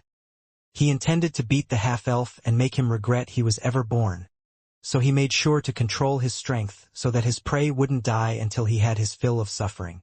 The sound of a cough then spread across the battlefield before the dust cloud dispersed, showing the red-headed teenager trying to pop himself up from the ground while coughing up blood. "What's wrong?" Thanatos asked in a teasing tone. "Did you lose your ability to fight after losing your connection with that monkey?" William wiped the blood at the corner of his lips with the back of his hand before looking up at the death god who had a sneer on his face. He could still feel Sun Wukong's connection with him, but for some reason, he was unable to use his heroic avatar and summon the Monkey King to the underworld. "Boy, this is the land of the dead," Thanatos said. "All the entryways to the underworld were sealed long ago. Even if you call upon that monkey, he won't be able to come to your rescue. So, just be obedient and allow yourself to get beaten up." The god of death once again disappeared from his spot and reappeared in front of William. Before the half-elf could even react, Thanatos' right foot collided with the side of his face, sending him skidding across the ground face first. However, the god of death wasn't finished. As the half-elf's body continued to skid across the ground, he disappeared from where he stood once again and reappeared above William. He then smashed his foot against the half-elf's chest, pinning him to the ground. A mile-wide crater then spread across their surroundings as Thanatos grounded his foot into the half-elf's body as the half-elf screamed in pain. "Does it hurt?" Thanatos asked. "You have no idea how much it hurts having your daughter taken from you by a mongrel who only managed to enter my domain because of someone's backing." The god of death once again kicked William, sending him towards the city walls of Lust's abode, breaking everything in his path. "Damn it!" Sun Wukong, who was watching the battle from the heavens, smashed his fist against the temple's floor in anger. He had tried to enter the underworld repeatedly, but just as the god of death had said, all the entrances were shut tight, preventing anyone, except for the souls of the dead, from passing through them. "This is what you really are, half-elf." Thanatos spat on the ground. "Without outside help, you are nothing. You only got this far because there are people who are always helping you in the background. People sacrificing their lives for you. The reason why you are living now is because of luck. Nothing more, nothing less." The god of death then stared at the flying ship where his daughter was currently at. "Take a good look, Arenice," Thanatos said. "Take a good look at the man you thought would make you happy. You thought that he could protect you? He can't even protect himself." The god of death's words were filled with hate as he unsummoned his death scythe. He then raised his right arm and pointed it in William's direction. A moment later, several death rays escaped his hand and descended on the half-elf, creating explosions that shook the fourth layer of the underworld. Those who stayed in Lust's abode ran in different directions and fled from the location where William was. None of them wanted to be involved in this one-sided battle against the god of death, whose anger knew no bounds. "Stop it!" Arenice shouted. "Please, stop it, father." Thanatos stopped his onslaught and glanced in the direction of his daughter, whose tears were streaming down the side of her face. "Do you want me to stop, Arenice?" Thanatos asked. Before Arenice could even answer, a loud shout emerged from where William was at. "I'm fine, Arenice," William shouted as he propped himself from the ground.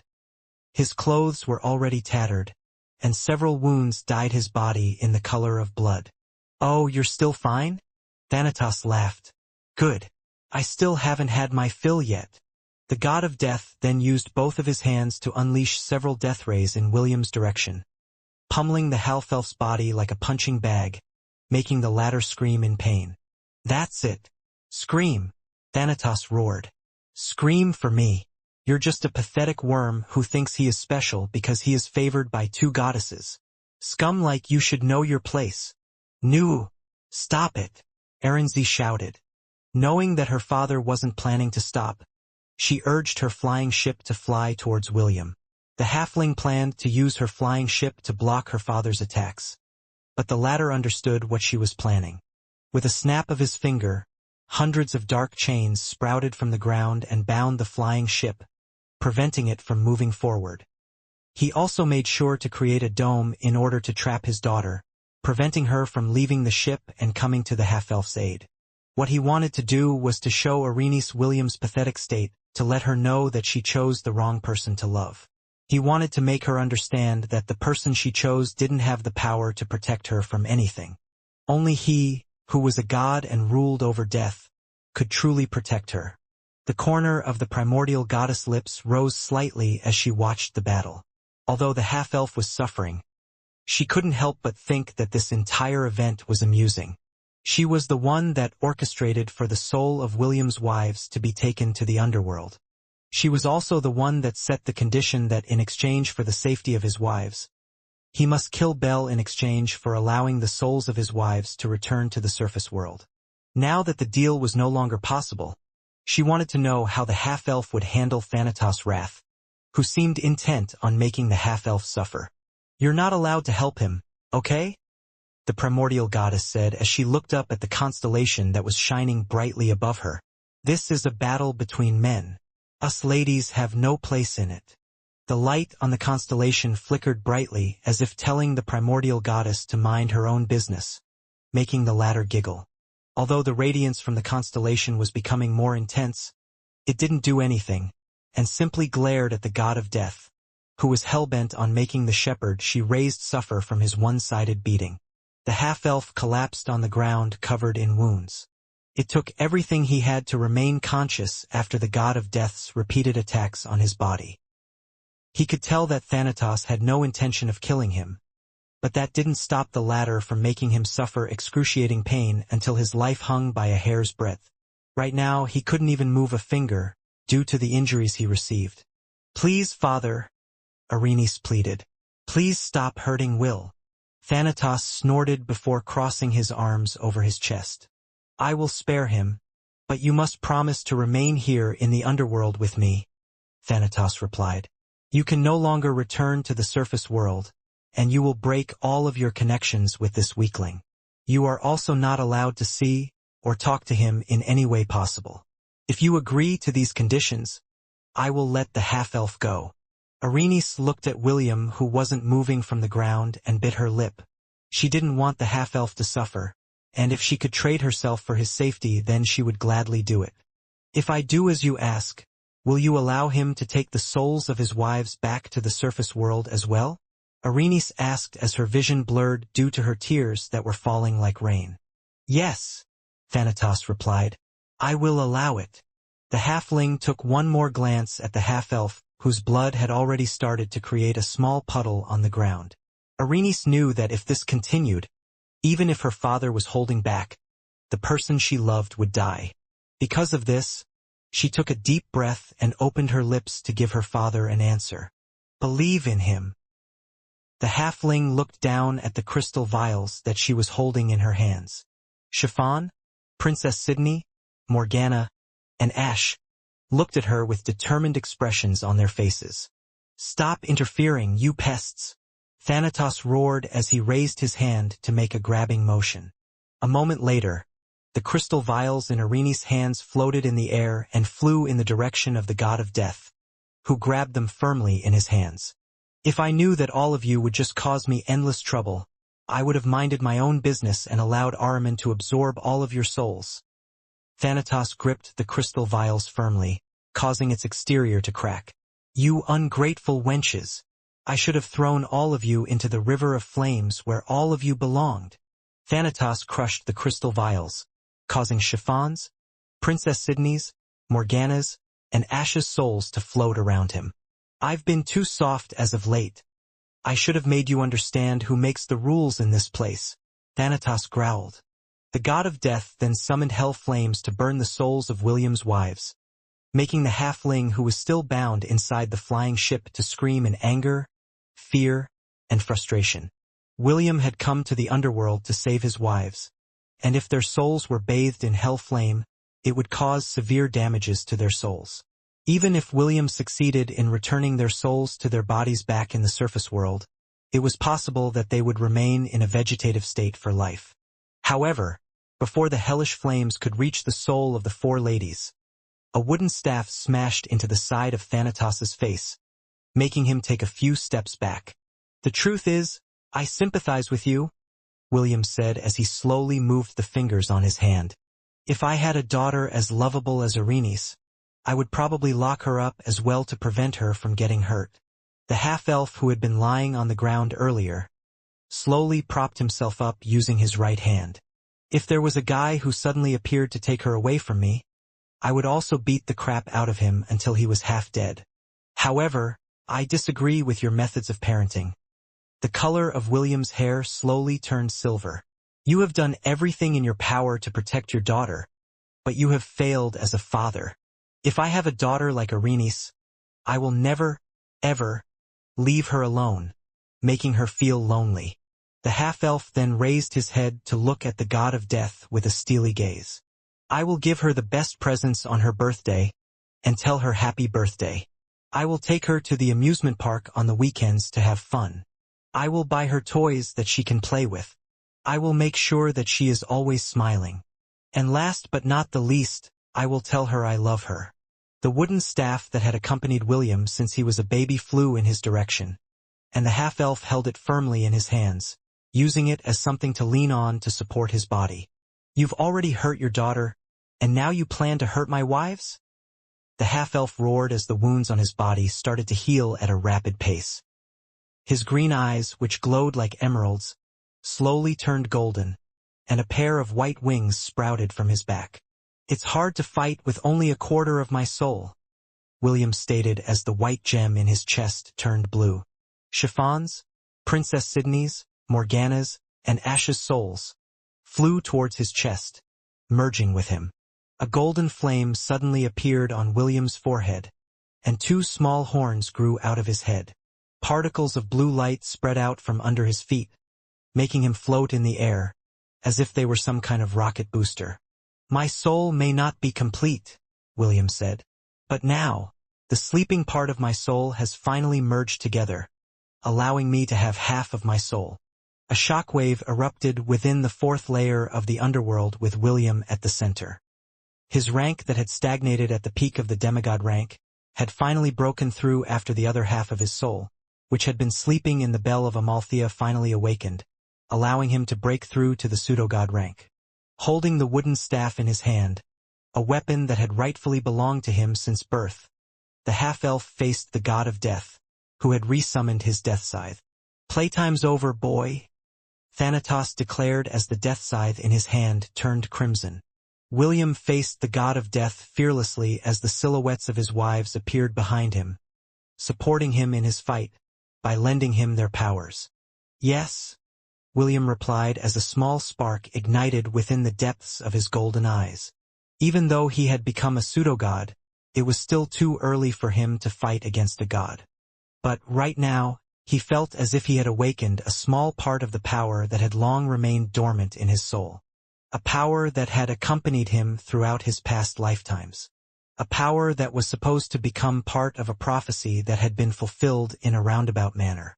Deep inside William's subconscious mind, Optimus felt himself shudder, half in excitement, and half in fear of the unknown potential that William was slowly, but surely, starting to awaken from its thousands of years of slumber. A few minutes before Thanatos descended on the fourth layer of the underworld, Callie, who had just left the fourth layer after meeting Erini's, suddenly found herself frozen in place. Suddenly, her entire vision was warped by a bright flash of light. When the light receded, she found herself face to face with the god of death, whose eyes had already started to blaze crimson. You have met Arenis, the god of death stated. Tell me, where did you see my daughter? It wasn't a question, but a direct order, making Callie's body shudder. All of the ferrymen of the underworld were personally chosen by the god of death. They had gained a unique privilege that others could only dream of in the underworld, which had allowed them to live a life of comfort. However, all of them were subject to the whims of the god of death. If Thanatos no longer had any need for them, they would be stripped off of their roles and tossed into the river of flames as punishment for breaking his trust. It was at that moment when Callie found herself choosing between the happiness of her best friend and her safety. Her teeth chattered due to fear and anxiety because she knew, with utmost certainty, that she couldn't lie to the god of death. Because of her current panicked state, she had temporarily lost her voice, which made Thanatos impatient. Without another word, the god of death placed his hand on Callie's head and forcefully extracted her memories. He had placed a spell on all of the ferrymen of the underworld that the moment they met Arenis, they would immediately be transported to his palace, where he could extract the information from their lips or their brains if they refused to cooperate. Half a minute later, the god of death tossed the body of the crippled ferryman to the floor before teleporting out of his palace to descend to the fourth layer of the underworld. Arenis, Callie said in a hoarse voice as she tried to prop herself up, but she no longer had the strength to do it. Arenis' best friend collapsed on the floor as tears streamed down the side of her face. Arenis, he is coming. After squeezing out those words from her lips, Callie lost consciousness. As much as she wanted to keep Arenis' location a secret, there was nothing she could do against the god of death who ruled the underworld and held their fates in his hands. Fourth layer of the underworld, Lust's abode. Arenis' flying ship, which had been shackled by countless dark chains, swayed in place as strong gusts of wind blew across the fourth layer of the underworld. William and Thanatos had exchanged several attacks with each other, with the half-elf always being blown away with each exchange. However, he always managed to regain his balance before Thanatos could follow up with his attack, which the half-elf would always dodge by a hair's breadth. Die! Thanatos unleashed countless death rays at the half-elf who was zigzagging across the sky, evading his attacks with the help of Optimus' high-speed calculations. Quickshot War Art's first form. William roared as he dodged the death rays that fell on him like rain. Railgun! A brilliant flash of light erupted from the tip of William's wooden staff, dispersing the death rays in front of it before speeding towards Thanatos, who blocked it with his death scythe. The god of death was pushed back by William's attack by a few meters before the power of the railgun disappeared. Quick Shot War Art, burst form, William shouted as he once again unleashed a powerful attack. Railgun burst. 3 railguns fired consecutively from the tip of William's staff, pushing the half-elf back due to its powerful recoil. Thanatos roared as he once again blocked the 3 railguns that were fired in his direction. However, due to the consecutive attacks, he was pushed over a dozen meters from where he stood, making him roar in anger. Enraged by the half-elf's futile attempts to keep him at bay, Thanatos disappeared from where he stood and reappeared in front of William, with his death scythe prepared to strike. However, instead of the half-elf, what he saw was Soleil, whose entire body shone as brilliantly as a star that was about to explode. Bloom in the battlefield, William roared. Fleur du Soleil Ars Nova. A powerful explosion, similar to a nuclear bomb, shook the entire fourth layer. William reappeared in front of Arenis' flying ship and created a barrier to protect it from harm. As if coming to a silent understanding, William and Thanatos had fought miles away from the chained flying ship to prevent it from being involved in their battle. However, after activating Soleil's Ars Nova, whose power was similar to a nuclear strike, the half-elf teleported in front of the flying ship and created a barrier, just in case the attack was strong enough to pose danger to the halfling, who was currently trapped inside it. William narrowed his eyes as he stared at the brilliant, mushroom-like explosion in the distance, which was the aftermath of Soleil's full-powered attack. A moment later, the mushroom was split apart from its center, showing the god of death, whose face was no longer hidden by the tattered hood of the cloak that he always wore. The god of death had long, platinum blonde hair that was held in place behind his back by what seemed to be a black ring, with a skull embedded at its center.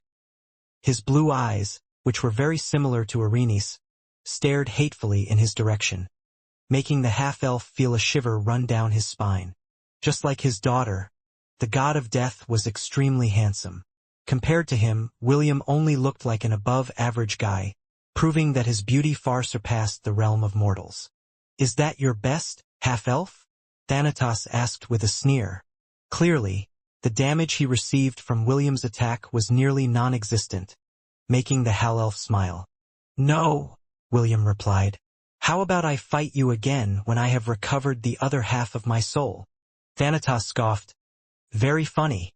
"Yeah, you don't have a sense of humor," William replied as he quickly thought of another way to fight against the god of death, who simply shrugged off Soleil's full-powered attack. In truth, the half-elf was also using this battle as a way to better understand what kind of attacks could hurt a god. Although his situation was not very optimistic, the half-elf wanted to gauge if any of his attacks could pose a significant threat to a god, which would be beneficial when the gods of destruction finally descended on the world of Hestia. Unknown to William, his fight with the god of death was being watched by several gods in the Temple of the 10,000 Gods. His patron god, Gavin, and those who had always supported the half-elf like Issei, Lily, David, and the rest of the gods who had a good impression of him, watched the battle with varying expressions on their faces. Some found this battle amusing, while others had started to bet with each other on who would win the battle. Surprisingly, all of them sided with Thanatos, making the bet void because no one wanted to bet on the half-elf, who was currently fighting a desperate battle against one of the strongest gods in existence. Selene watched this battle from the Elysian fields as she hummed a lullaby to her baby, who had just finished breastfeeding. Lyssa, the goddess of wrath, looked fondly at Selene's baby boy before shifting her gaze to the battle that was happening on the fourth layer of the underworld. "Aren't you worried?" Lyssa asked using telepathy as she glanced at Selene, who was still humming a song. Selene shook her head as she continued to hum her lullaby. "William might not win against Thanatos, but he wouldn't lose to him either," Selene replied. "Oh, you believe in him that much?" "Of course. I was the one who taught him how to fight, after all. Besides..." The beautiful elf caressed the side of her baby's face before shifting her gaze to the projection of the battle in front of her. "He knows that he is now a father," Selene stated. "He will not allow himself to kick the bucket before he can even hold his child." Lyssa smiled because she didn't know where Selene's blind confidence was coming from. However, for some reason she found herself agreeing with her, as she looked at the elf boy that was wrapped up in a light blanket. Selene's child was a full-blooded elf with one major distinction. He had red hair like his father, and purple eyes like his mother. After being born, Selene had given him a name, which she and William had both agreed upon if the child she gave birth to was a boy. Seal von Ainsworth. He was William's firstborn, and would become the elder brother of the kids that would be born after. Because of this, Selene vowed that she would raise her child properly, so that he would grow up to become a person who would pave the way for the next generation. "Your father is fighting right now, Seal," Selene muttered as she lovingly held her child.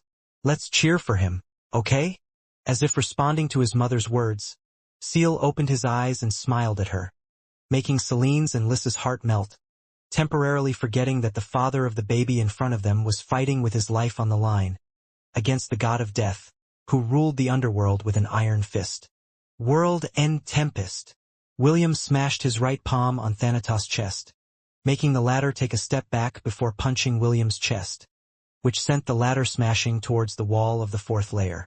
Even the power of Rule Breaker is not enough to deal damage to him, William thought as he wiped the blood away from the corner of his lips. "I need a stronger attack." The half-elf had already tried all of his attacks against Thanatos and none of them worked. Stormcaller and Soleil only managed to give him a slight bruise, which healed in a matter of seconds. His special attack, World-End Tempest, wasn't good either. At most, it only tickled Thanatos and made him take a step back due to the force behind the attack. What's next? William dodged frantically as the god of death once again unleashed several death rays. Only this time, The death rays were as big as an electric pole, disintegrating everything that it touched. William had repeatedly tried to call out to the wooden staff in his hands, but it was to no avail.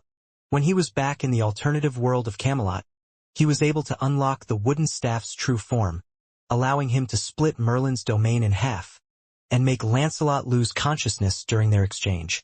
The half-elf believed that if he could use that attack again, he would be able to deal significant damage to the god of death, making the latter feel a world of pain. Unfortunately, the wooden staff remained dormant no matter what kind of method he tried.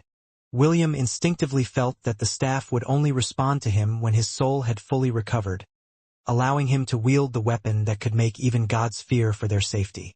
"I guess you're not ready yet," a voice spoke inside William's mind, making the half-elf frown.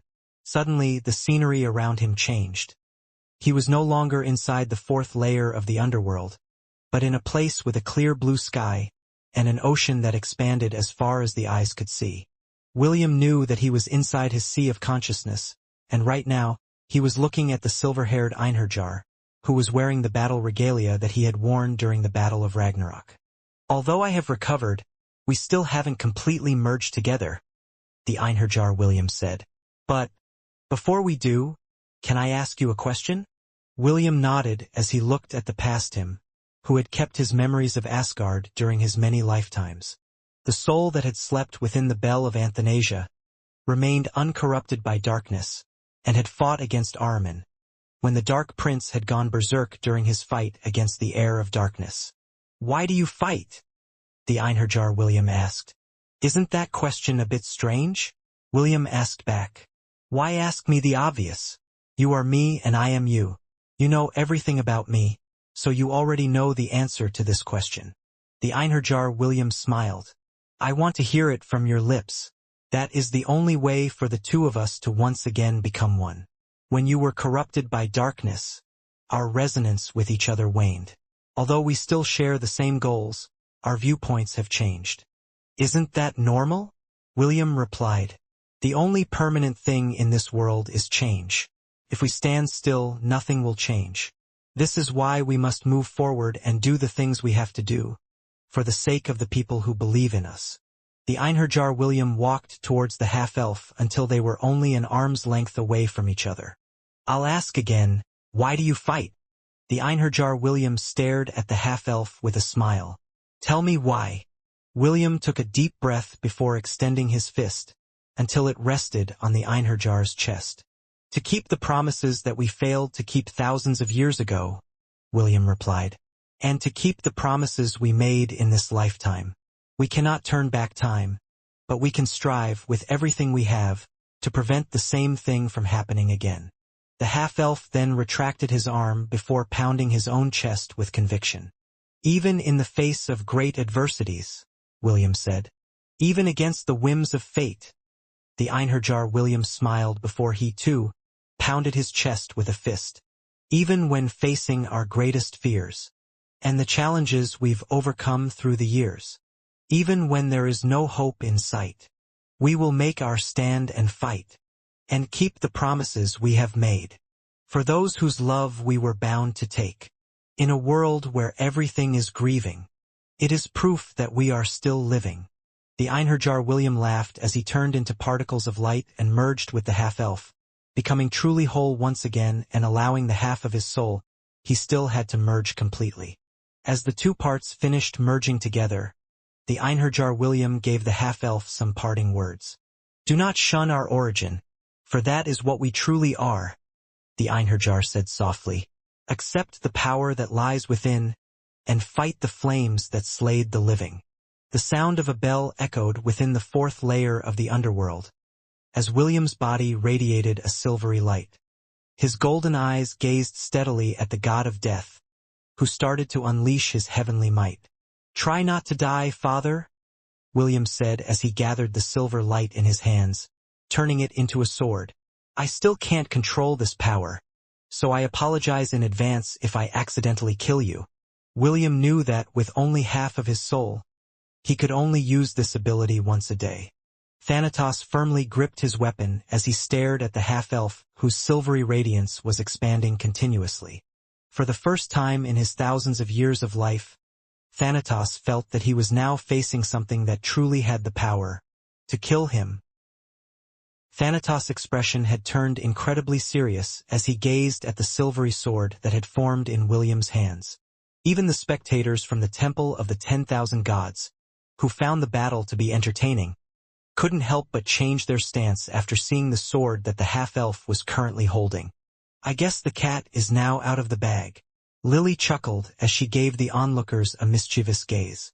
Issei and David nodded their heads because this was the secret that the gods that were close to William had kept to this day.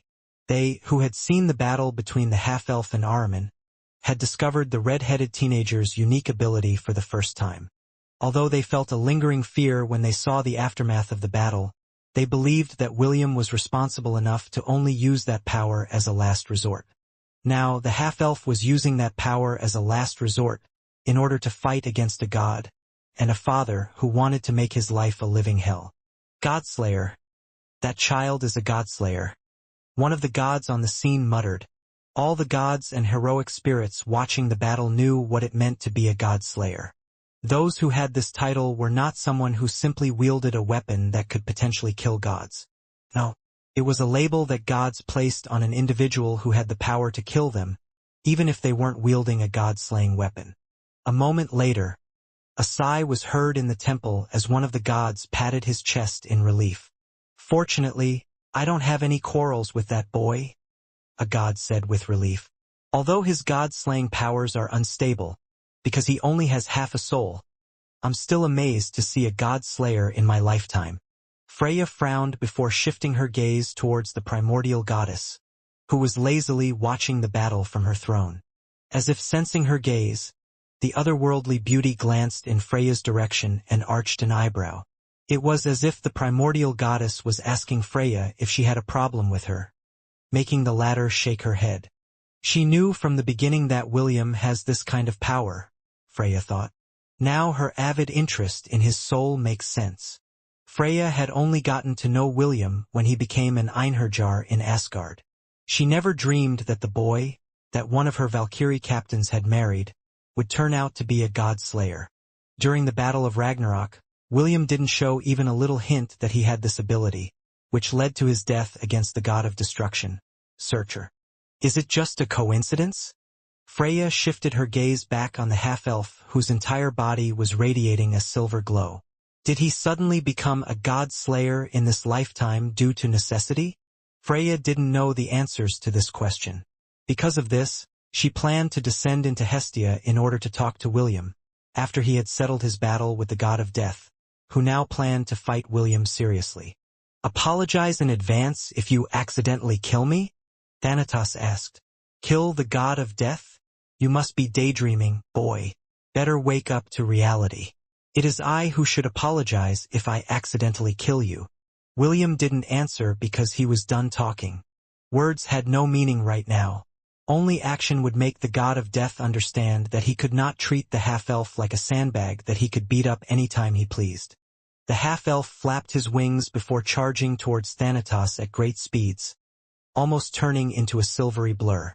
A moment later, the sound of weapons colliding against each other reverberated throughout the fourth layer of hell, making cracks appear in their surroundings.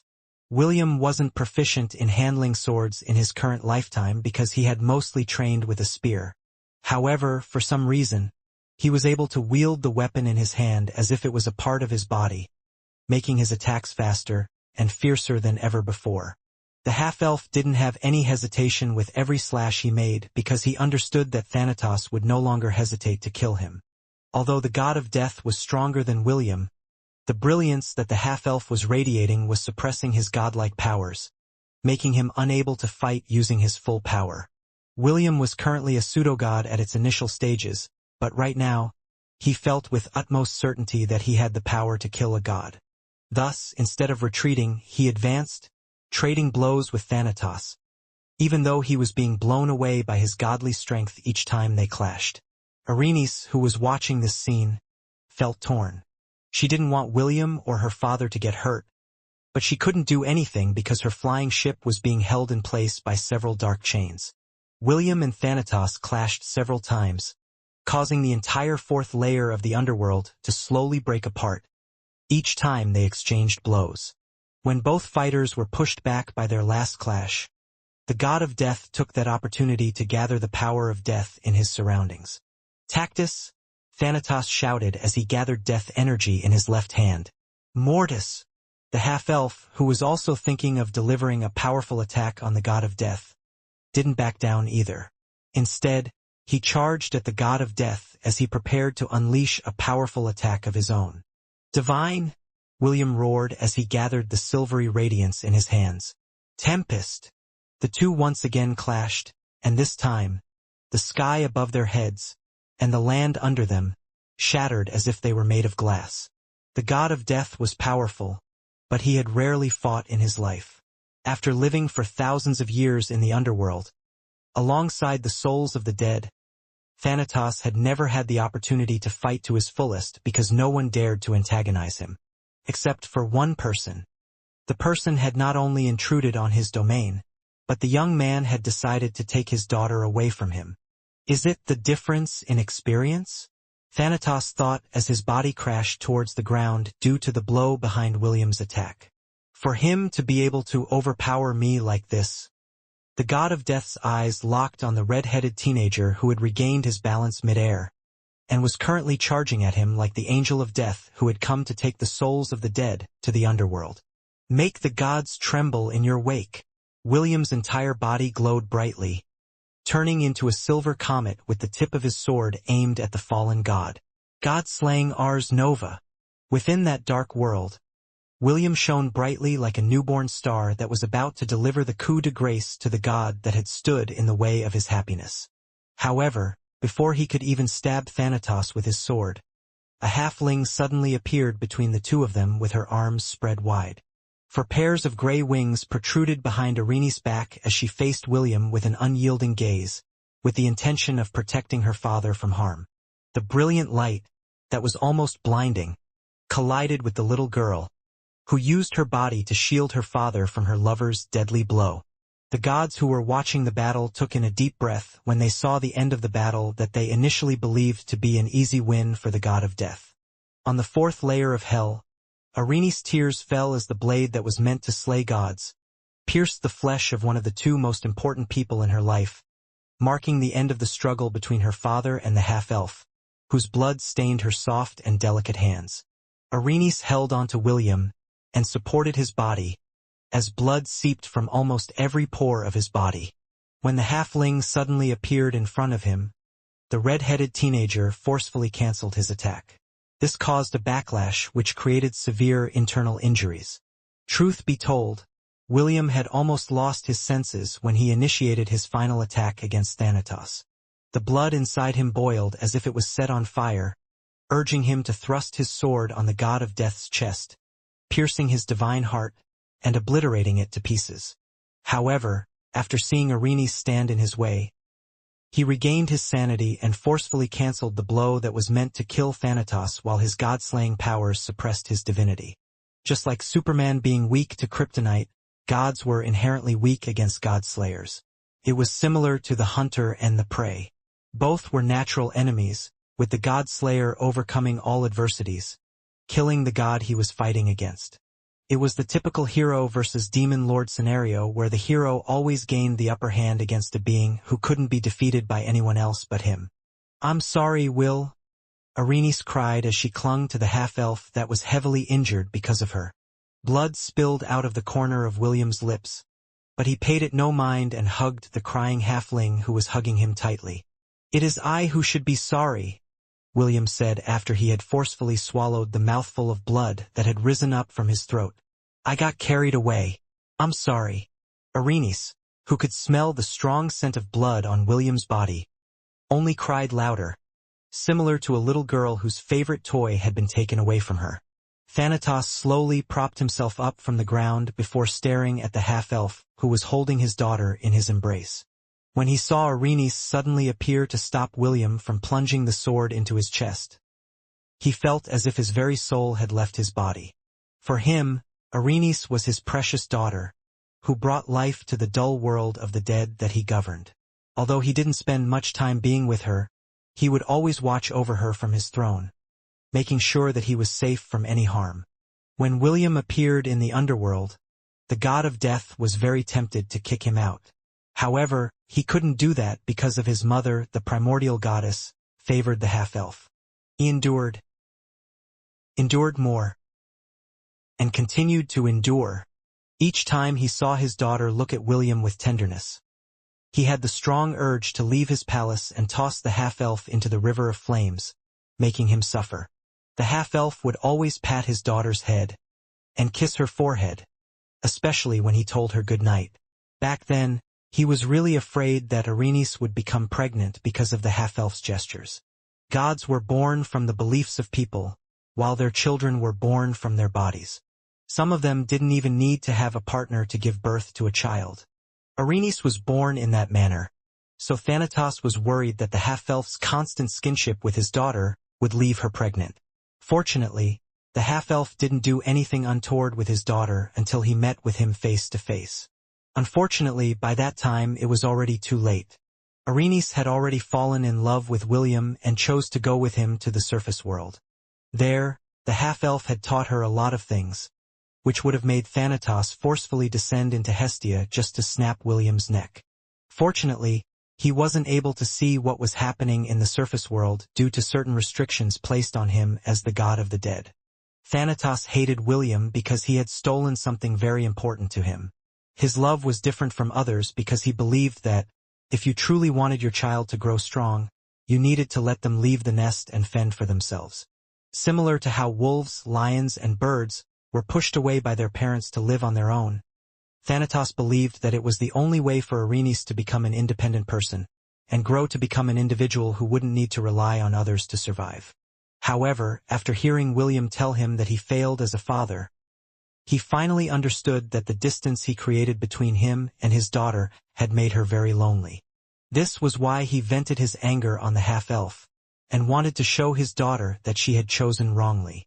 He wanted to prove to her that the one she chose to fall in love with didn't have the strength to protect her. But, in the end, it wasn't Thanatos that protected Arenice. It was the other way around. Despite the dangers, his daughter came to his rescue and used her small and frail body to stand in front of the sword that was meant to take his life. "You've grown strong, Arenice," Thanatos thought as he looked at his crying daughter, whose dress and body were now stained with the half-elf's blood. Even though he didn't want to admit it, Thanatos had to face reality. The half-elf he had looked down upon had become an existence that threatened beings such as him, who stood above mortals and wielded great powers and could make the entire world tremble if they wished for it. 2 hours later, Arenice finished wrapping William's body with bandages, which almost made the half-elf look like a mummy. Even so, she didn't find the situation funny because she knew that the reason why her lover suffered so much was because of her. "I think it's about time I have a proper talk with my father," Arenice said. "Do you need me to accompany you?" William asked as he stared at Arenice's blue eyes that closely resembled Thanatos' own eyes. "No. I want to talk to him alone. Are you sure?" Arenice nodded. William could see the determination in her eyes, so he no longer insisted on accompanying her. The Arenice of the past would cower whenever her father was around, but now, there was strength in her gaze, which assured the half-elf that everything was going to be all right. The halfling left the half-elf inside her cabin before flying towards her father, who was busy repairing the 4th layer of the underworld that was on the brink of total collapse. "Father, we need to talk," Arenice said as she landed behind Thanatos. The god of death turned around to look at his daughter, whose eyes were no longer filled with fear, as she looked at him with a steady gaze. "Are you leaving again?" Thanatos asked. He knew that this wasn't the reason why Arenice wanted to talk to him. The god of death knew that Arenice would accompany the half-elf back to the surface world, so this question was useless. Even so, he still asked, not because he knew the answer to it, but because he wanted to hear the answer from Arenice's own lips, so she could make her stance clear to him. "Yes," Arenice replied. "I will go with him.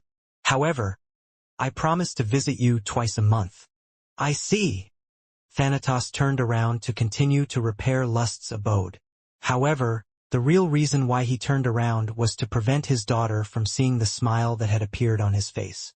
He thought that Arenice would leave him for good, but after hearing that she would visit him twice a month, he felt a happiness that he had not felt for a very long time. In order to hide his current mood from his daughter, he decided to ask her why she came to talk to him.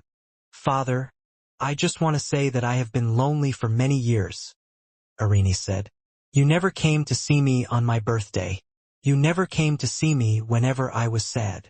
Tears once again streamed down Arenice's face as the pent-up sadness she had endured over the years burst forth like a raging river. The halfling told her father all of the things that she had felt throughout the years that she hadn't been able to see him, and the things that she had wished had happened over the past few years of her life. Thanatos didn't make any comments, nor did he stop Arenice from pouring out her resentment to him. Only when the halfling was too sad to talk, that only sobs escaped his lips, did the god of death turn around and wrap his daughter in a loving embrace that had been long overdue.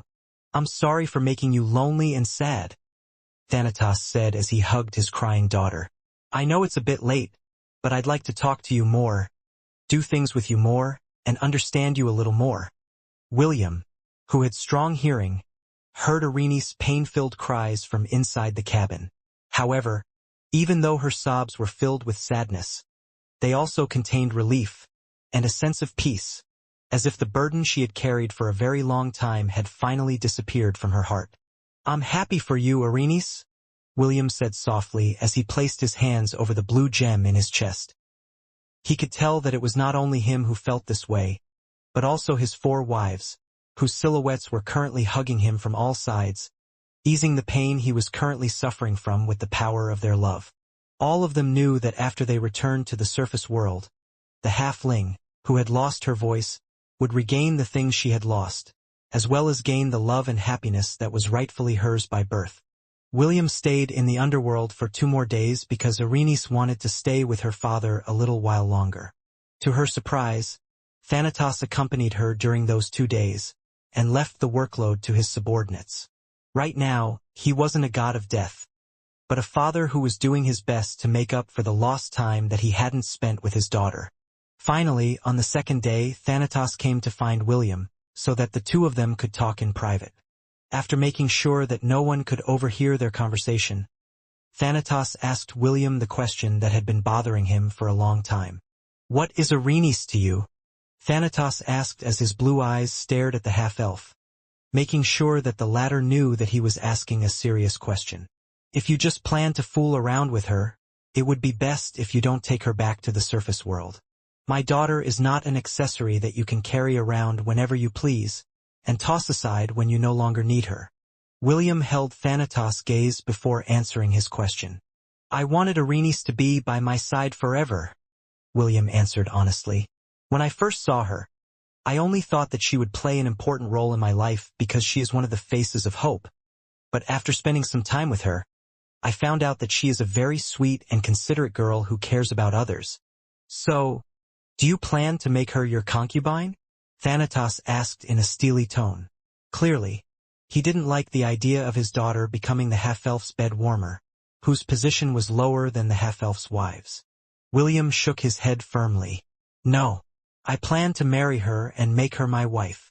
Thanatos' piercing gaze never left William's face, looking for any sign of falsehood in his answer. However, after a few minutes, the god of death only snorted, which meant that he couldn't find any lies in the half-elf words. "Remember this, half-elf," Thanatos said as he looked down on the red-headed teenager who was going to take her daughter away from him for a second time. "Arenice is my only child. If you make her cry, I will descend to Hestia and kill you. Do you understand?" William nodded. He didn't plan to convince the god of death with words, but with his actions. Half an hour later, the half-elf returned to the flying ship to find an anxious Arenice, who hugged him the moment he stepped on the deck of her ship. "Did my father say anything harsh?" Arenice asked. "Did he hurt you?" William smiled as he patted the anxious halfling's head. "No, we just talked," William replied. "Talk between men." Arenice breathed a sigh of relief knowing that the one she loved and her father were no longer at odds with each other.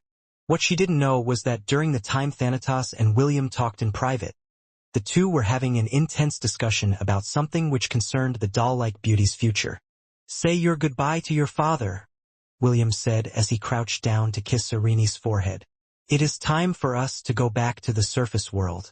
It will be a while before you see him again, so say your goodbye properly." Irene nodded. "On."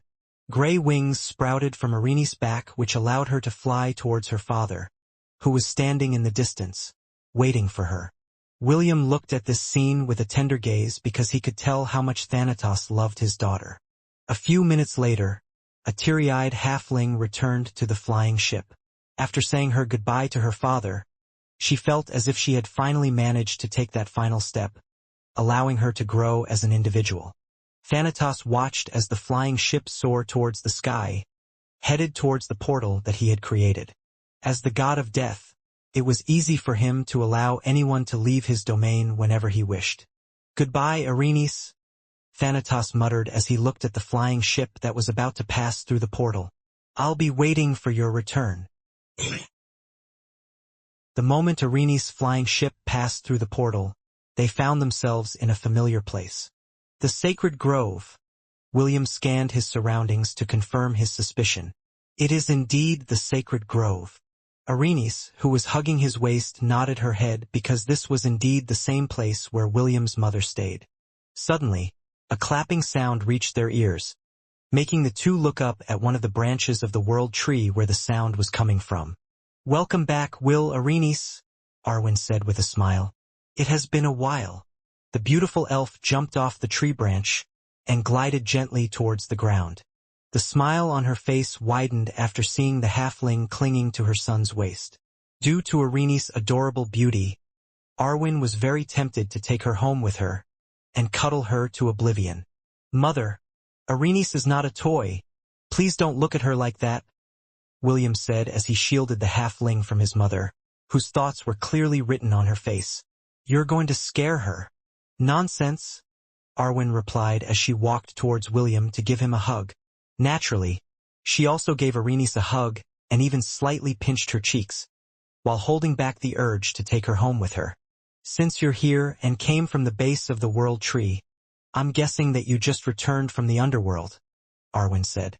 "Did you succeed in recovering the souls of my daughters-in-law?" William nodded his head. "Yes, mother. I brought them back with me." Arwen had long wanted to talk to the ladies that had married her son. He wanted to spend some time with them and subtly encourage them to give birth to William's babies, so that she could hug her grandchildren sooner rather than later. Living in the sacred grove could be quite lonely at times, and if not for the fact that Skyla, the white crane, was keeping her company, she might have not been able to bear the loneliness of her duty. Her husband had once again fallen into a hibernation state, so she was unable to talk to him. Because of this, she spent most of her days going to the Spring of Life, trying to coax Astia to talk to her, whom the latter ignored completely. "You did well, Will," Arwen sighed in her heart. "I can finally hold my grandchildren." William, who heard Arwen's words, couldn't help but smile because his mother didn't know that Selene had already given birth to his child. After talking to Thanatos, the god of death confirmed that Selene had already given birth. However, he told the half-elf that the goddess, Lissa, wanted to let the child stay in the Elysian fields for a few more days before they returned to the world of Hestia. Selene's patron goddess didn't say why the mother and child couldn't go with him back to the surface world. But since the goddess had once descended to help him fight against Armin, the half-elf decided to just wait for a few more days for Selene's arrival. But before leaving the underworld, William asked Thanatos to pass a message to Selene, which made the god of death arch an eyebrow. Since it was part of the things that the red-headed teenager and him had talked about, the god of death agreed to pass the message. "Irenes, I'll go and see them first," William said as he crouched down to look the halfling in the eye. "Stay with mother for a while, but if she does anything weird, don't hesitate to escape and lock yourself inside your cabin. Okay?" Irenes smiled and nodded her head. "I understand." Arwen, who heard William's rude words, crossed her arms over her chest and pouted. Seeing that his mother got the message, the half-elf took his leave and headed down the path that would take him to the Spring of Life. with the soul of his wives stored within the gem on his chest. The red-headed teenager's steps quickened, as if he couldn't wait to arrive at his destination. A few minutes later, the half-elf waded towards the spring, to return the souls of his wives to their rightful bodies. However, before he could do that, several strands of hair rose up from the water and wrapped itself around his body, preventing him from moving. A moment later, he was dragged underwater until he came face to face with the beautiful elf, whose hands wrapped around the back of his head, pulling him into a long and passionate kiss, making the half-elf sense Acedia's overflowing feelings for him. For a brief moment, William blanked out because he didn't expect Acedia to take the initiative to give him a passionate kiss. Although they had kissed a few times in the past, the kiss she was giving him now contained a strong desire that she rarely showed him, making the half-elf momentarily forget why he had come to the spring of life. A few minutes later, their kiss ended, but it seemed that Acedia still wanted to kiss William because she kept on pecking his lips, as if to tease him. The half-elf smiled and used water magic to allow himself to move his body under the water. Since the lazy elf seemed to have missed him so much, after not seeing him for several months, he decided to pamper her a bit and started to peck her lips as well. Soon, the pecking turned into a long kiss, then into a passionate one. The hair that was wrapped around William's body loosened, allowing the half-elf to move his hands, which he used to wrap around Acedia's body, holding her in place so that he could continue to kiss her. Finally, after several minutes, their lips parted and the two looked at each other. "I love you," William said before planting a kiss on her forehead. "After today, you will start living with me. Okay?" A smile then appeared on the beautiful elf's face as she nodded her head. "I love you too, Will," Acedia said softly. "Always have. Always will." The half-elf felt touched because of her words, so he hugged her tightly, not wanting to let go. They stayed in that position for a few minutes before William reluctantly pulled back. Acedia nodded her head in understanding and made a gesture for her beloved to do what he had come to the spring of life to do. William gave Acedia a brief nod of acknowledgement before picking up Chiffon's body, which was by the beautiful elf's side. She had been using Chiffon's body as her personal hug pillow ever since the half-elf had placed the pink-haired dwarf's body inside her territory. Acedia liked to hug Chiffon in her sleep because her body was soft, small, and felt good to the touch. William gently supported the back of his wife's head with his hand before giving the pink-haired girl a kiss on the lips. As if waiting for that moment, the gem on William's chest glowed faintly. After the crystal vials were destroyed, the half-elf had no choice but to store the souls of his wives inside his sea of consciousness to keep them safe. In short, the half-elf returned Chiffon's soul to her body with a kiss, allowing her to once again take full control of her vessel, which had been nourished and strengthened by the spring of life. The pink-haired dwarf's body started to glow as her soul slowly, but surely, merged with the body that rightfully belonged to her. William watched with bated breath as Chiffon opened her lips to take in a breath of air. Even though they were underwater, the spring of life provided them with oxygen, allowing them to breathe without any problems. Then it happened. William's wife slowly opened her eyes and looked at him with a faint smile on her face. "I'm back," Chiffon said. "Thank you, Will." The half-elf hugged Chiffon and kissed her forehead. In truth, he was feeling a bit worried that the method he chose wouldn't work. Now that he succeeded in returning the soul of one of his wives to her body, the weight that seemed to hang in his heart finally disappeared, allowing him to breathe easier. Soon, Princess Sydney and Ash opened their eyes as well. Although they had been successfully revived, they still couldn't move their bodies properly. But that was fine. They knew that it would take some time for them to adapt to being returned to their renewed bodies. After spending several months in the underworld, the three ladies were finally able to return to the surface world, where their beloved had worked hard while he waited for the time of their revival. 2 hours later, William returned to the sacred grove, carrying Acedia in his arms in a princess carry. He planned to take the lazy elf with him, so she would always be by his side. Princess Sydney's, Ash's, and Chiffon's movements were still a bit stiff, but they no longer had any problems with walking on their own feet. "Won't you stay for a bit longer?" Arwen asked while holding Erenice in her arms. Even a day will be good. William was tempted to agree to her mother's request. But in the end, he firmly shook his head. After talking with Thanatos in the underworld, he understood what he needed to do right now, and he could not wait even a single day in order to put his plan into action. "I'm sorry, Mother. We can't stay," William said. A disappointed expression briefly appeared on Arwen's face, but it soon disappeared after she forced herself to smile. "I'm sorry for being selfish," Arwen said. "I know that you have a lot of responsibilities, so forget what I said earlier." William knew that his mother was feeling down, so he decided to share some good news with her, which made the beautiful elf's eyes widen in shock. "Is this true?" Arwen asked. William nodded. "It is true. Also, I have more good news for you, Mother." Arwen narrowed her gaze as she focused all her attention on William. She was afraid that if she blinked, she would be unable to hear the good news that he was about to tell her. The moment the half-elf shared the good news with his mother, Aestia, Princess Sydney, Ash, Chiffon, and Erenice looked at him in surprise. "Wonderful!" Arwen happily clapped her hands and rested her hands on William's shoulder. "What are you waiting for? Go. Make sure to prepare everything as soon as possible. I will definitely attend no matter what." William nodded his head in understanding because he knew that his mother would react this way because of the good news that he shared with her. A moment later, a beam of light descended from the sky as the Bifrost Bridge took the half-elf and his wives to the floor of Asgard, where his subordinates were waiting for his return. Floor of Asgard. "What did you say?" Nisha exclaimed as she gazed at the half-elf who was still carrying Aestia in his arms. "Your Majesty, are you sure about this?" "Yes," William replied. "Nisha, I know that you are already busy. It doesn't have to be grand. I just want to keep the promises that I made long ago." But this is too sudden," Nisha commented. "Are you really sure you want this done?" The red-headed teenager nodded as he glanced around the ladies that had gathered to welcome him back to the floor of Asgard. "Make the preparations," William ordered. "A month from now, I am getting married.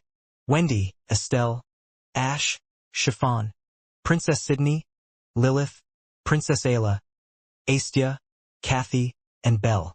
These were the 10 ladies that he planned to marry, even though he had already married some of them in the past. When he married Wendy and Ash, it was in the temple where he had taken the trial of courage alongside Estelle. He married Chiffon on the 51st floor of the Tower of Babylon in order to save her from the guardian who wanted to eat her heart in order to gain her divinity. The beautiful succubus princess, Sydney, was someone he married in a grand wedding in the Creator Empire. Lilith had become his fiancée after he returned from the Deadlands. He had wanted to marry her, but things were too hectic back then, preventing him from doing so. As for Princess Ayla, after regaining his memories of her, the half-elf decided to right the past wrongs and wed her. The lazy elf, Aestia, had been with him until the bitter end, during his last struggle in Asgard. He had promised to meet her again in the past, but this promise was broken after he died in Midgard and lost his memories in Asgard. As for Kathy, she was his self-proclaimed 9th wife. Among the 7 women who completed her form, 4 were William's lovers, including Erenice. Vesta, Priscilla, Amelia, and Pearl were the only ones who had kept their distance with him, but he was fine with that. Kathy once told him using telepathy that none of the 4 girls dislike him. Even though Pearl originally resented him from brainwashing her sister, the elf had already come to terms with the fact that she couldn't rewind the past. Also, while William was away, she and her sister, Charmaine, had a heart-to-heart talk, allowing her to finally let go of the grudges she felt for him. Of course, Kathy admitted that it was also due to the fact that she always made William drink her blood whenever they were merged together. This made the 4 girls experience a pleasure that made them yearn for his touch. The half-elf felt a bit conflicted about this discovery, but Kathy assured him that it was already a done deal. She even insisted that the 7 girls, who completed her form, only needed William's determination to woo them. Because of this, the half-elf planned to use the month-long gap between now and his wedding to form a closer relationship with Pearl, Vesta, Priscilla, and Amelia. Lastly, there was Belle, the one he loved back on Earth, and married with the blessings of her parents. The half-elf had many other lovers, and he intended to marry them all. However, for now, he planned to marry the ladies who had stuck with him throughout his past and present lifetimes, in order to make them understand how much he truly loved them. Although everyone was shocked by his declaration, Nisha still decided to push through with it after making William promise him that she would be among the next batch of wives that he married. The half-elf agreed with her condition, which made his steward more motivated to prepare a grand wedding that would make the half-elf the envy of all of the men in the world. After the initial uproar of William's declaration to get married passed, the preparations for the grandest wedding in Hestia were underway. Nisha spared no efforts to ensure that the half-elf's wedding would be a complete success. Although she was envious and jealous of his wives, the steward of the Ainsworth Empire endured because of William's promise to marry her as well after a year. The veiled beauty knew that when it was time for her wedding, she wouldn't be able to emulate the scale of the wedding preparations that she was juggling right now. However, she was fine with that. Now that the end of the world was just around the corner, the most important thing was that all the loose ends would be dealt with, so that they could focus all of their attention to the battle that would decide the fate of Hestia. Days passed. Weeks passed. Finally, only a week remained before the half-elf and his wives would become the center of everyone's attention. The sovereigns of various nations went out of their way to find the best gifts that they could find. Although some were still unwilling to admit it, the fact remained that William was the most influential person in the North, South, East, West, and Central continents. There was simply no one else who could take his place, so regardless of what they thought about him, they made sure that they would not come empty-handed to the wedding that would be talked about for years to come. Thousand Beast Domain. Do you know where William is? Vesta asked Charmaine as soon as she found the half-elf's personal maid inside the villa. Priscilla and I have been looking for him for the last hour or so. Charmaine shook her head. Sorry, I don't know where Master is. Priscilla, who was standing beside Vesta, sighed. Forget it. He must be very busy in preparation for the wedding. Let's just look for him later.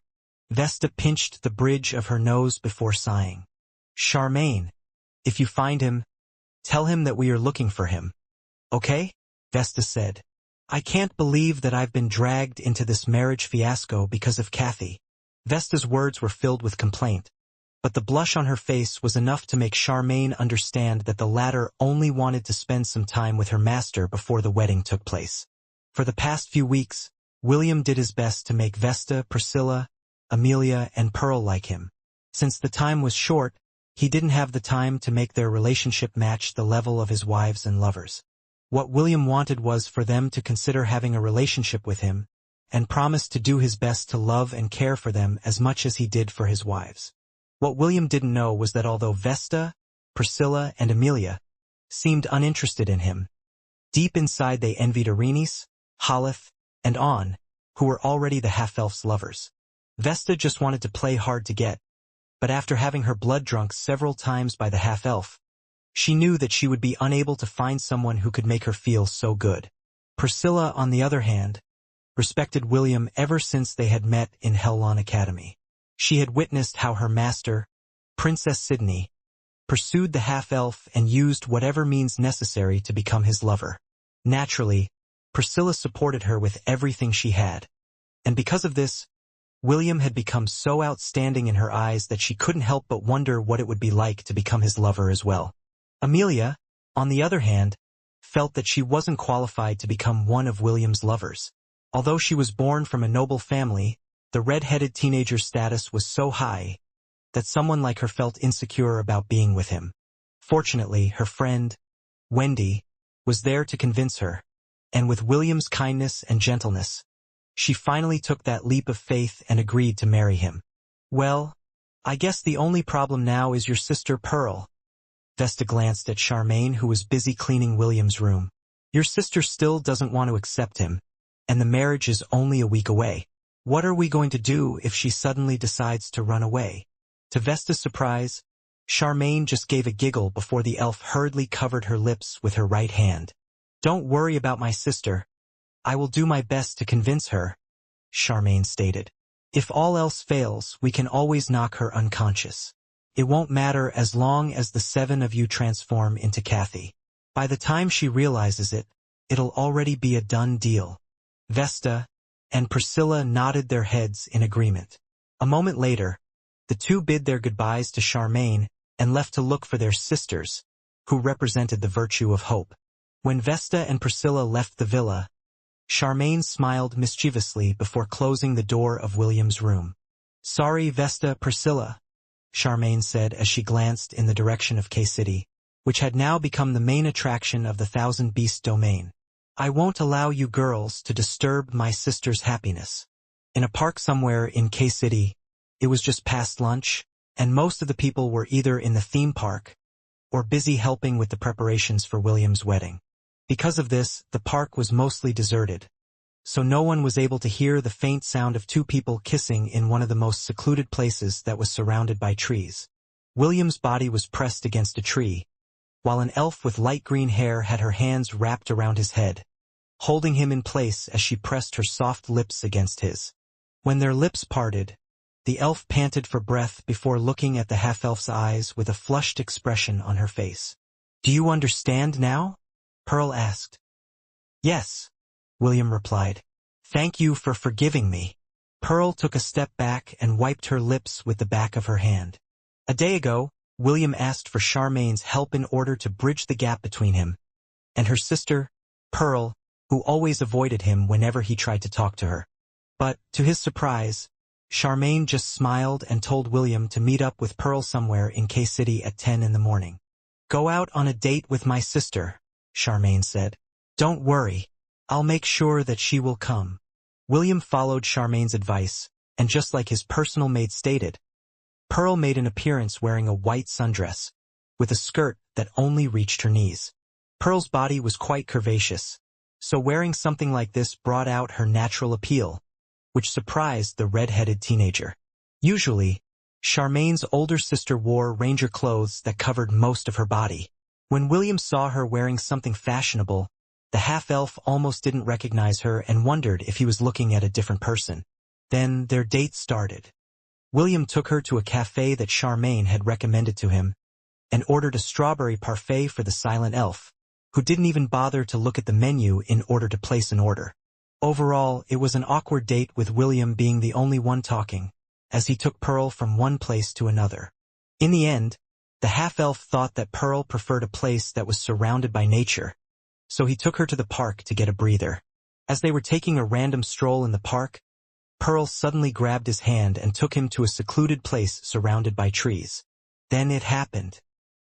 Pearl pinned the half-elf's body to a tree using her body, and stared straight into his eyes. "I've been thinking a lot these past few days," Pearl said.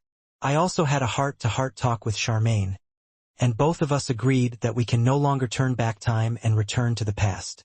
The attack on the southern continent, my sister getting brainwashed, we can't go back to that time and set things right."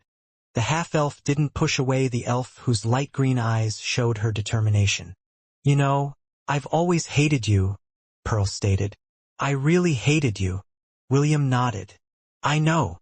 However, the more I've come to know about you, the more I feel that you weren't the one at fault for what happened to my sister," Pearl continued. "However, I didn't want to accept it. I refused to accept it. This is why I always told myself that I should hate you. I always told myself that if my anger disappeared, I would lose my reason to be around you. But no matter how many excuses I made to myself, no matter how much I tried to find reasons to hate you, it all led back to the fact that the one who started the war was not you. However, since that was the case, who should I hate? I don't want to admit that I had misplaced my anger on you, so I continued to hate you. Even now, I find myself trying to convince myself to hate you still." Pearl started to pound William's chest with her closed fist, but it lacked the strength to actually hurt him. In the end, Pearl buried her face in the half-elf's chest in order to hide her embarrassment and the tears of frustration that she was holding back. William couldn't help but breathe a sigh of relief because he finally understood that Pearl no longer hated him.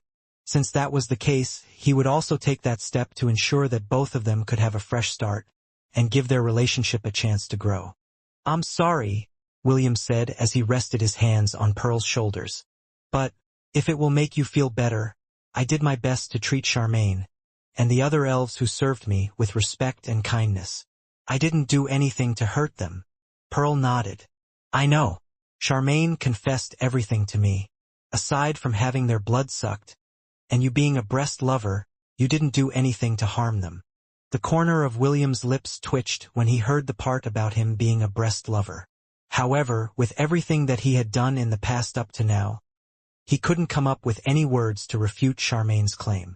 Since that was the case, he made a vow that later tonight, he would punish Charmaine in bed, and make her understand that she shouldn't share the embarrassing things about him to other people, especially her sister. Pearl talked about other things and William simply listened. In the end, it was Pearl who took the initiative to kiss him, taking him by surprise. Let's start over, Pearl said before turning around. Is what I'd like to say, but I will be marrying you in a roundabout manner a week from now. The elf turned around because she didn't want to let William see her current expression. However, even though the half-elf couldn't see her face, he could see how red her ears were, making him feel relieved. Out of the 7 ladies that merged together to make Kathy manifest, Pearl was the one who had been going out of her way to avoid him. Now that they had finally had a proper talk, he felt that the wall that stood before them had finally crumbled, allowing him to see her for who she really was. A caring and kind older sister, who truly loved her little sister Charmaine.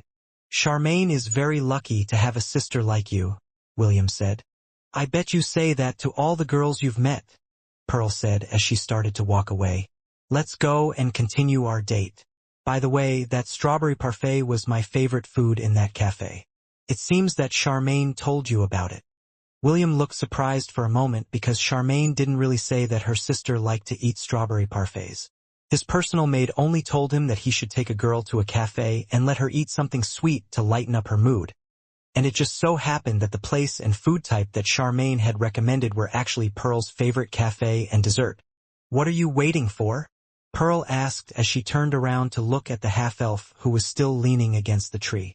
Do you not want to continue this date? William smiled before walking toward the elf whom he found cute with every passing minute. Let's go, William said. But, before that, the half-elf reached out to hold Pearl's hand, and intertwined his finger with hers.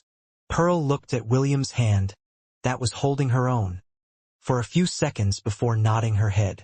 She, too, locked her fingers with his, holding onto him firmly, making the smile on the half-elf's face widen a bit. Soon, the two of them walked together while holding hands, and spent the day in each other's company, enjoying every minute of it.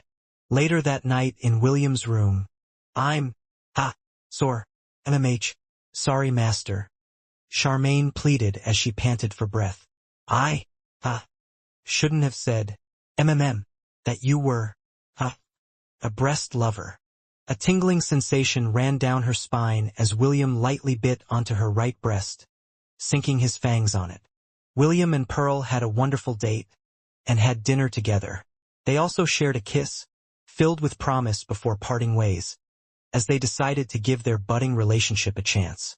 What Pearl didn't know was that as soon as William returned to the Thousand Beast domain, he immediately called for Charmaine to visit him in his room.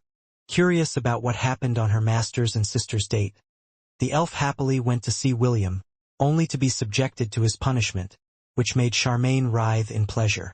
An hour later, the elf rested her head on William's chest as she enjoyed the afterglow of their love-making. Thank you, Charmaine, William said. You helped me a lot today. Charmaine shook her head as she wrapped her hand around William's waist. It is I who should thank you, master. My sister has been looking for an opportunity to have a proper talk with you, and apologize. It just so happened that both of you decided to ask for my advice at the same time. So I thought that if the two of you went out on a date, things would get cleared up eventually. But you shouldn't tell people that I'm a breast lover. They will have a bad impression of me. Understood, master. I will no longer tell anyone about it. William smiled because he knew that Charmaine had already learned her lesson. With only a few days left before the grand wedding started, he was able to finally make peace with Pearl. Truth be told, this matter had been weighing on his mind a lot as of late. He didn't want to force anyone to marry him, and he knew that Kathy wouldn't declare with confidence that she would be his ninth wife, if she didn't have any evidence to back her claim. Although his relationship with Pearl was just at the starting point, it was enough. He would work hard to get her to accept him for who he was, and he would accept everything about her in return. The important thing was that both of them were now moving forward towards a future that was worth fighting for. Now that he had finally gained the acceptance of all the ladies who represented the virtue of hope, he was able to breathe easy that, on the day of their wedding, he would be able to embrace all of the ladies who would be part of his life forever. One day before William's wedding, the half-elf sighed because he had been banned from seeing his wives before their big day. The brides were busy finishing up the last-minute additions to their wedding dresses, and they didn't want the half-elf to see what they looked like while they were wearing them. Because of this, William busied himself with working alongside Nisha in order to ensure that everything was ready when morning came. He had heightened the security of the Ainsworth Empire, and positioned the pseudo-gods as well as the demigods in key locations around the venue, in order to ensure that no one would dare to mess around on his special day. William silently vowed that if someone was stupid enough to attempt to ruin his marriage, he would make them regret being born in the world. So far, the number of guests has exceeded our expectations, Nisha commented. All the inns in the empire are filled to the brim with the guests that have come from all over the world. Because of this, we allowed them to temporarily stay on the floor of Asgard, as well as the other floors that are under your control in the Tower of Babylon, Your Majesty. Good, William replied. Thank you, Nisha. I'm also sorry for being selfish. The veiled lady hung onto William's arm as they walked the palace grounds to oversee the wedding preparations. I think this is good as well, Nisha commented. Everyone has been feeling tense because of the upcoming war. This celebration will help ease that tension and give them a reprieve for the hard days ahead. No one knows what the future will hold, so we must enjoy this fleeting moment of happiness, no matter how short or brief it will be. William smiled because Nisha had a way of telling him things from her own perspective. Among his lovers, Nisha was someone that he had been wary of in the past. However, after having a heart-to-heart talk with the primordial goddess, all those worries disappeared. The primordial goddess told William that, although Nisha was her avatar, she had a life of her own. She was free to like whoever she wanted and support whoever she deemed was worthy of her expertise. Of course, the primordial goddess also admitted that since Nisha was her avatar, Nisha would also have an interest in the person that she was interested in, which was none other than William. Well, we can talk things out more in the future, William thought as he continued his patrol around the palace with Nisha. Several hours later, both of them were quite satisfied that everything was in order. Before they parted, the veiled beauty dragged William to her office to ask for her reward for doing such a good job. Naturally, the half-elf was more than happy to oblige, and the two spent an hour together before William returned to the Thousand Beasts domain to rest. At least, that was his original intention. Tomorrow is your big day. Why don't you have a drink with us? Lyra asked as soon as she saw William return to the villa. I have studied how to mix cocktails as of late, and I want you to taste them. Ephemera, Shauna, and Melody all clung to William, preventing him from escaping their grasp.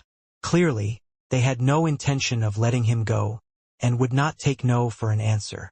Just give it up, Will, Invidia commented from the side. These girls are going crazy because of your wedding. What kind of juice did you feed them? William looked at Invidia, who was playing cards with Superbia and Audrey. He was very tempted to tell her if she wanted the same kind of juice she could join in, but he knew that doing that would just be adding fuel to the fire. Now that he was cornered by the virtuous ladies, who were also his lovers, he couldn't possibly shoot his own foot while he was in their presence. In the end, he just smiled bitterly at the lady who bore the sin of envy, who was looking at him with a smug look on her beautiful face. Invidia, Superbia, and Audrey, the three ladies who were not part of the half-elf's harem, had become good friends once the dispute between William and the Holy Order of Light had ended. Let's go, Will, Ephemera said as she hugged the red-headed teenager from behind. Although it is only 3 in the afternoon, this is the perfect hour to go drinking. Can I pass? William asked. Although he already knew that the answer would be no, he still decided to try, just in case the ladies around him would show him mercy before his wedding day. No! In the end, he was dragged away by the 4 ladies, and was made to drink until late into the night before having their way with him. The next day, William stood in front of the mirror and combed his hair for the 3rd time that day. He was already wearing the suit he would wear for his wedding, but for some reason, he was feeling a bit nervous, and settled on combing his hair as a way to calm himself down. Even though he had drunk a lot the night before, and tumbled on the sheets with the 4 ladies, who made him swear that he would marry them as well, he didn't feel exhausted, nor did he have a hangover. If others were to see this, they would think of you as a narcissist. William ignored Optimus' snarky comment as he looked at his reflection in the mirror. Okay, I'm done, William said. Are there any signs of trouble? So far, there are no signs of trouble. Remember, if you find anything or anyone suspicious, tell me right away. Okay. Got it. William glanced at the system map and nodded his head in satisfaction. Almost all of the small dots on it were green, with a few yellow dots scattered in between. It meant that there were only friendly and neutral entities in his surroundings, confirming that no enemy was in sight. A moment later, a loud knock was heard on the door, and Nisha came in without even waiting for William's reply. The preparations are complete, Nisha said as she approached William and undid the necktie of the half-elf suit. You can go to the venue any time, Your Majesty. The red-headed teenager arched an eyebrow at his steward who was slowly fixing his necktie, which had been just fine earlier. Even so, he just stood there and allowed Nisha to have her way. A moment later, the veiled beauty took a step back and admired her handiwork. You look stunning, Your Majesty. I know. Feel free to praise me more. Nisha giggled before sharking her head. I won't do anything more than this today because today is your wedding day, Nisha stated. Although this is a bit late, congratulations, Your Majesty, for being the most envied man in Hestia. William smiled because he couldn't refute Nisha's words. Today, he was indeed the happiest and luckiest man in Hestia because he would be marrying 10 gorgeous ladies, who loved him very much. Several minutes later, William stood in front of the altar as he waited for his brides to arrive. The wedding was held in the courtyard of the royal palace because there were simply too many people who wanted to attend the half-elf's wedding. Some of them were even sitting on specially made artifacts that floated in the air, so they could still observe the wedding from a safe distance. Standing beside William was his mother, Arwen, who was wearing the saintess' ceremonial robe. She looked at her son fondly because this was the first time that she had been able to attend his wedding. In the past, she didn't get the opportunity to take part in the festivities. But now, no one was going to stop her from witnessing her son's special day. Don't be nervous, Will, Arwen said in a teasing tone. Breathe deeply and slowly. Just relax. Your brides are not going anywhere. Although he was already an emperor and had control over vast swaths of land, in Arwen's eyes, William would always be that small baby that she had held lovingly for only a few days before they parted from each other. Elves lived long lives, and William could still be considered very young in Arwen's eyes. Even so, she was still very happy for him, and looked forward to her grandchildren's arrival, whom she would love and hold dearly.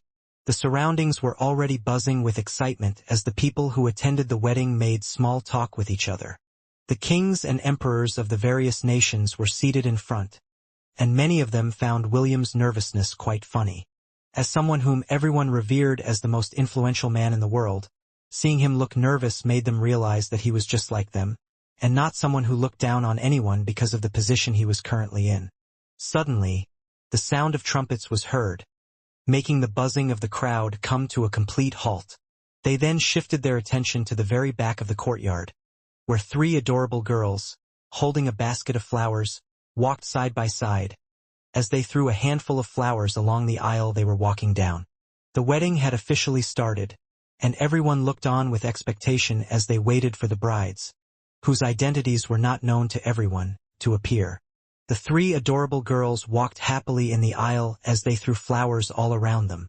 Eve, Medusa, and Cherry smiled brightly as they showed off their pink, fluttery dresses that brought out their cuteness, making the Lilicon god give a thumbs up from the heavens.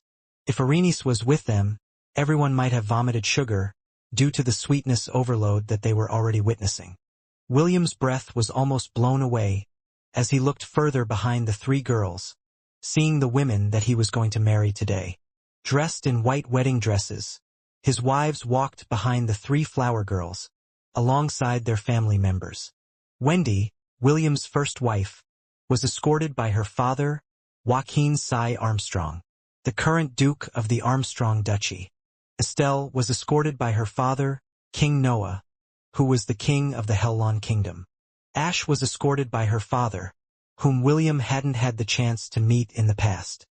He went by the name Highwell, and the half-elf could tell how much Highwell cared for his daughter from the way he was glaring at him.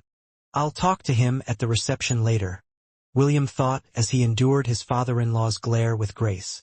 Chiffon was being escorted by King Eldon, who was already teary-eyed due to the overwhelming emotion he was feeling at the moment. He made sure to create the best dwarven wedding gown for his granddaughter, which brought out her natural charm, making all the dwarven boys present at the wedding curse William in their hearts. Princess Sydney was escorted by her father, Redmond Val Frisia, who ruled the kingdom of Frisia in the southern continent. He had already heard of William's exploits, and looked forward to having a nice long chat with him after the wedding ceremony was over. Lilith, who was wearing the Amazonian bridal gown, was being escorted by none other than Empress Andraste, whose smile reached her ears. Although she didn't get the chance to kidnap William and have him become the stud horse of her empire, she was still happy that her daughter found happiness with him. Princess Ayla was escorted by her brother, Alaric Sol Zealand, who was the current king of the Zealand dynasty. Even now, he still couldn't imagine that his distant cousin, and the person who saved his sister from being wed several years ago, would one day marry her as well. When Aestia made her appearance, everyone almost couldn't believe their eyes. The elf lady was being carried on a stretcher, which made the corner of William's lips twitch. "You're even too lazy to walk down the aisle on your wedding day?" William couldn't help but shake his head helplessly due to Aestia being true to her nature. The elf lady was being carried by 4 other elf ladies, who treated her like a queen, despite the fact that there was drool staining the side of her lips. Perhaps the weirdest of them all was Kathy. Since she was composed of 7 people, there were several men who were awkwardly walking beside her. Vesta's father, Josh, the Black Dragon, who was also a demigod, walked with grace despite the weird gazes that were being shot in his direction. Another man, who was wearing a tattered cloak, was also walking beside Kathy, whose very presence made everyone feel as if they were staring death in the face. As the group of 8 passed by, their gazes then landed on Belle, who was being escorted by her father, Raymond. When they reached the altar, all of them lined up side by side with Wendy and Belle at the very center, standing directly behind William. Even Aestia, who had been lying on the stretcher, reluctantly stood up, as she used her hair to prop herself up in a standing position. All the people who had come to attend the wedding looked at these young ladies with mixed emotions. Some felt happy for them, some envied them, some wished they were them, while others cursed William nonstop for having a harem of beautiful women. Each of them were beautiful in their own right, which was more than enough to tell everyone how capable the half-elf was for making these ladies love him. It was at that moment, when a veiled priestess walked to the altar and faced William and his wives. "Today is a glorious day, so I will make an exception just this once," the veiled priestess said in a volume that only William and his brides could hear, as she removed the veil covering her face, making those who saw her gasp in shock. "Also, I worked hard to achieve this result, so I'm going to preside over this wedding whether you like it or not." William, Wendy, Chiffon, and Princess Ayla looked at the beautiful woman, whose face they couldn't forget. It was none other than Freya, the goddess of Asgard that had tied their fates together, even though thousands of years had already passed. As soon as the crowd quieted down, Freya smiled and began the opening words of the wedding ceremony. "Welcome, everyone. We are gathered here today to join William von Ainsworth and his brides in holy matrimony. Therefore, should anyone present no of any reason that they should not be joined in holy matrimony, Speak now or forever hold your peace. Loxos, who was floating high above the altar, spread her arms wide as she prepared to unleash hell upon those who dared to ruin her beloved's wedding day. Everyone knew that those who dared to even speak a word to stop the wedding would immediately face a fate worse than death. So they glanced around, hoping to see something that would entertain them. After waiting for a few seconds, no one spoke up, so Freya smiled and continued the wedding ceremony. Since no one has any objections, we will now euro. Wait! A loud shout was heard at the very back of the courtyard, which made William, as well as the other pseudo-gods and demigods, look at the person who dared to court death. However, before they could even do anything, a lady wearing a wedding gown walked down the aisle. She had purple hair, which was tied up in a princess braid, making the anger in William's heart dissipate. The bride walked down the aisle with grace, as she was escorted by a beautiful woman, who wore a red dress, which fluttered like live flames as she walked beside the bride. Behind them, a very fat lady, carrying a baby in her arms, walked with a smile on her face, making Chiffon, who was standing beside the altar, almost cry out in surprise. Beside the fat lady was another woman, who was wearing lightweight armor and radiating a righteous vibe, which was similar to old-fashioned knights, who were loyal to their lords. Estelle, Ash, as well as Isaac, who were in the venue, all looked at their patron goddess, Astrid, with surprise because they never thought that she would make an appearance. Boy, I tried my best to convince her, and here she is.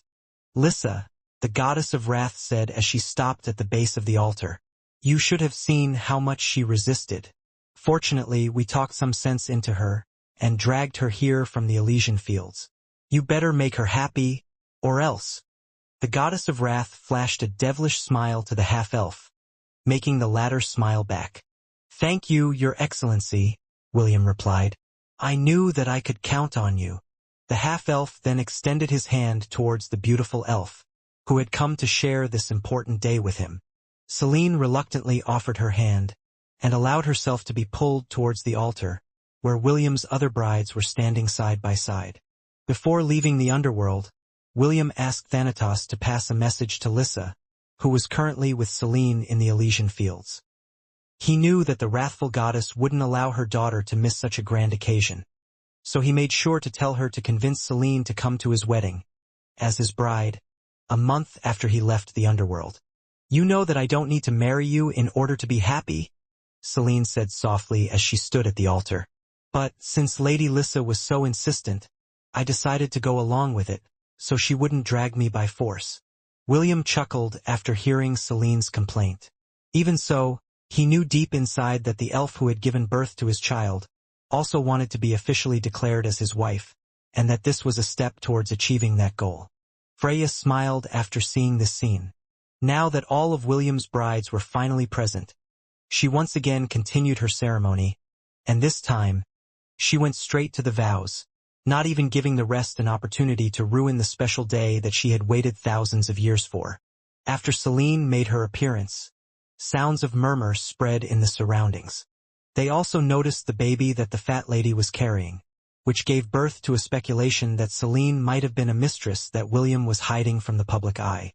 However, since she had appeared to be one of his brides, those who were looking for juicy gossip couldn't seem to sit still with this unexpected news. Fortunately, Freya took control of the situation and bid that the guests remain silent during the ceremony, or they would be thrown out of the venue. After this stern and firm warning from the priestess that presided over the wedding, the buzzing was put on a temporary hold. Thanks to this, the proceedings went smoothly. William made his vow to his brides to love them and honor them until he drew his last breath. His brides, in turn, said the same vow and promised to love and honor the half-elf until they, too, drew their last breath. The relatives of the brides couldn't help but tear up as the final phase of the ceremony neared. Freya smiled as he looked at the half-elf, as well as his brides, who were now bound with the blessings of the gods. You may now kiss your brides, Freya announced as he gave Will a nod of encouragement. The half-elf smiled as he lifted the veils that covered the faces of his brides, and kissed them one by one. The last one he kissed was Kathy. As if wanting to make her part memorable, the virtuous Lady of Hope wrapped her arms around William and gave him a long, passionate kiss, which was longer than the kiss the half-elf had given his other brides. Even when William tried to pull back, Kathy still clung to him, making the people who were in the venue cheer.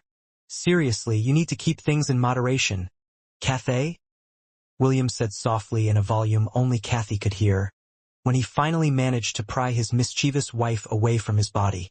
"I'll punish you later tonight." "I look forward to it," Kathy replied with a wink, making the half-elf shake his head helplessly. Then, the finale of the wedding began. All the brides tossed the bouquets they were holding in their hands high up in the air, as part of the tradition on Earth. They said that whoever caught these bouquets would be the next ones to get married. William didn't expect his other lovers to take this matter seriously, and the simple event of throwing bouquets became a fierce battle, involving 4 pseudo-gods, Nisha, Lyra, Ephemera, and Melody. Since everyone seemed lively, Medusa and Cherry joined in the fun, and accidentally caught a bouquet each, making those who were unable to get one bribe the 2 girls to hand over the bouquet in their hands. Even though I've already promised to marry them at a later time, they still decided to do this. William couldn't help but scratch his head after seeing the great battle that transpired. Loxos originally wanted to have all the bouquets, so she asked her sister Opus to shoot several arrows, while she maneuvered them to get all the bouquets at the same time. Little did the young nymph know that Astrape, Bronte, and Titania also shared the same sentiments, so instead of monopolizing the bouquets, they were scattered in different directions, allowing those like Medusa and Cherry to each get one. When the scuffle ended, it was time for the grand reception, which William and his wives hosted with grace. The kings, emperors, empresses, and other representatives of their respective nations all came to congratulate William and his wives on their marriage. Food and drinks flowed like a river, and everyone had a good time. Those who had high positions of power used this opportunity to mingle with similarly minded individuals and formed connections. Several hours later, William and his wives went to the floor of Asgard to escape the crowd and finally relax a bit. At least that was the original plan.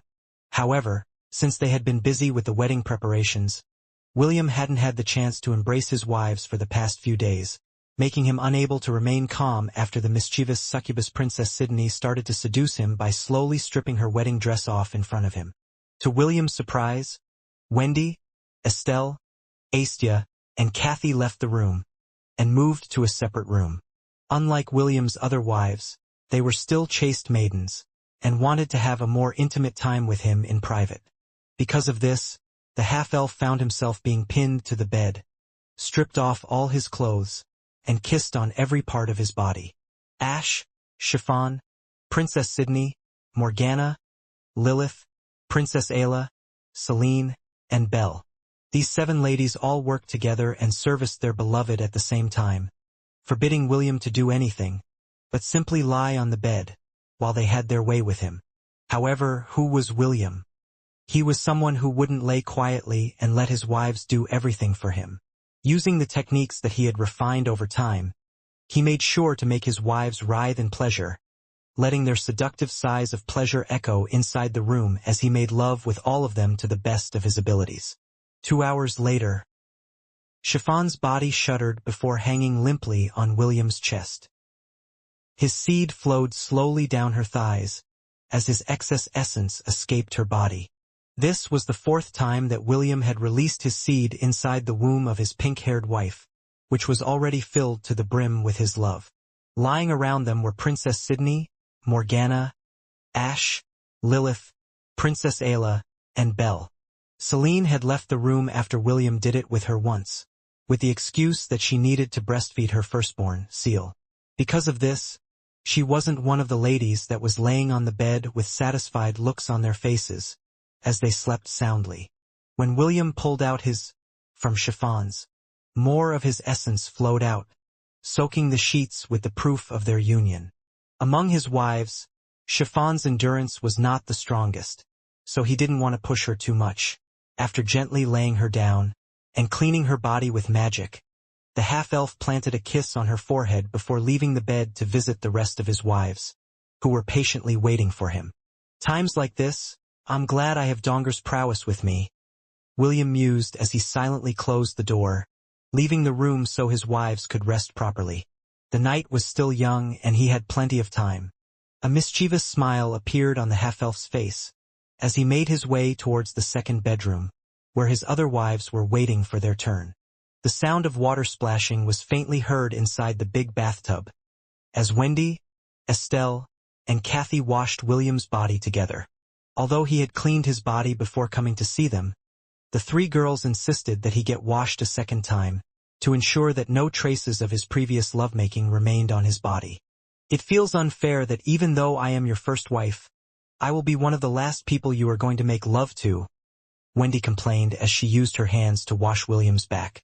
Estelle was washing his chest, while Kathy was washing something else, making the half-elf want to pry her soft and mischievous hands that were busy stroking his away. I'm sorry, Wendy, William said. I also wish that we could have done it earlier.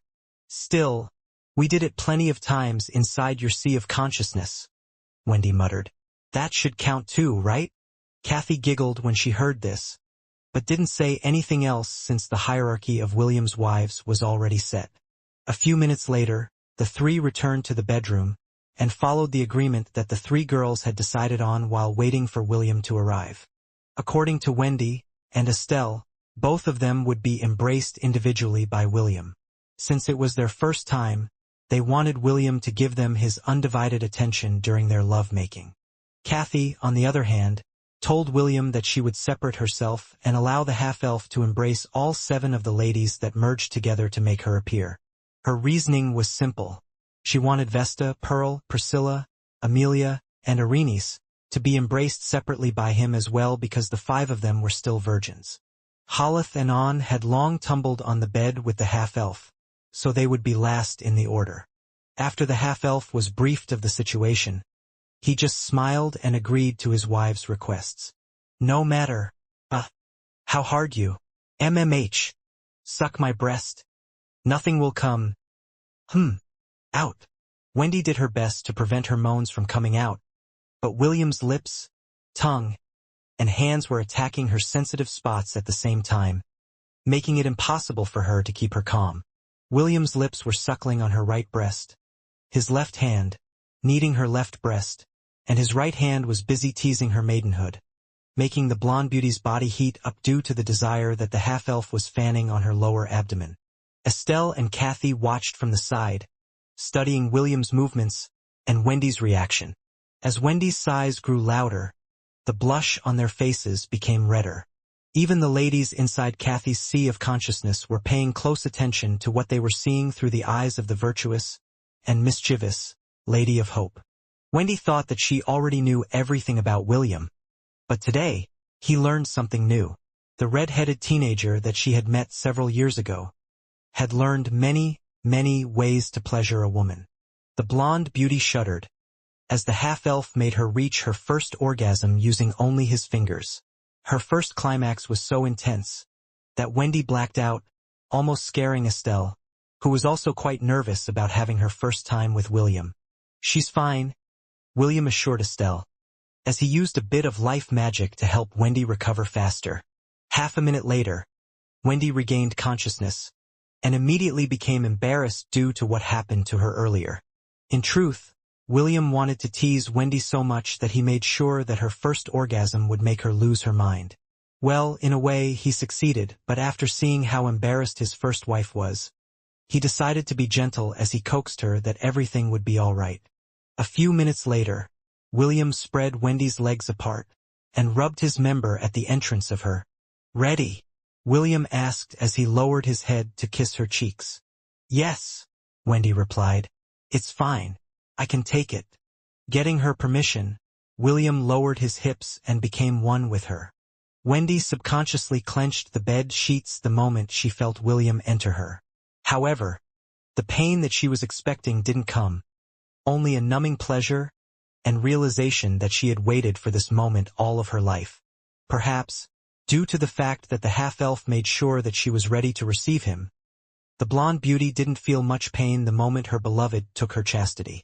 Seeing that she was fine, William moved his hips consummating his marriage with his first wife, who had waited for him to make her his woman, and leave his mark inside her, for the past few years. The half-elf made love to her as gently as he could, but he ended up being a little rough with her at the end because Wendy had subconsciously wrapped her arms and legs around William and moaned so sweetly in his ears.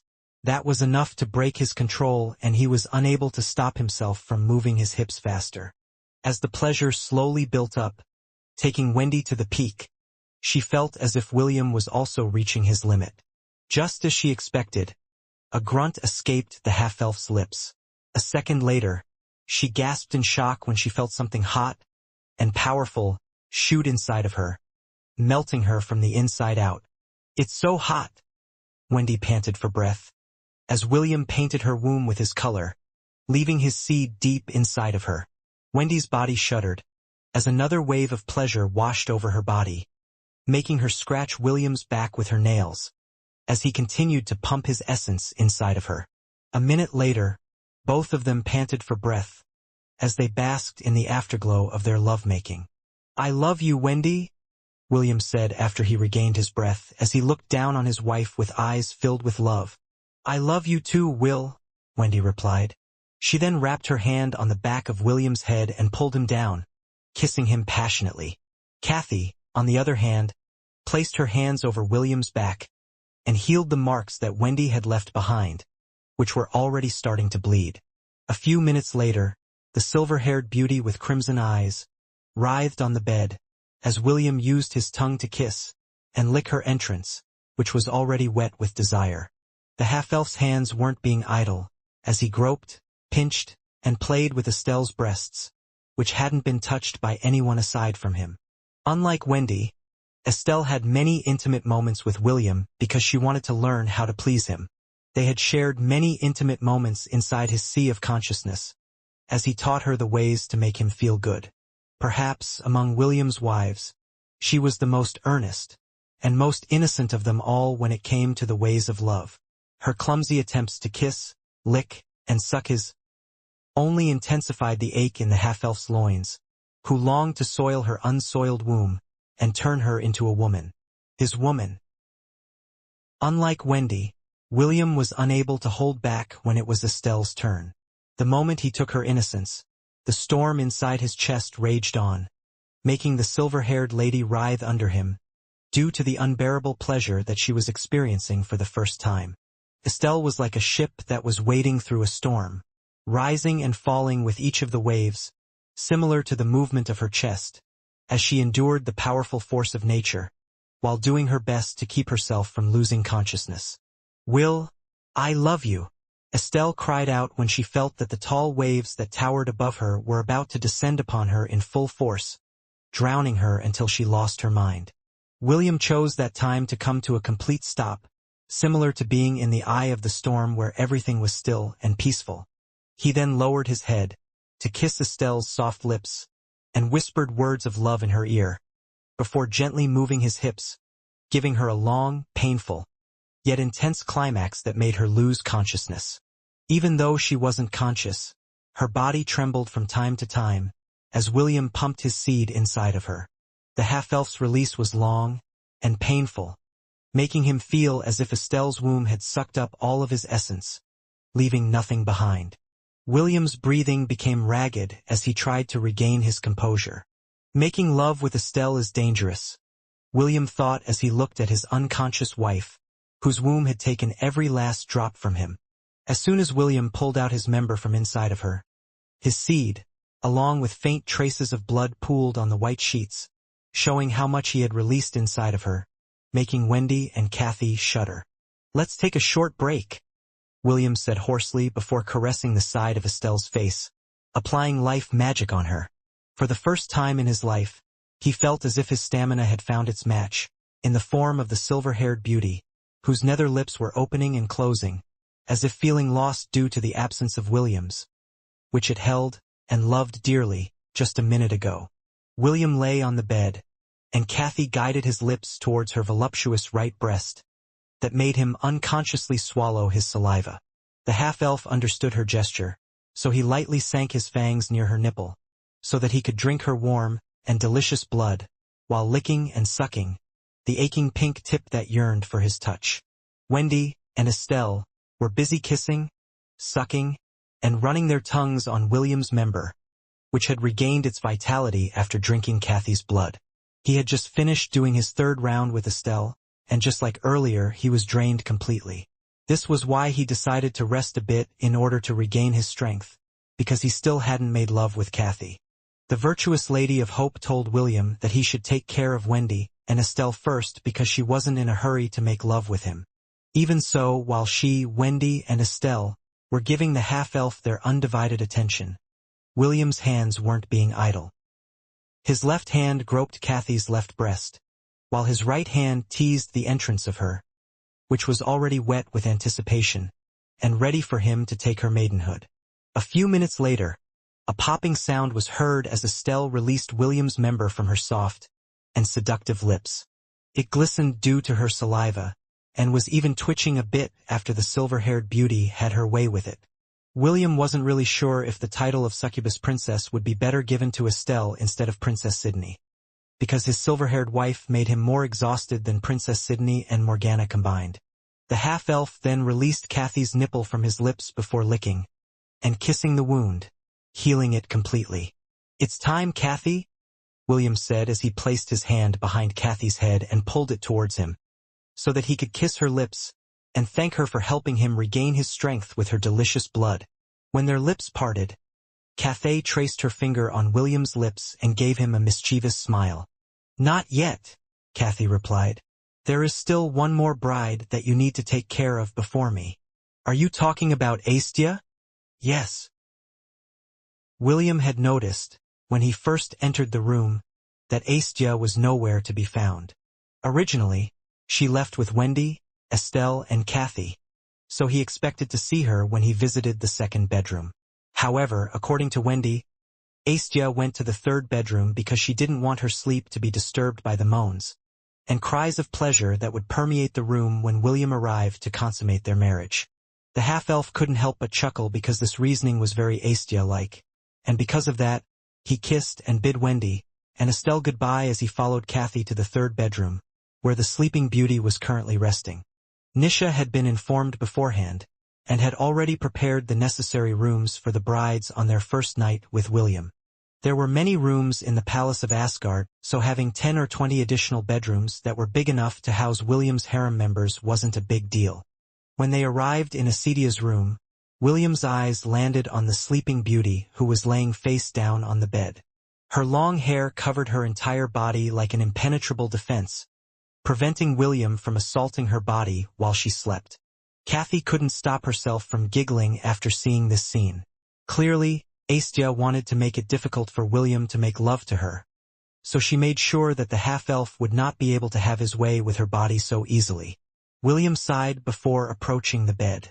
Although Asedia's body was covered completely by her hair, her head was still visible, so the half-elf decided to focus on that first, to break past the sinful Lady of Sloth's defenses. "Astia, I love you," William whispered in Asedia's ear before planting a kiss on her cheek. Just as he expected, the sleeping beauty didn't show any reaction, and continued to sleep, ignoring William's words of love. A devilish smile appeared on William's lips before he lowered his head to nibble on Asedia's right ear. His ear was one of the most sensitive parts of his body, and this was also very true for elves. William kissed, bit, and licked the sleeping beauty's ears, making her body shudder. Knowing that his method was working, the half-elf continued until Asedia's body started writhing under him. Finally, after 10 minutes, the hair covering Asedia's body unfurled itself and grabbed hold of William's body, hanging him upside down, as punishment for the relentless attack that he had given to her ears. To William's surprise, Astia wasn't wearing anything. He assumed that she might have removed her bridal gown after she entered the room, due to it being a hindrance to her sleep. The beautiful elf then slowly opened her eyes before gazing at the half-elf who was hanging upside down beside her. "I love you too," Astia said as she moved William's face closer to her. After taking a good look at her husband's bitter face, the corner of Asedia's lips rose before she planted a kiss on the half-elf's forehead. Propping herself up, Aestia used several strands of her hair to support her body to stand up. She then unfurled the hair blocking William's member, allowing it to peek out of the bundle of hair where it had been suppressed earlier. Without saying a word, Aestia kissed his, which was standing tall and proud, ready to fight her for 100 rounds. Soon, William felt something wet, warm, and soft wrap itself around his member as Aestia took his inside her mouth. The half-elf didn't plan on letting his lazy wife have her way, so he moved his head closer towards her thighs and licked her. Aesitia's body jolted because she didn't expect William would give her a counterattack, while he was still bound by her hair. Even so, the half-elf's tongue technique felt so good that Aestia didn't push him away. In fact, she even spread her legs to allow the half-elf to service her better as she sucked his, making both of them feel good. Kathy, who was watching from the side, smiled as she heard the discussion of the ladies inside her sea of consciousness. After seeing the many techniques that William and his wives used to pleasure each other, the ladies who represented the many virtues of hope started to discuss a plan on how to better enjoy their lovemaking with William when it was finally their turn to be embraced by him. Several minutes later, Aesitia's eyes widened in shock as something hot and sticky was released inside her mouth. The half-elf didn't give her any warning whatsoever and released his essence as payback for being treated like a sandbag. To his surprise, Aestia didn't pull back to release his member from her lips and continued to hold it in place. The sleeping beauty's throat moved and swallowed William's seed, not wanting to spill even a single drop of it. "Pwah! You should have given me a warning," Aestia complained as soon as she finished sucking William's. Making sure that it was cleaned properly, William pulled back his head and gazed at the beautiful pink flesh in front of him that had orgasmed a few times already. Although Aestia didn't say anything when she reached her orgasm because she was busy making her husband feel good, her body trembled a few times as the half-elf ate her forbidden fruit, relishing every part of it. "Aestia, please release me," William said hoarsely because he had already reached his limit. He had waited for a very long time to make love to Aestia. Although the two of them had kissed and cuddled under the springs of life, she never allowed him to go all the way with her. In truth, among his wives, Aestia was on the top of his list for the ladies whom he wanted to get pregnant with his child. When he was still in Midgard, he promised her that he would return to her side and start a family with her. However, he died before even fulfilling that promise. Because of this, he wanted to do it right and hesitated to get her pregnant because of the difficulties he was facing back then. As if touched by the urgency of his voice, Aestia slowly laid the half-elf on the bed and released him. However, before he could even move, the beautiful elf sat on his stomach before lowering her head to kiss his lips. "No," Aestia said after kissing William. "I've waited for you for so long. So just lie there and I'll do everything myself." Without another word, Aesitia's right hand held William's and lightly rubbed at it, the entrance of her lovely slit, before lowering her body to take it all in. Aestia was still a chaste maiden, and felt the pain of defloration. Even so, the pain she felt was nothing compared to the years she waited for William to return to her side back in Alfheim, where he promised to spend the rest of his life with her.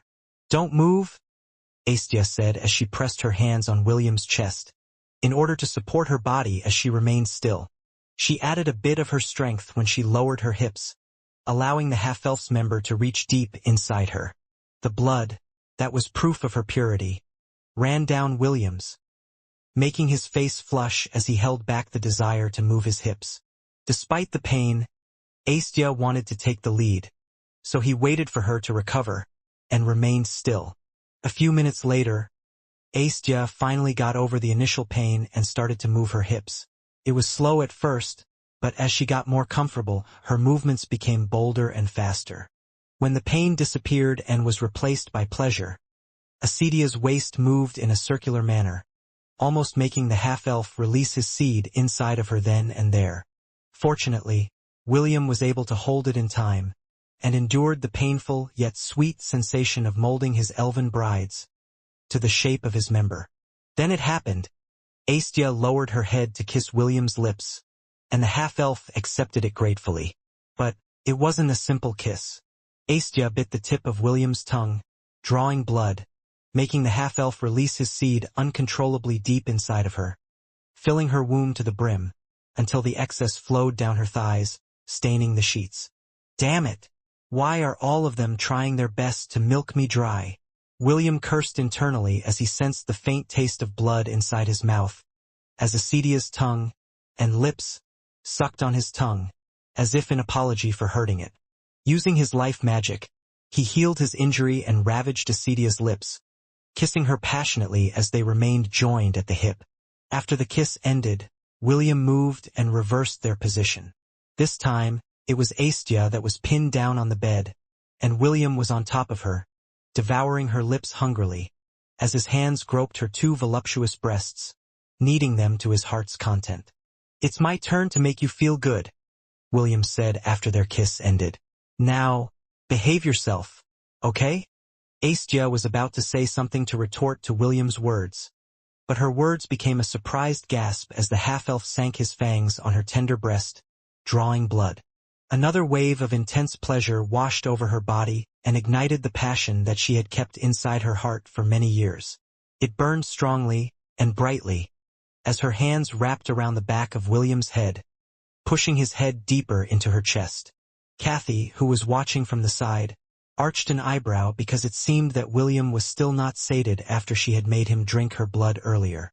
A few minutes later, Aesdia's bittersweet cries, tainted with euphoria, spread inside the room as the half-elf brought her to the pinnacle of pleasure, making her cry out loud when she climaxed at the same time as William did. After his long and powerful release ended, William laid on top of Aestia, panting for breath.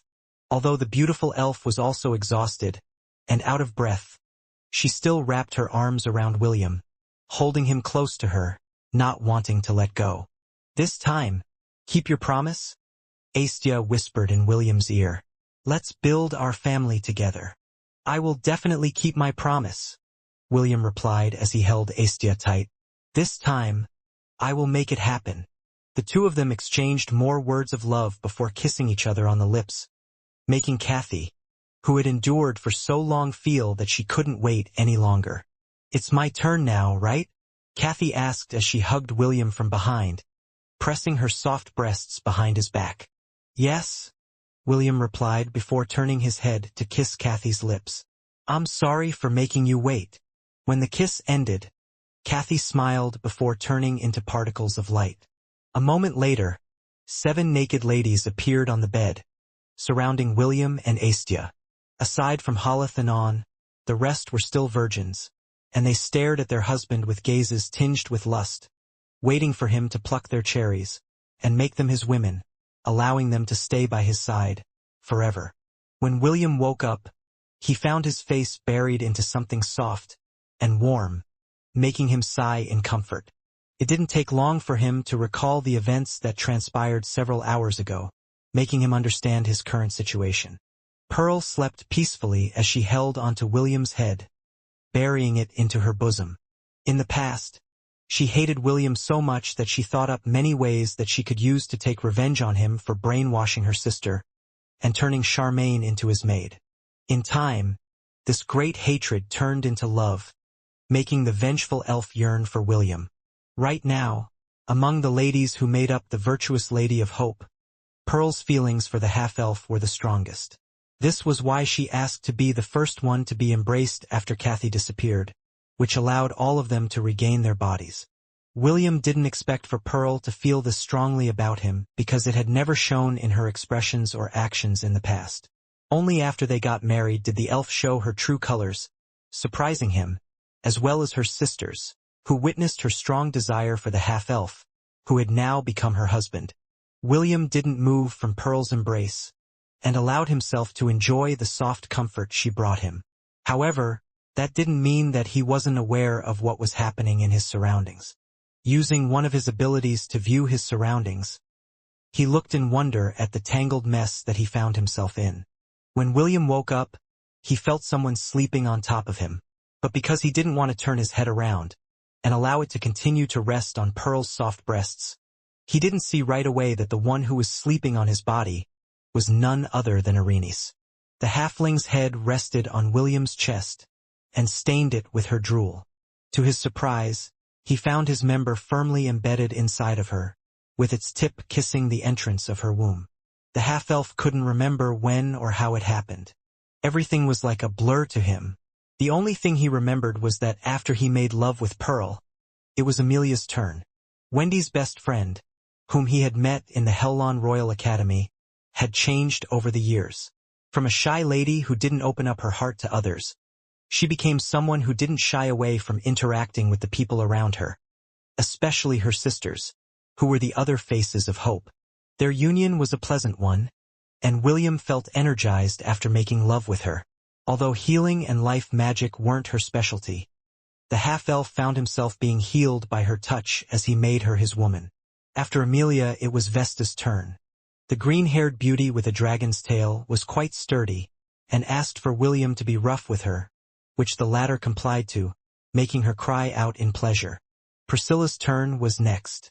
Before the two of them were about to make love with each other, the black-haired lady admitted that she had developed a crush on William after he had defeated her in their duel in Hellon Academy.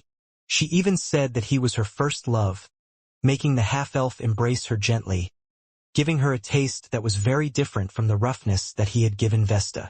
The moment he came inside of her, Priscilla subconsciously bit on the half-elf's shoulder, leaving teeth marks on his body. After her, it was Irene's turn, the sweet and lovable halfling, who followed him from the underworld, became his wife with the blessings of her father. Although there had been ups and downs, Irene was quite happy with how William's relationship with her father turned out, in addition to becoming his wife. Just like the time he first made love to Chiffon, the half-elf was quite worried that Irene might break if he became too rough with her. However, the halfling assured him that as a daughter of a god, she was tougher than how she looked. William wouldn't be able to forget the muffled moan that escaped her lips the moment he claimed her chastity. Although Irene did her best to prevent her voice from leaking out, William's techniques were simply too good, making sweet sighs of pleasure escape her lips, almost driving the half-elf crazy. An, who was the granddaughter of the patriarch of the One-Horn tribe, was a very smart and dependable young lady. Without even asking for anything in return, she supported William when he needed it the most. At first, she just offered to become one of the volunteers that supplied him with blood, but in time, she became an irreplaceable member of the half-elf's harem, always there to lend her hand whenever it was needed. An was a demon, so her body was surprisingly strong, despite the fact that she looked like a helpless damsel, who would be kidnapped by bandits the moment they saw her beauty. When William first made love to her, An showed her bolder side, moving her hips alongside William, making him penetrate deeper inside of her. Finally, it was Halitha's turn. Just like William, she was also a half-elf. After hearing that the one that conquered the 51st floor was a half-elf just like herself, she had long dreamed of meeting the red-headed teenager.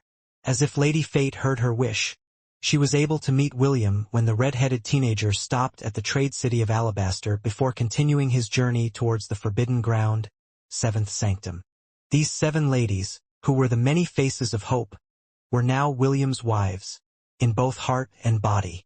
As he remembered the events that happened several hours ago, his member, which was snuggled comfortably inside Irene's, twitched, as if sensing that something was wrong. Irene's peaceful expression wrinkled a bit, making the half-elf reprimand little William for being naughty so early in the morning. However, his member didn't care of what he thought and grew to its full size, molding Irene's to take its shape. At that moment, a soft sigh escaped the halfling's lips as little William started to mess with her insides, waking her up from her peaceful sleep. Not long after that, Irene opened her eyes and looked at the half-elf with dazed eyes. Because of this, William had no choice but to turn his head away from Pearl's breasts to look at his adorable wife, who was still half asleep. "Go back to sleep, Irene," William said softly as he patted the halfling's head, coaxing her to sleep. "It's still early to wake up." Irene stared at William, but instead of going back to sleep, the halfling's drowsiness was swept away. Soon, a flushed expression appeared on Irene's face, making the half-elf take a deep breath because of how cute she looked. "You're so peerless, Will." Irenae said as she playfully pinched William's chest as if to punish him for waking her up. Do you want to make love with me again that badly? William was about to say no, but the love and affection-filled look on Irenae's face prevented him from voicing out his denial. Of course I want to make love with you, William said, because he knew that there was no way he could reject Irenae's invitation. In fact, the halfling had already started to tease her husband by moving her hips, rekindling the desire that had been doused several hours ago, and making his shaft push against her little womb. You only want to make love with Irenae? A voice filled with injustice reached William's ears, making him turn to the side to look at Pearl, who was eyeing him with love. Of course, I want to do it with you too, Pearl, William replied as he kissed her lips. Soon, the other ladies who were sleeping on the bed stirred. William knew that before he ate breakfast, he had no choice but to eat them first, until their hunger for his love was sated completely. While William was busy eating his wives for breakfast, his firstborn son, Seal, had just finished his meal. Celine lovingly held her baby as she lightly rubbed his back, making him burp after his meal. Celeste, who was also inside the room, watched this scene with a smile.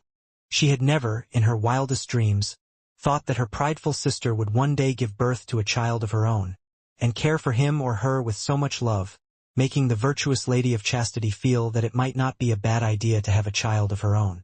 Oliver, the parrot monkey, was perched in the corner of the room, and looked at his mistress with a kind gaze, as if it was a father looking at her daughter. Ever since Celine returned, Oliver had never left her side. He had failed to protect her once, which allowed her to be taken away by the god of death. However, the parrot monkey vowed that he would never allow such a thing to happen again under his watch. Now that his mistress had a child, the parrot monkey's awareness of their surroundings had also increased, ready to act at any moment if his mistress and her baby were about to fall into some kind of harm. Can I hold him? Celeste asked after she heard Seal's burp. Celine nodded with a smile. Of course, but do you know how to hold a baby? Yes, Celeste replied. I sponsored an orphanage near Hestia Academy, and I often visit them during my free time. Celine gave her sister a knowing gaze and gently handed Seal to her. Seal, this is your aunt. Celeste, Celine said as she handed her baby to her sister. The baby looked at the beautiful elf who looked exactly like his mother and smiled, melting Celeste's heart due to how innocent and heartwarming his smile was. Hello, Seal. Celeste kissed the baby elf's chubby cheeks, making the latter's smile widen. Aside from his hair, his features are just like yours. Celine nodded because it was true. Seal's eyes were purple, and his other features closely resembled hers, instead of his father William's. You look good holding a baby, Celine commented. So, do you have any thoughts of having a baby of your own? The smile on Celeste's face froze after hearing her sister's words. She then sighed and looked at her sister with an expression filled with injustice, making the latter smile. You know I can't do that, sister, Celeste said while holding Seal in her arms. I will lose my virtue the moment I give my chastity to someone. Will it? Celine arched an eyebrow. Have you done research on the previous holders of the virtue of chastity to see if they still retain their powers after losing their maidenhood? Celeste shook her head. All of the maidens of chastity that held the virtue before her had all kept their powers until the day they died. Because of this, she initially thought that she would lose her powers the moment she made love with someone. Maybe you should talk to your patron goddess, Celine stated. Maybe your assumptions are wrong. Celeste shifted her attention to the baby in her arms, who was looking up at her with great interest. In truth, the virtuous Lady of Chastity had long accepted the fact that she wouldn't be able to hold a baby of her own in her lifetime. However, her sister's words made her doubt whether her understanding of her virtue was correct. It was a fact that all the maidens of chastity in the past kept their powers until the end, but no one knew if they had lovers or not. For the people, they were the symbol of purity. If they were to ever fall in love with someone, and wanted to feel what it was like to be embraced by their beloved, they would definitely keep it a secret, for the consequences of such information spreading would tarnish their reputation. Seeing that her sister refused to talk about the matter, Celine no longer insisted. In the past, she also thought that she would never give birth to a child of her own because she had decided to live her life in solitude. However, she was proven wrong when William was able to worm his way inside her heart, as well as her womb, leaving her pregnant with his child. Because of this, Celine thought that nothing was impossible. A few minutes later, Celeste returned Seal to his mother and bid her sister goodbye. After leaving the room, the virtuous Lady of Chastity walked the hallways of the Palace of Asgard without a clear destination in mind. She was deep in thought, so she wasn't able to react in time when Princess Sydney bumped into her as she walked past the intersection of the hallway.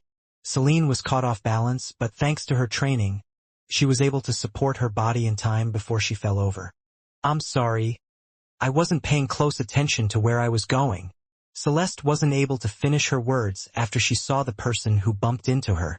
Princess Sydney, who was wearing a one-piece nightgown, looked back at her with a smile.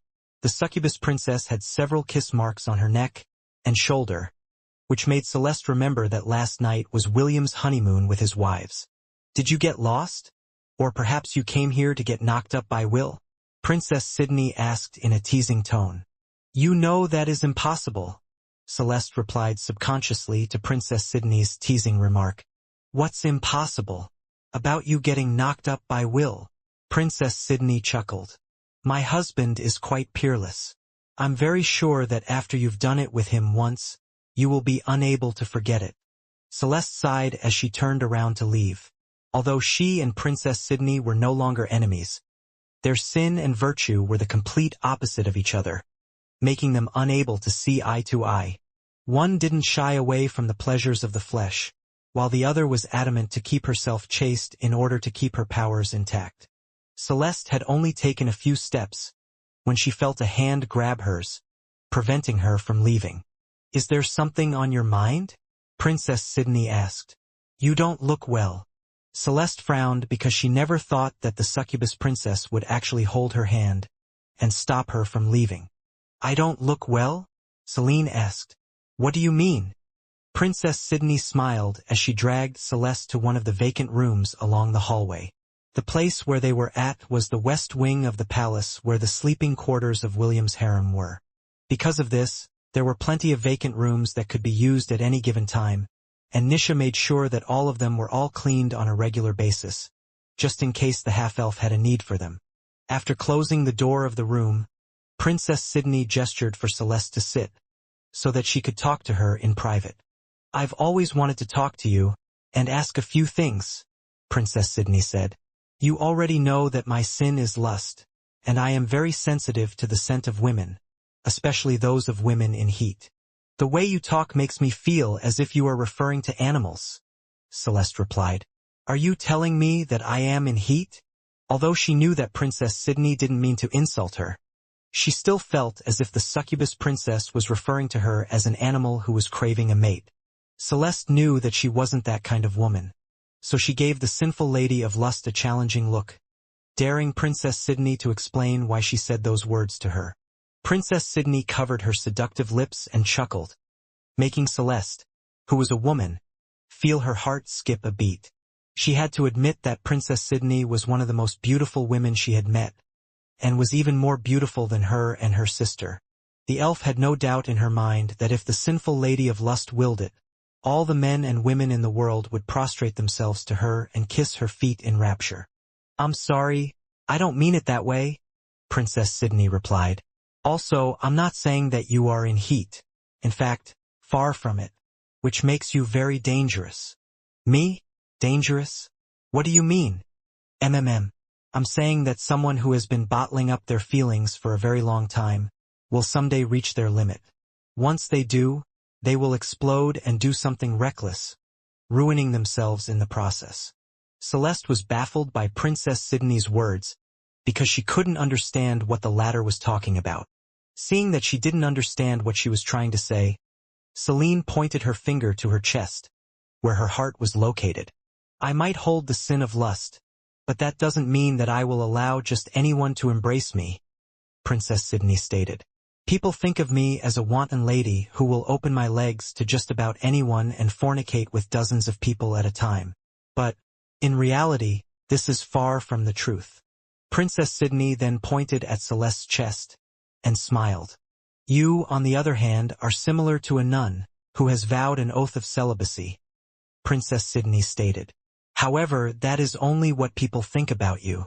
In reality, you are different, just like me. Celeste frowned because she felt that she could understand what Princess Sydney was talking about, and not understand it at the same time. There was a conflict somewhere inside her mind, and it made her feel annoyed. I talked to my patron goddess, Lady Eros, once about the Maidens of Chastity, Princess Sydney said. I asked her if they don't really know the pleasures of the flesh and remained chaste for life. Do you know what she told me? The succubus princess smiled sweetly, baiting Celeste to ask her the question that had appeared inside her head. What did she tell you? Celeste inquired.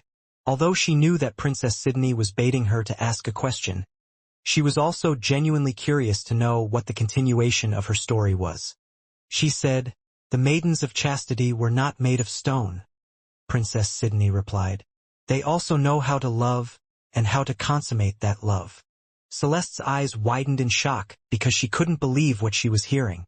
Princess Sydney shrugged and advised Celeste to ask her own patron goddess, Artemis, if what she said was true. However, before the sinful lady of lust left her, she also gave another piece of information, which made Celeste look at her in disbelief.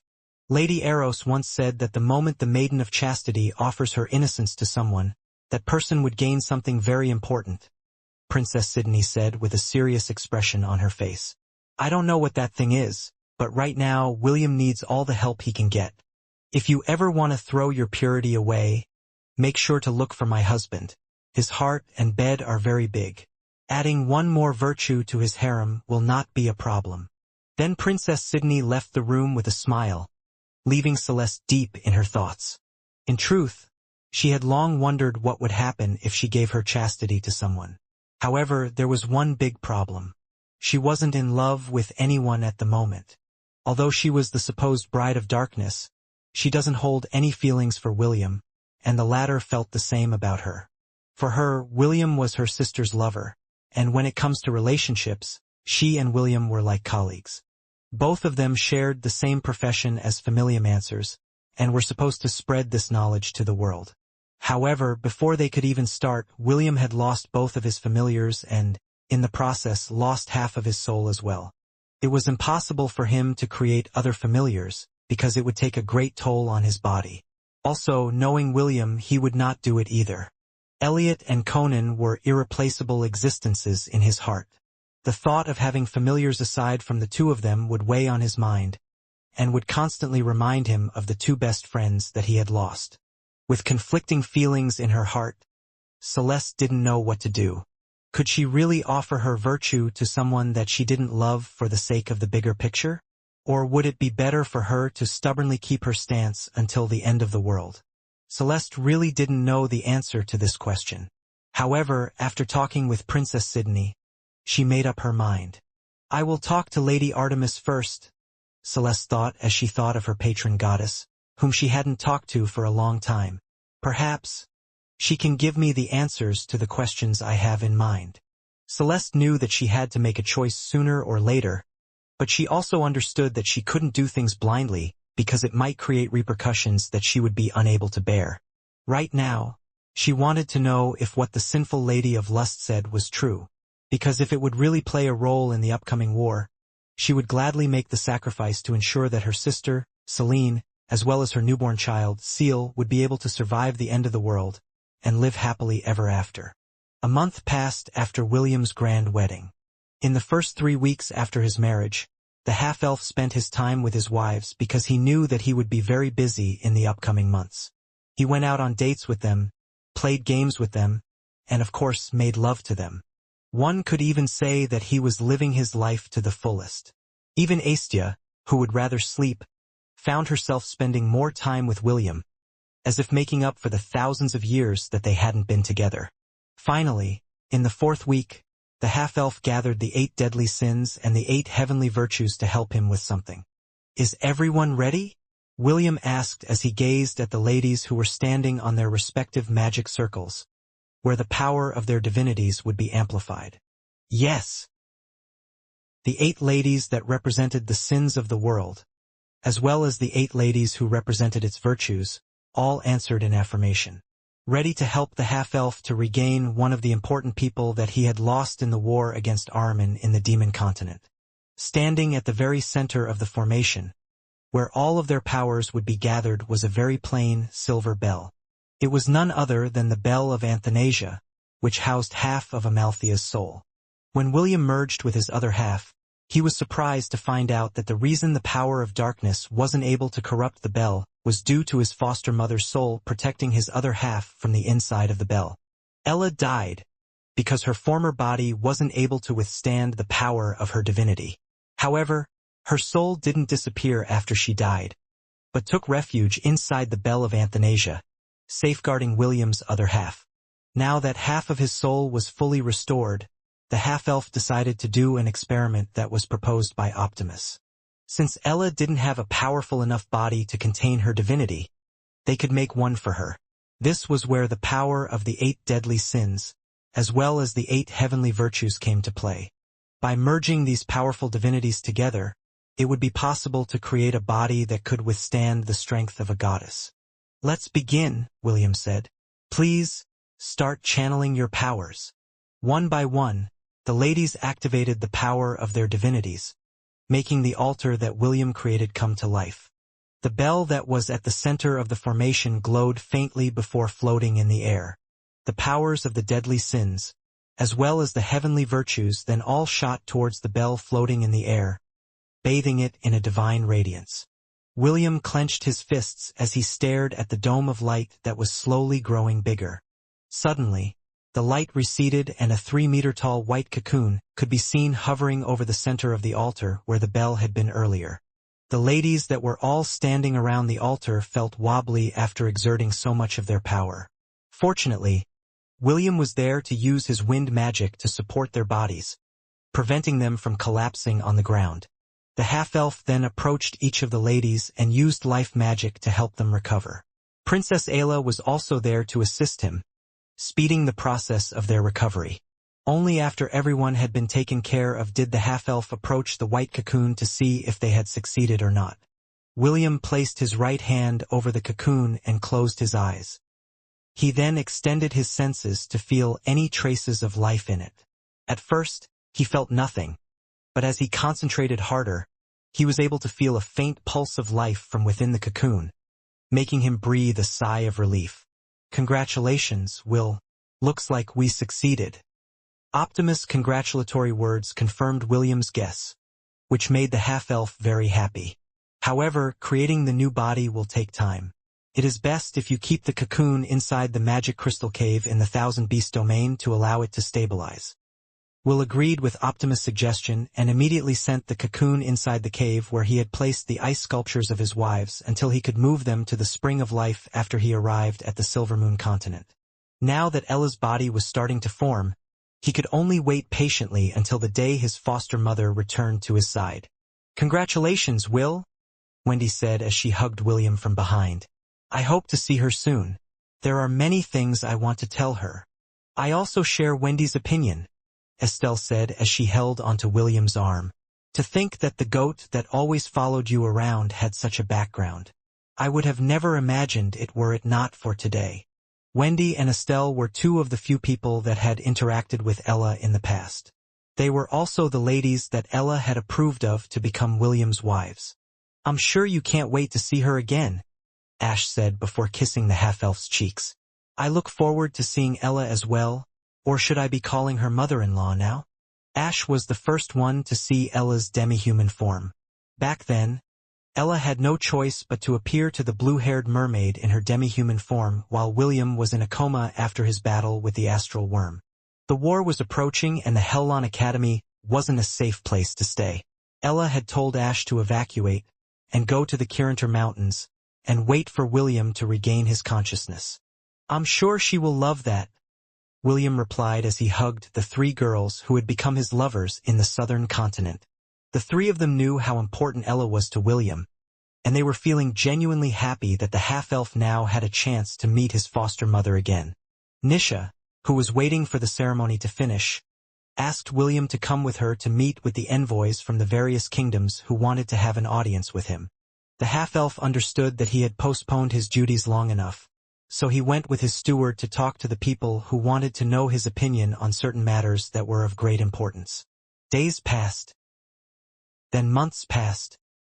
A year later, within the walls of Asgard, a wedding once again took place.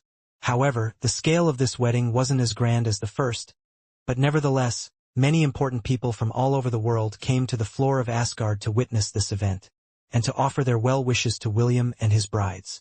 Just as William promised, he married his other lovers and concubines, and gave them the title of wife. Astrape, Bronte, Titania, Loxos, Nisha, Lyra, Ephemera, Melody, Shauna, Shannon, Chloe, Charmaine, and to everyone's surprise, Celeste as well. No one had seen it coming, including William's wives and lovers, because the half-elf and the beautiful elf had kept it a secret from everyone. After the wedding and the reception ended, William led his wives to a small temple, hidden within the royal palace. There, Celeste stood, wearing a bridal gown, and accompanied by none other than her patron goddess, Artemis, who was the goddess of chastity and the hunt. The one that wed them was none other than Freya, who had decided to preside over William's marriage ceremonies. The one that made their union possible was none other than William's wife, Selene. It wasn't an easy endeavor because Celeste had decided to live an ascetic lifestyle because of the nature of her virtue. However, after talking with her patron goddess, the elf was surprised when she discovered that the previous ladies of chastity had secret lovers who were hidden away from the public eye. This was done in order to honor the reputation of the future maidens of chastity. So Celeste's marriage to William was held in complete secrecy, and was only known to William's wives. Although their relationship had grown closer over the past year, William's and Celeste's feelings for each other were more than friends, but less than lovers. Even so, the two of them still agreed to wed each other because there would be no other time to do so. They believed that if they were given more time, their feelings for each other would grow, just like what happened with William and Selene, who would become husband and wife after so many hardships. Among William's new wives, only Celeste was a chaste maiden. During the course of the past year, William had shared many intimate moments with his lovers, especially Titania and Shauna.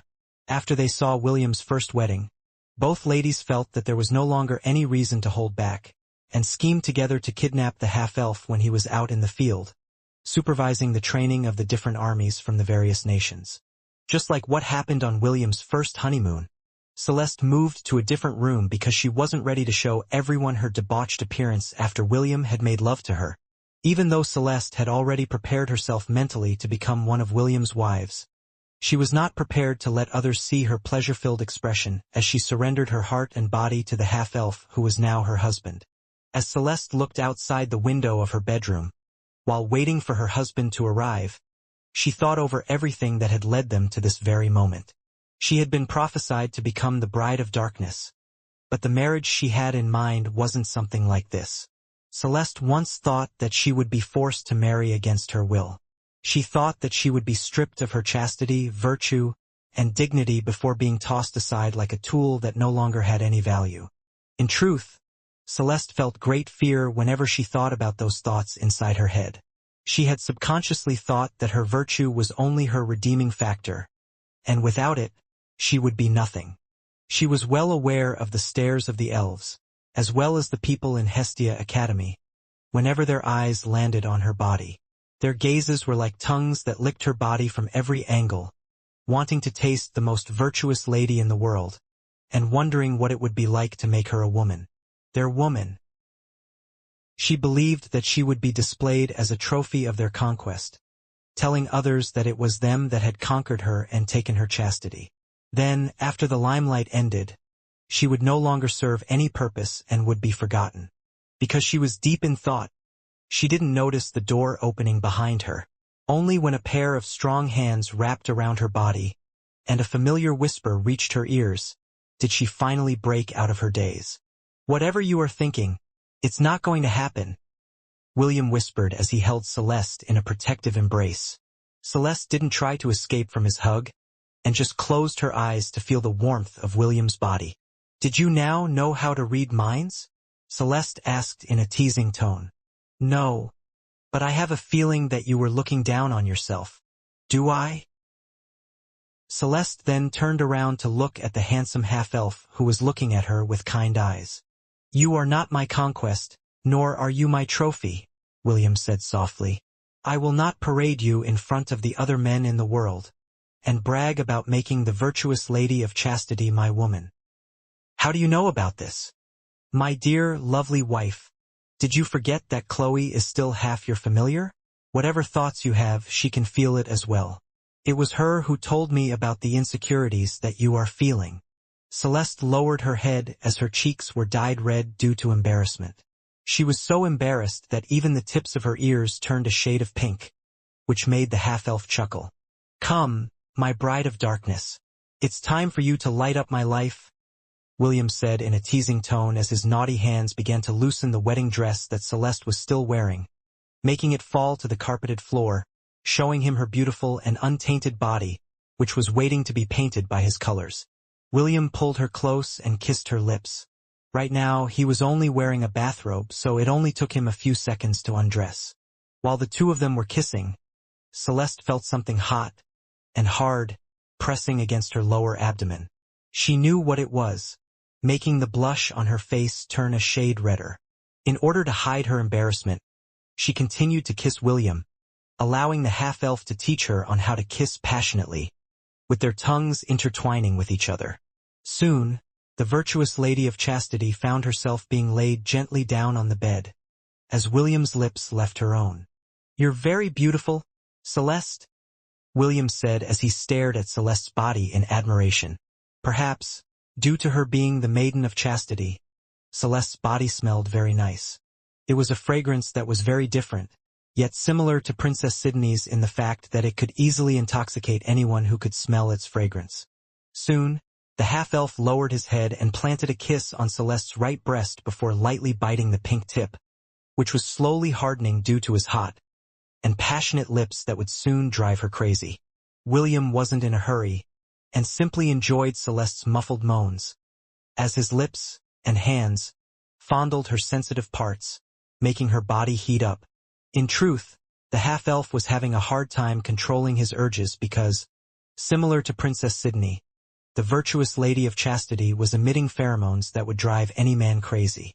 Even so, he endured because this was Celeste's first time, and he wanted her to enjoy her first night with him.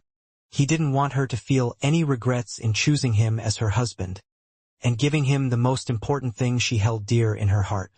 Don't hold it in, William said before flicking the innocent pink tip with his finger as he looked at Celeste's flushed face. Only I will hear your moans tonight, so there is no need to hold them back. No, Celeste replied as she covered her face with both of her hands due to embarrassment. However, William pried her hands away and gave her a long and sweet kiss, which made the beautiful elf momentarily forget her embarrassment. A moment later, William's kiss, which was similar to a small flame, traveled downwards, igniting the passion that had been sleeping under the innocent body that Celeste had protected all her life. It didn't take long before William's lips kissed her lower abdomen, where her womb was located. His hot kiss lingered for a time on that spot before making its way to the entrance of her.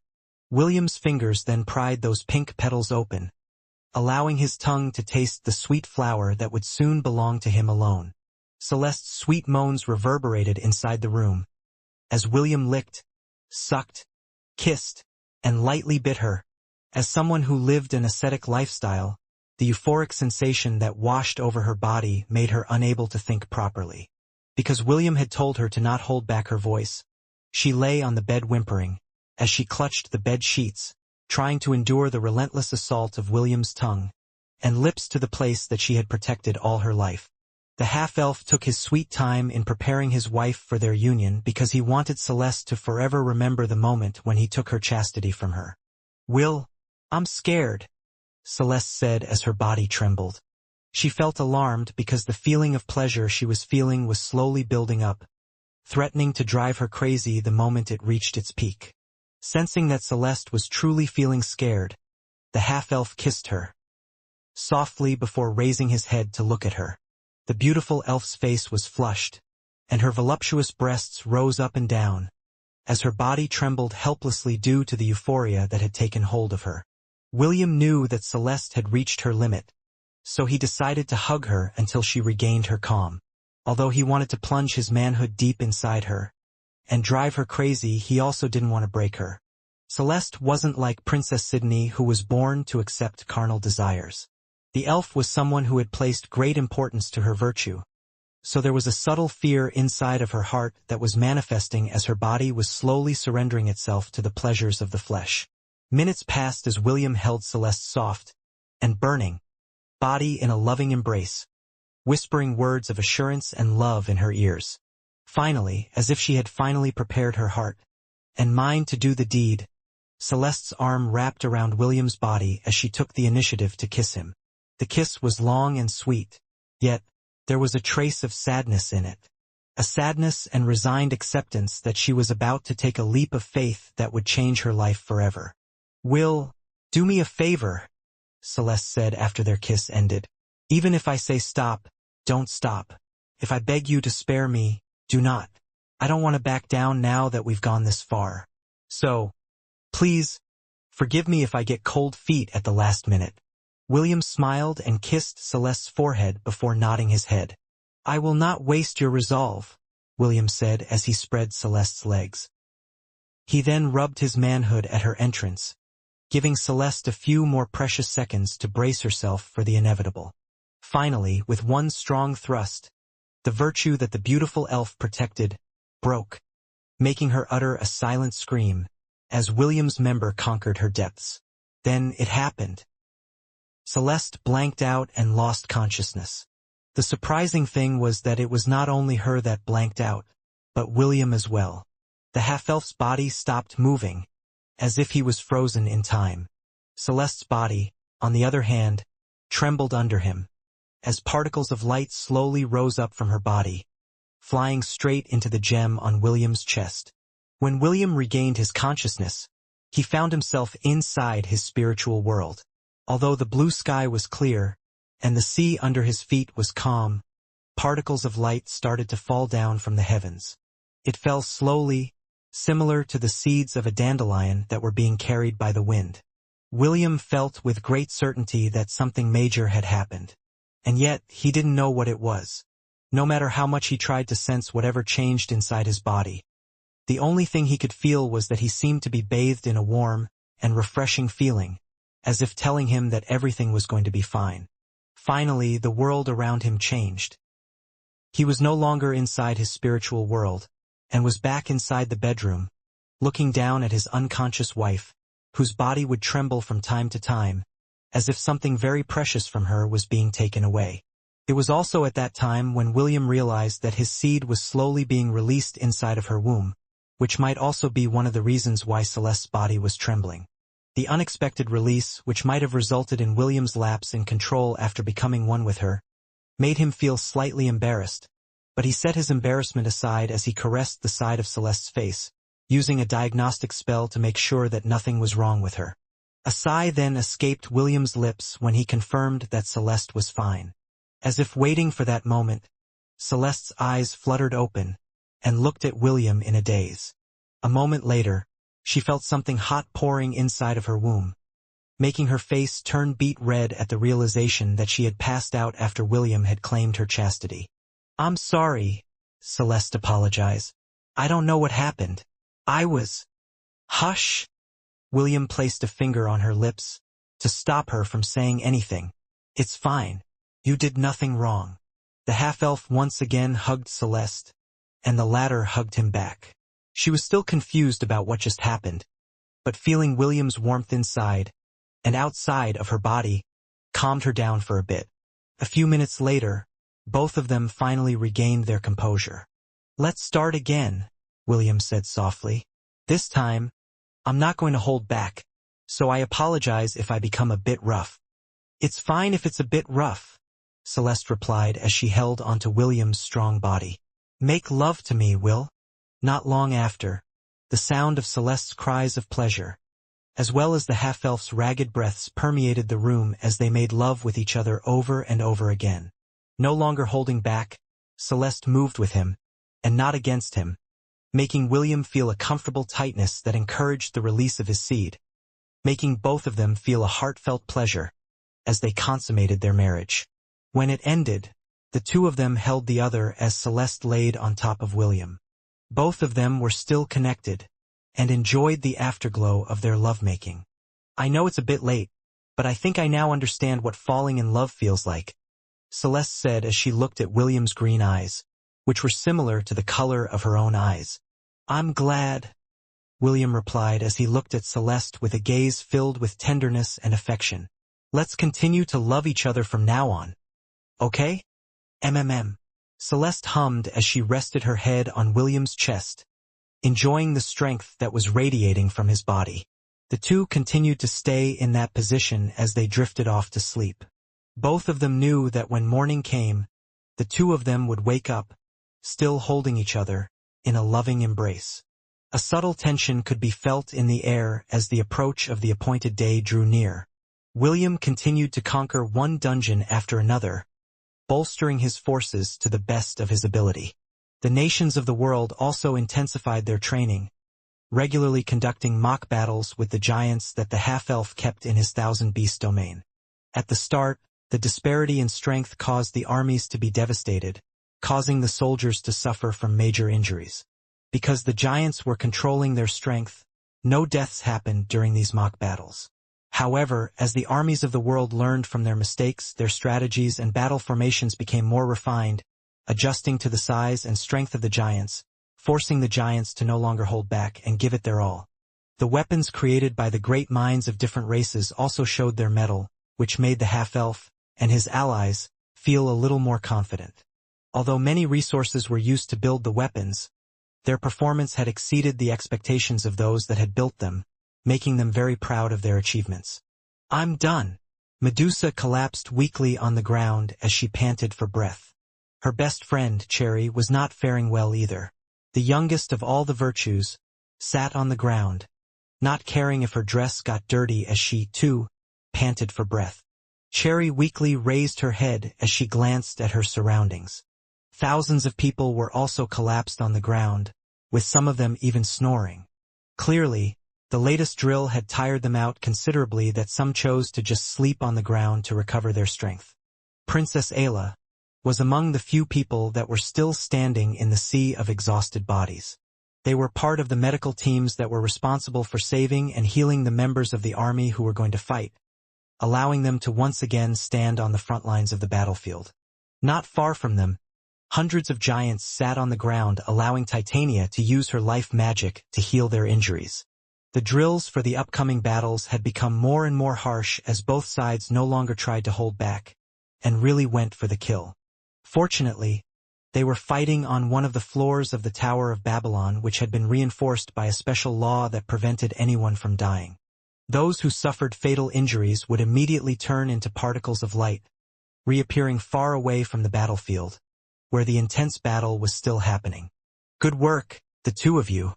A pink-haired dwarf offered a bottle of water to Medusa and Cherry, who were unable to move from their spot due to exhaustion.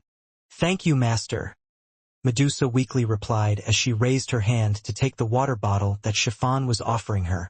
Thank you, Cherry said as she also took the water bottle and drank thirstily. Due to the way she drank, the water spilled from her lips, falling onto her white dress, and drenched it. Even so, the virtue of charity didn't care. She was no longer the little girl that complained about every little thing and whined whenever something bad happened to her. Chiffon looked at the two girls fondly before walking towards Princess Ayla, handing her a water bottle as well. Good work, Ayla, Chiffon said with a smile. You've gotten a lot stronger. Princess Ayla smiled and nodded her head. Thank you, Chiffon. You were amazing earlier. Princess Ayla was part of the medical team, while Chiffon was part of the vanguard of the army.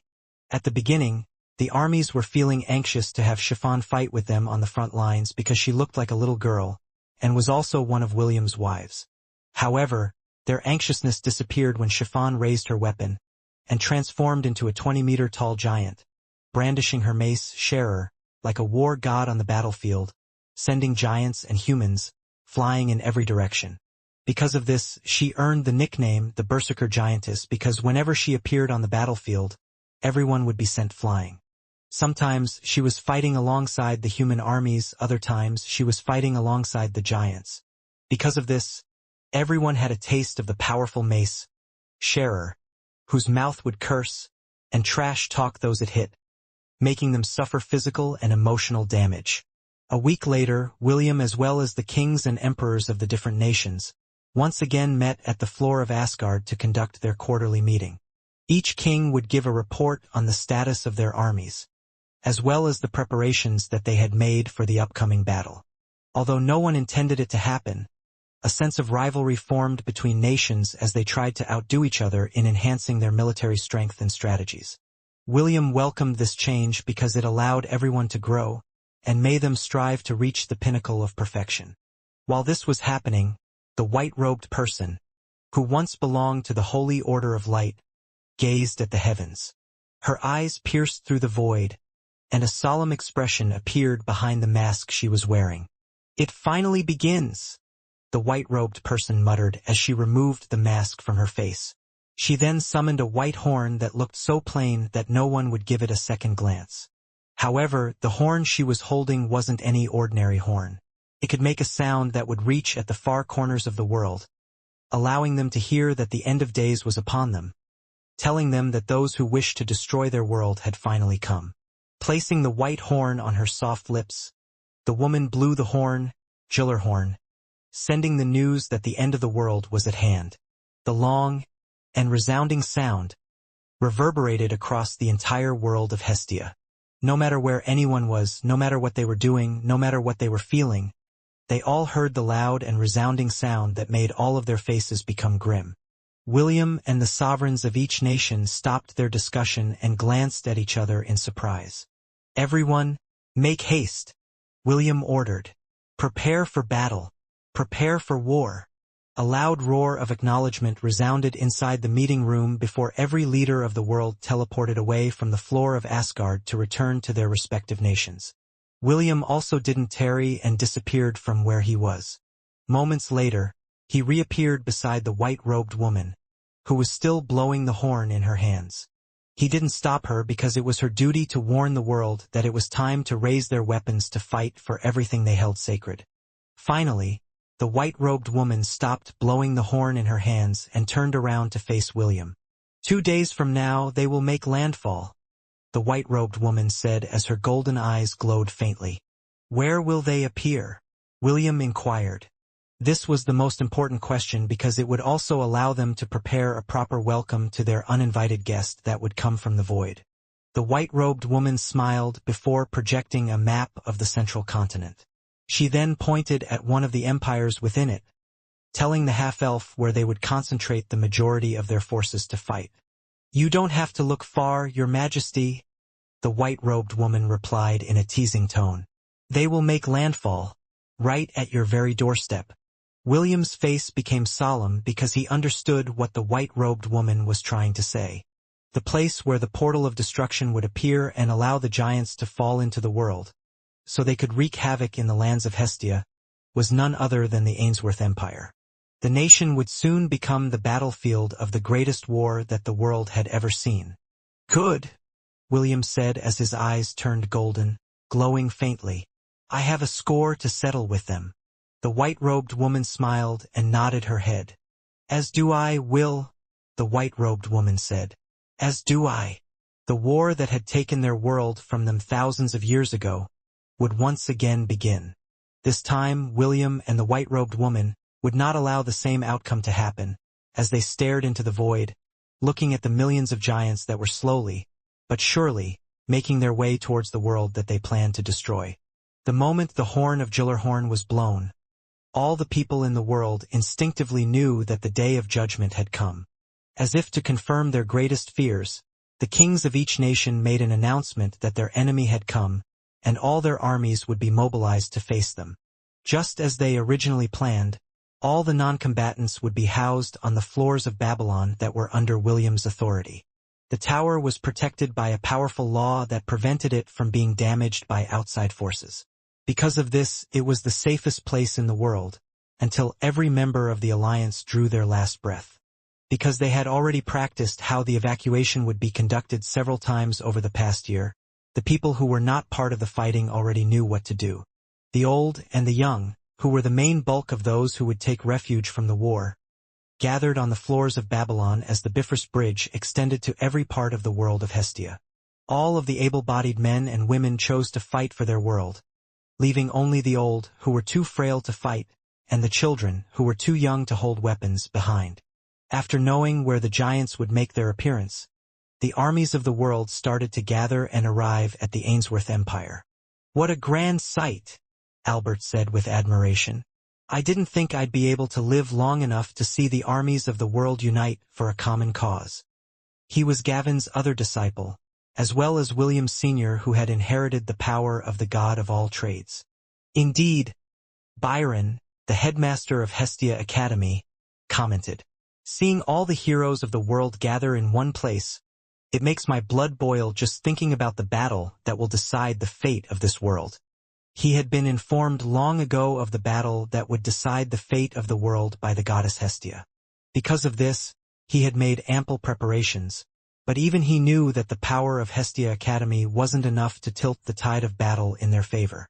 Now, seeing all the forces of the world gather in the Ainsworth Empire gave him hope that all was not lost. "Are you ready to die, Linder?" Swiper asked as he stood beside his friend. "I have no intentions of dying, Swiper," Linder replied as he sharpened his spear with a whetstone. "I intend to live." "Good. You will become a good meat shield when the giants arrive." "Fuck off." All around the Ainsworth Empire, similar conversations were being held. Friends and enemies set aside their differences as they encouraged and chided each other about the upcoming battle. Everyone was feeling anxious, so they decided to busy themselves with doing the things that could help them calm down. Some sharpened their weapons.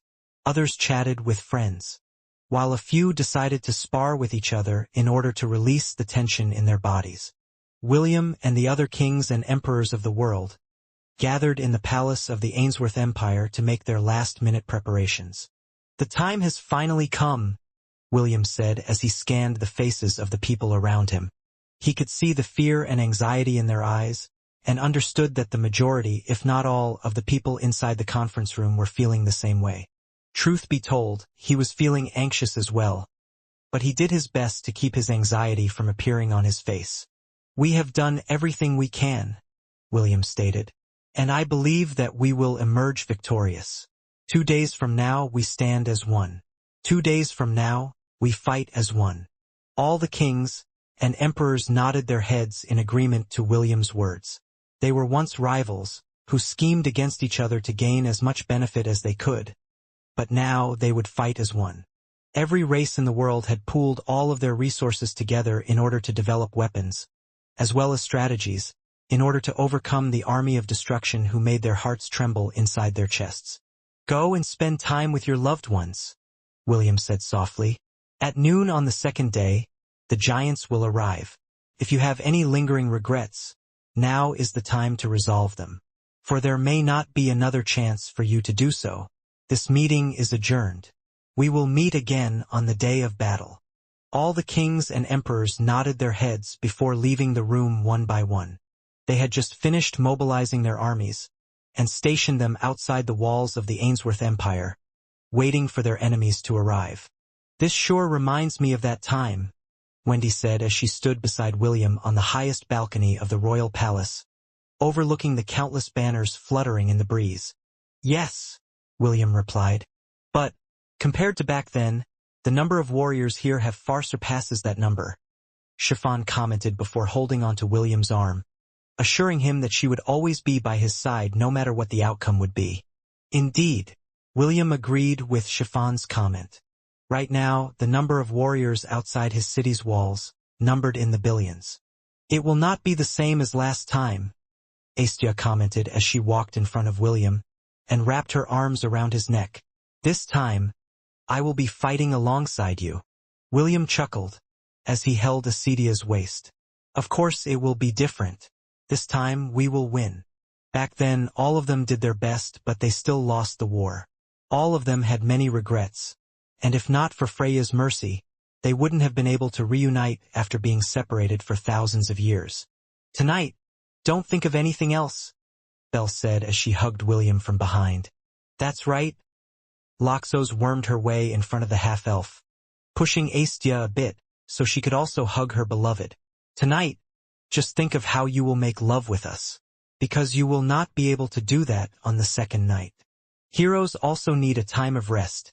Titania's words reach William's ears. Although she didn't try to squeeze her way in to join the ladies who were already holding onto the half-elf, her eyes and voice made William understood her intention. Don't worry, we will make sure that you will have no regrets on the day of battle. The half-elf glanced at all of his wives who were on the balcony, looking at him with love and affection. They were the women that had chosen to spend their life with him, and no matter what the outcome of the battle would be, he was sure that they would be with him till the end. William couldn't stop himself from grinning because he knew that he wouldn't be getting any sleep tonight. Even so, he didn't mind it one bit. This might be the last opportunity he had to make love to all of his wives, and, because of this, he would make sure that all of them were satisfied. He would make sure that none of them had any regrets before the world finally met its supposed end. 2 nights before the arrival of the army of destruction, the sound of merry-making reverberated in the surroundings as people ate and drank to their fill. The half-elf had opened his treasure house and purchased the finest food and drink for the warriors who would be fighting with their lives on the line when the sun reached its zenith on the second day. Naturally, the drinks didn't have any alcohol in them because William didn't want the soldiers to be dead drunk when they faced the harbingers of destruction to the world. When William was still an Einherjar back in Asgard, he and his comrades would enjoy a grand feast before going on a campaign to protect the world under Odin's protection. All of them knew that not all of them would be able to return after the campaign was over, so they decided to just enjoy the moment in the company of their comrades. Even Swiper, who was feeling anxious, let loose and danced around the campfire, making his tribe cheer for his performance. I am Swiper and I am neat. I love pretty girls and I love to eat, Swiper sang as he held a bottle of fake wine in his hand. They say I'm bad, but I am good, so shut up now and eat some food. Great. You're doing well, Swiper. Sing more. Ha ha ha.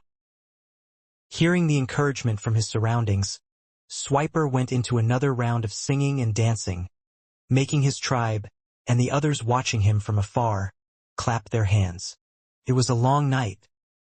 Probably the longest night that everyone experienced in their lifetime. The kings and emperors also gathered together and feasted.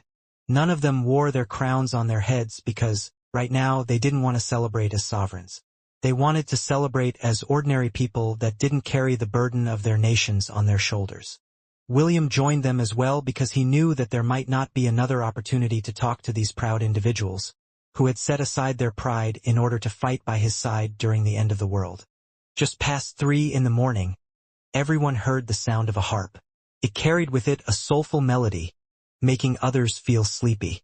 Titania, the beautiful fairy queen, played her harp and put everyone to sleep, allowing them to rest so they would have the strength to pick up their weapons and fight when the giants arrived.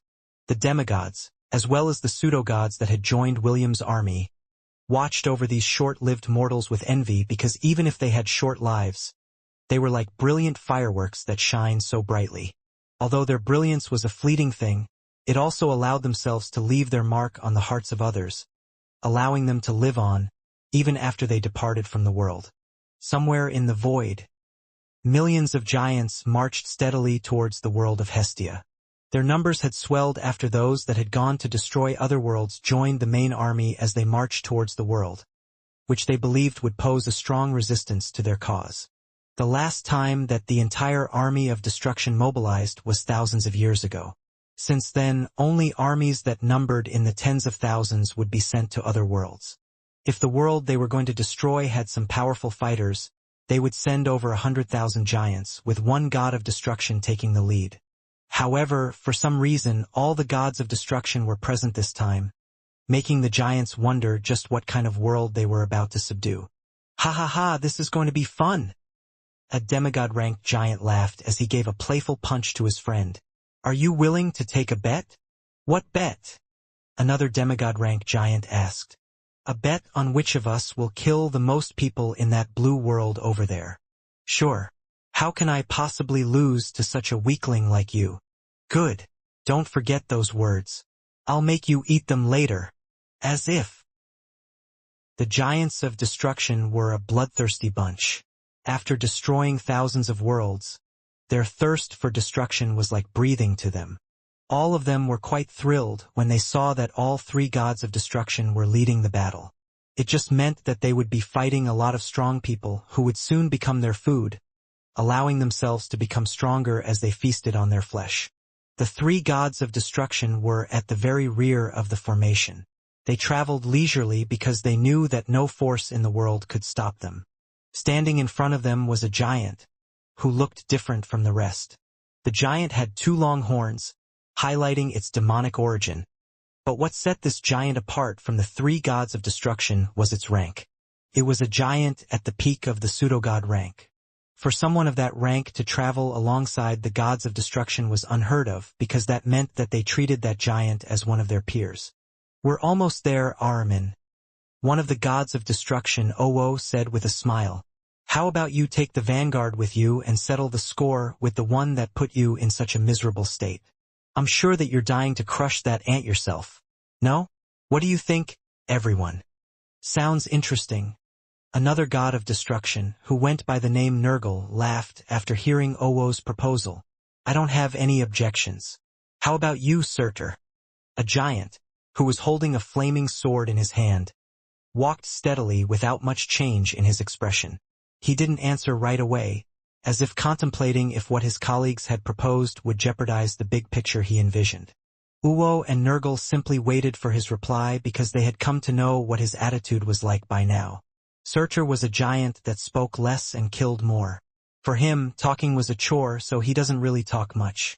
Finally, after nearly 10 minutes, the god of destruction finally answered their query. Do what you want. That was Surtur's reply, making Uwo smirk. Go and lead the charge, Ahriman, Uwo said. We don't mind if you destroy the resisting forces before we arrive there. That's right, Nurgle commented from the side. We will be watching your performance from here. So make sure you do a good job, and ensure that the goodwill we have given you won't be wasted. Ahriman didn't answer, and simply increased the pace of his march. After losing his main body, he was forced to escape to the void and seek the help of the gods of destruction so they could create a temporary body for him. Since the body he was using right now wasn't his original body, his strength only reached the peak of the pseudogod rank, making him feel extremely bitter, but there was nothing he could do about it.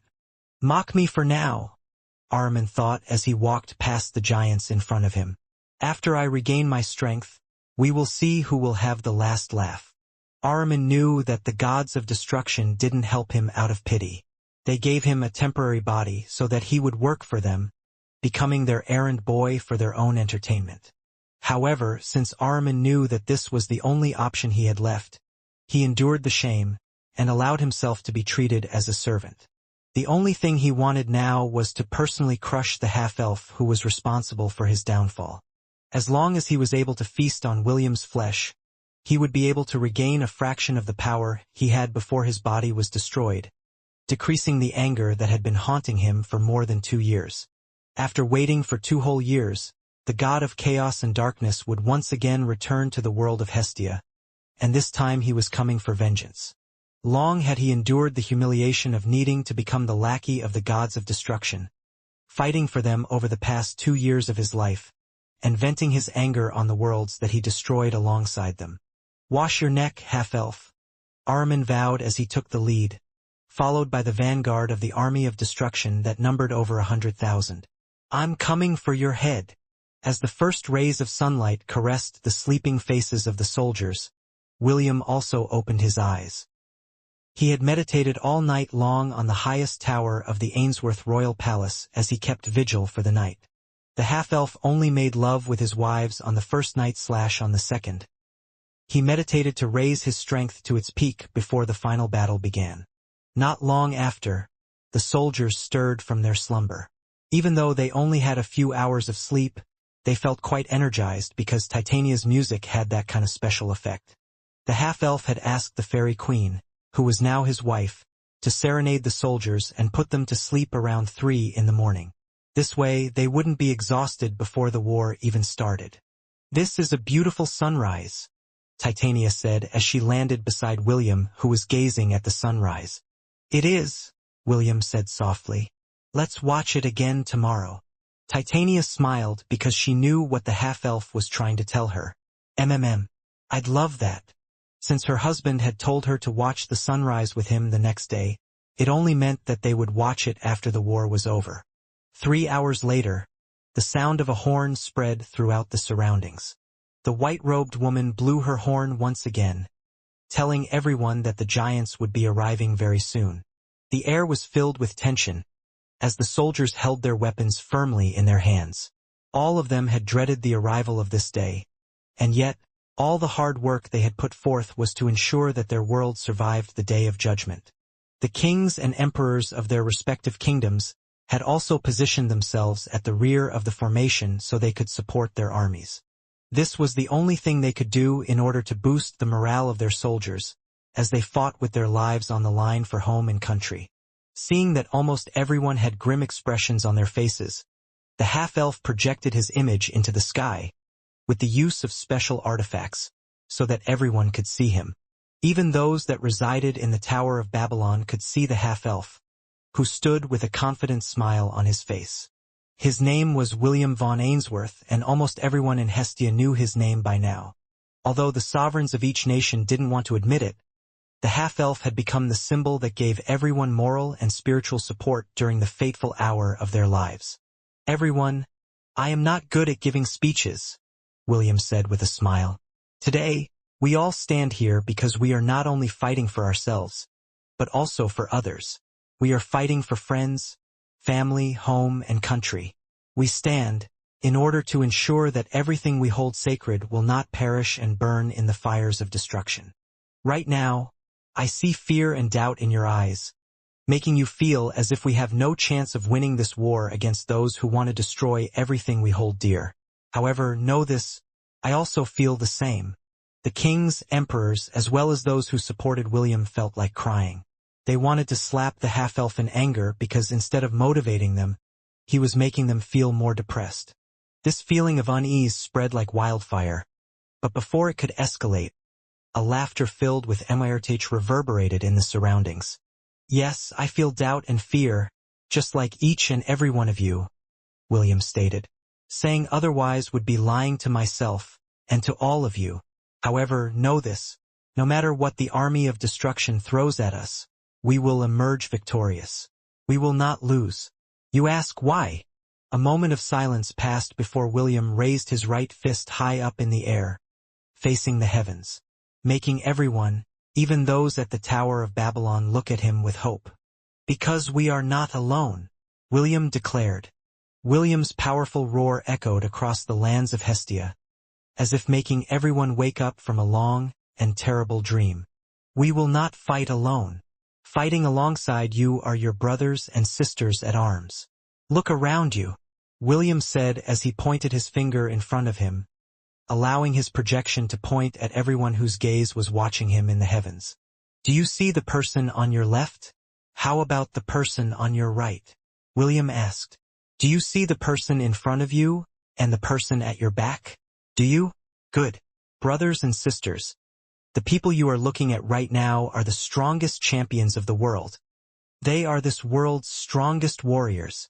This is the gathering of the world's strongest armies. No matter what the army of destruction throws at you, we will prevail. We will survive. We will emerge victorious." William spread his arms wide, making those who heard his words raise their heads as the blood inside their bodies boiled in preparation for battle. "What are we going to do with the army of destruction?" William asked. "Kill." "I can't hear you." "Kill." "Louder." "Kill." "Kill." "Kill." "Kill." "Kill." The soldiers tapped the butt of their spears on the ground. Others slapped their swords on their shields, while some stomped their feet on the ground.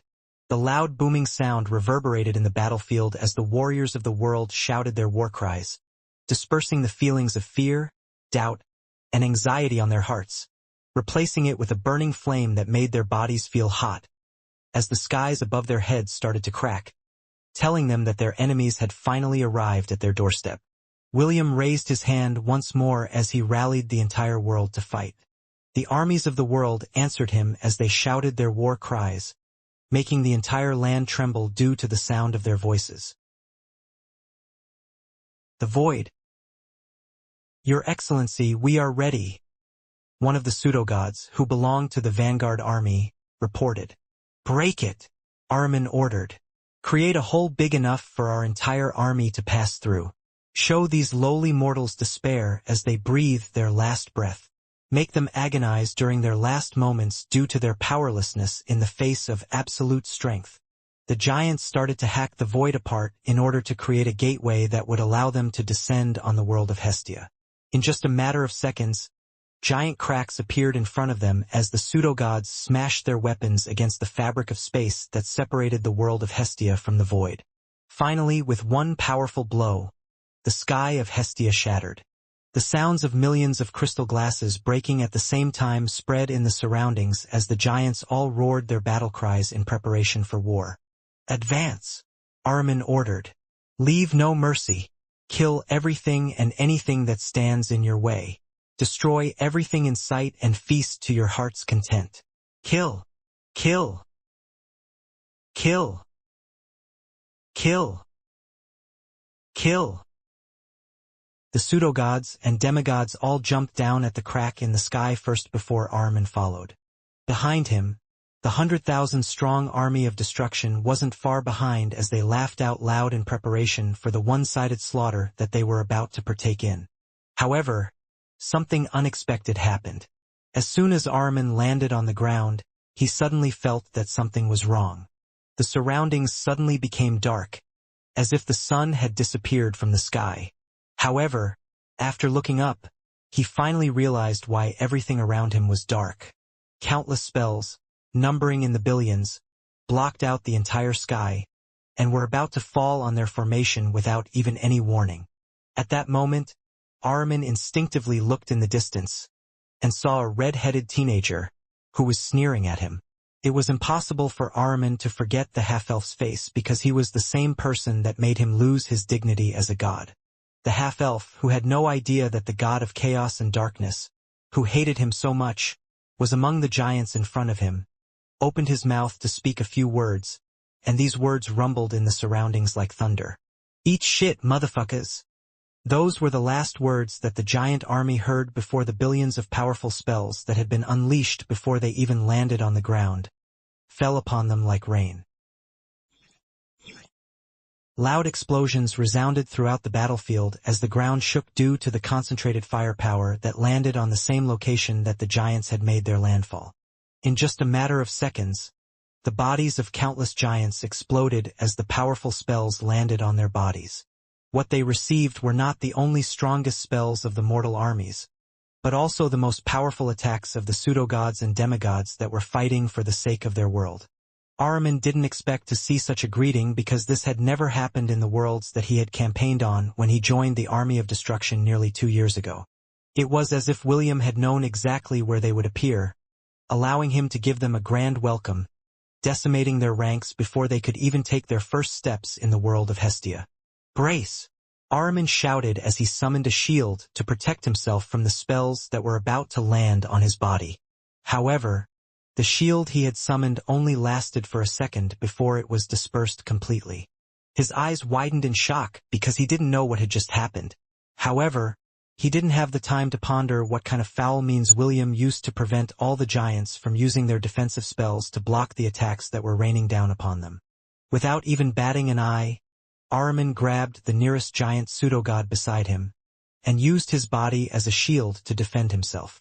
The pseudo-god roared in anger, and tried to break free, but Ahriman's strength far surpassed his, making him unable to escape the former god's grasp. Cries of surprise, Anger, frustration, and pain escaped the giants' lips as they found themselves unable to escape their fate. Blood and pieces of flesh rose into the air like fountains as William's first bombardment ended. Fire! William ordered as the next volley was unleashed without mercy. 100,000 giants composed of myriad, demigod, and pseudogods may seem like a huge number. However, what they were facing were billions of warriors. Their ranks might have been weaker than their enemies, but their numbers and tenacity made up for it.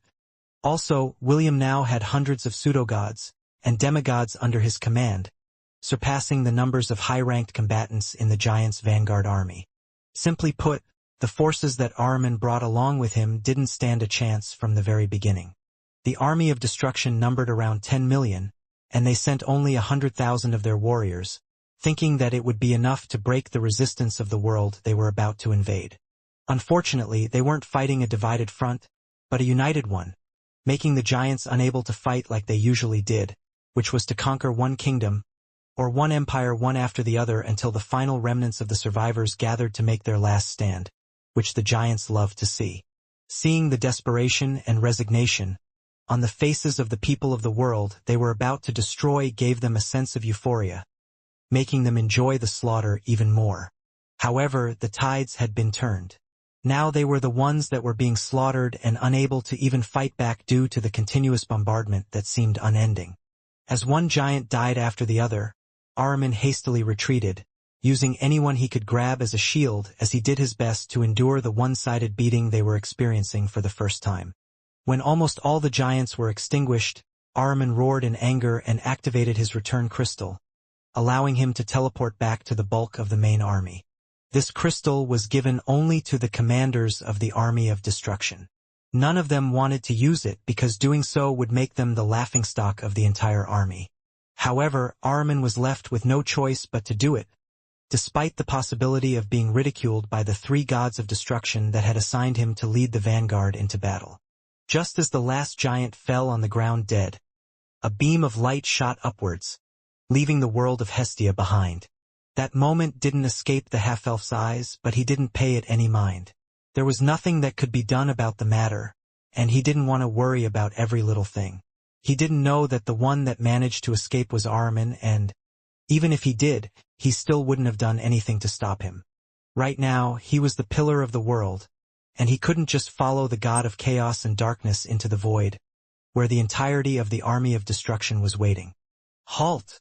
William ordered, and the bombardment stopped.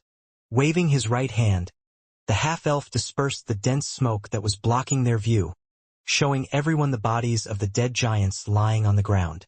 No one knew who started it, but a loud shout of triumph was heard. Soon, it spread like wildfire, making all the armies of the world shout as well. They had won the first round of battle, and it bolstered their courage, giving them assurance that the possibility of winning existed. They knew that this was only the beginning of the battle, and understood that the next batch of giants that invaded their world would be prepared for their special greeting. However, it didn't matter. A victory, no matter how small, was still a victory. As if waiting for that moment, William raised his right fist high in the air, making everyone's cheers grow louder. Raising the army's morale was a good thing because it would grant them enough courage to face what was coming next. The half-elf knew that the next wave wouldn't be so easy to overcome because the enemy knew what they were going to do now. However, he was fine with that. They had prepared more surprises for their uninvited guests and hoped that by the time the real big shots arrived, they would have already decimated more than half of the army of destruction, allowing them a small chance of victory against the gods of destruction that made the hearts of other gods tremble in fear. Ha ha ha! This is a new record.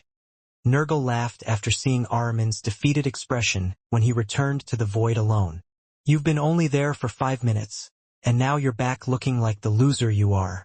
You disappoint me so much, Ahriman. Oo had a smile on his face, as he looked at his colleague berating the former god of chaos and darkness.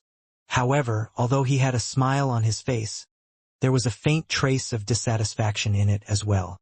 Ahriman had descended on the world of Hestia with 100,000 giants from their vanguard.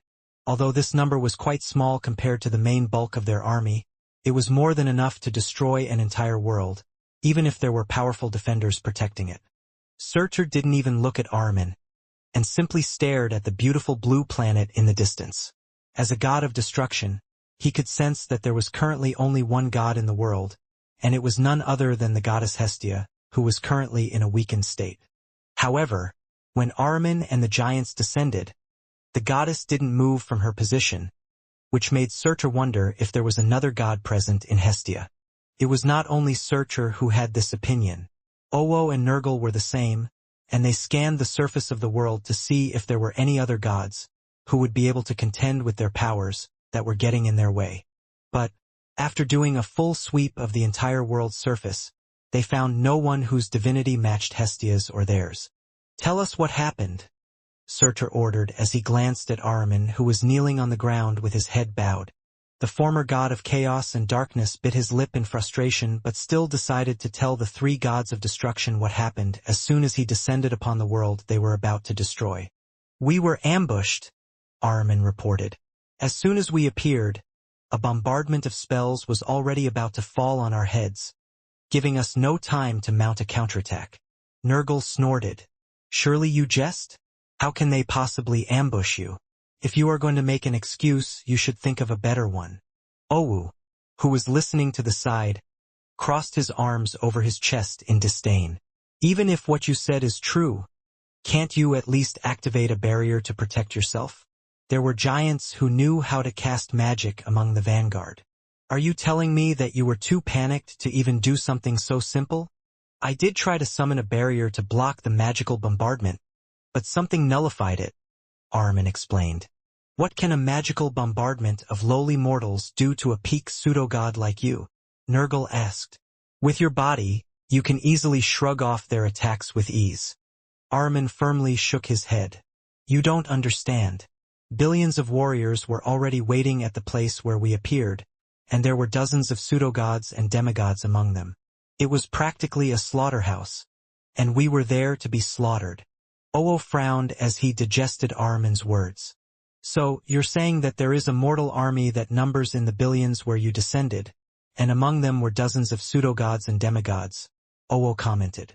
"I find it hard to believe, but since I can tell that you are not lying, I have no choice but to believe that our arrival was something that they have prepared for." "Indeed," Nurgle agreed. "To even predict the place where we will make landfall in order to set up an ambush is not an easy feat. They probably have an oracle or seer whose spiritual power far surpasses mortal standards."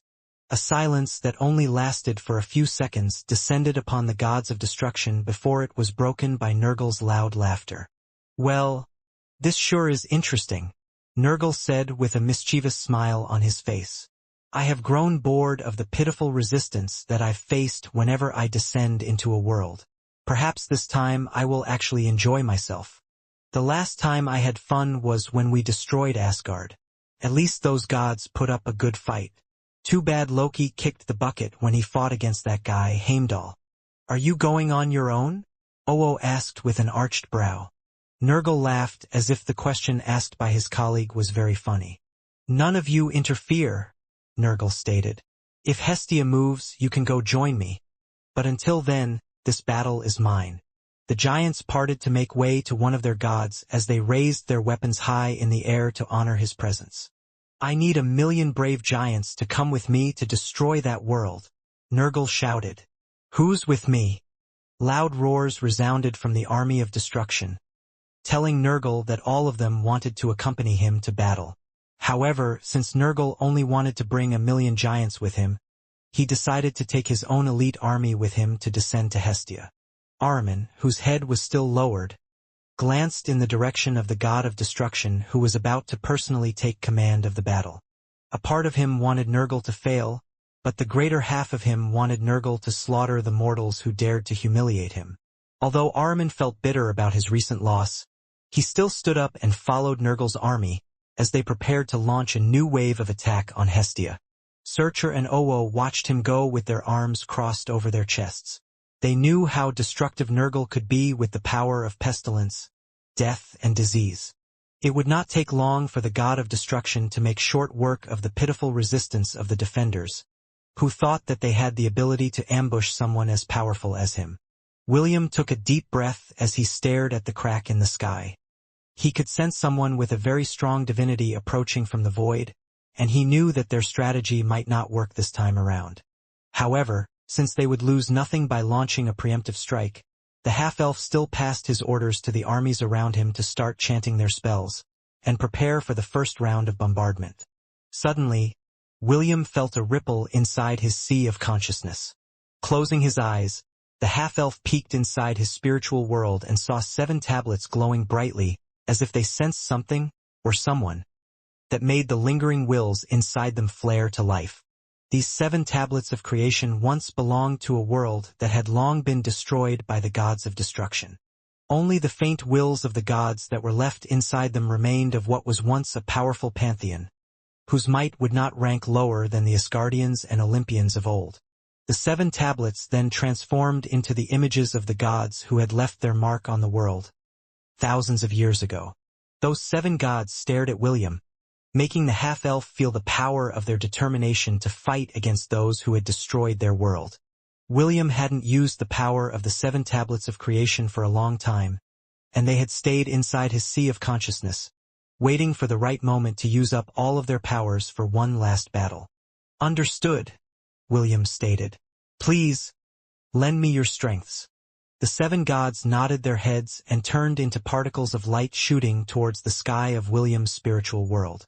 A moment later, the 7 glowing tablets formed a circle that rotated around the half-elf. Their wills became his will, as they felt the approach of a being whose might surpassed those of anyone on the battlefield. Suddenly, the sound of buzzing erupted from the cracked sky. A moment later, a countless number of giant flying insects descended from the sky and spread out towards the armies standing on the battlefield. "Open fire," William ordered as the spells that had been prepared beforehand flew towards the giant insects, obliterating every insect in their path. The half-elf knew that this was just a distraction that the army of destruction had prepared to deal with their preemptive strike, but there was nothing he could do about it. "Phalanx formation," Eldon shouted as the dwarves took a defensive stance with spears protruding outwards. The giant insects that had descended on their army were instantly skewered by the adamantium spears that they had prepared for this battle. Even a dragon's scale would be pierced through by these spears, so the insects didn't stand a chance.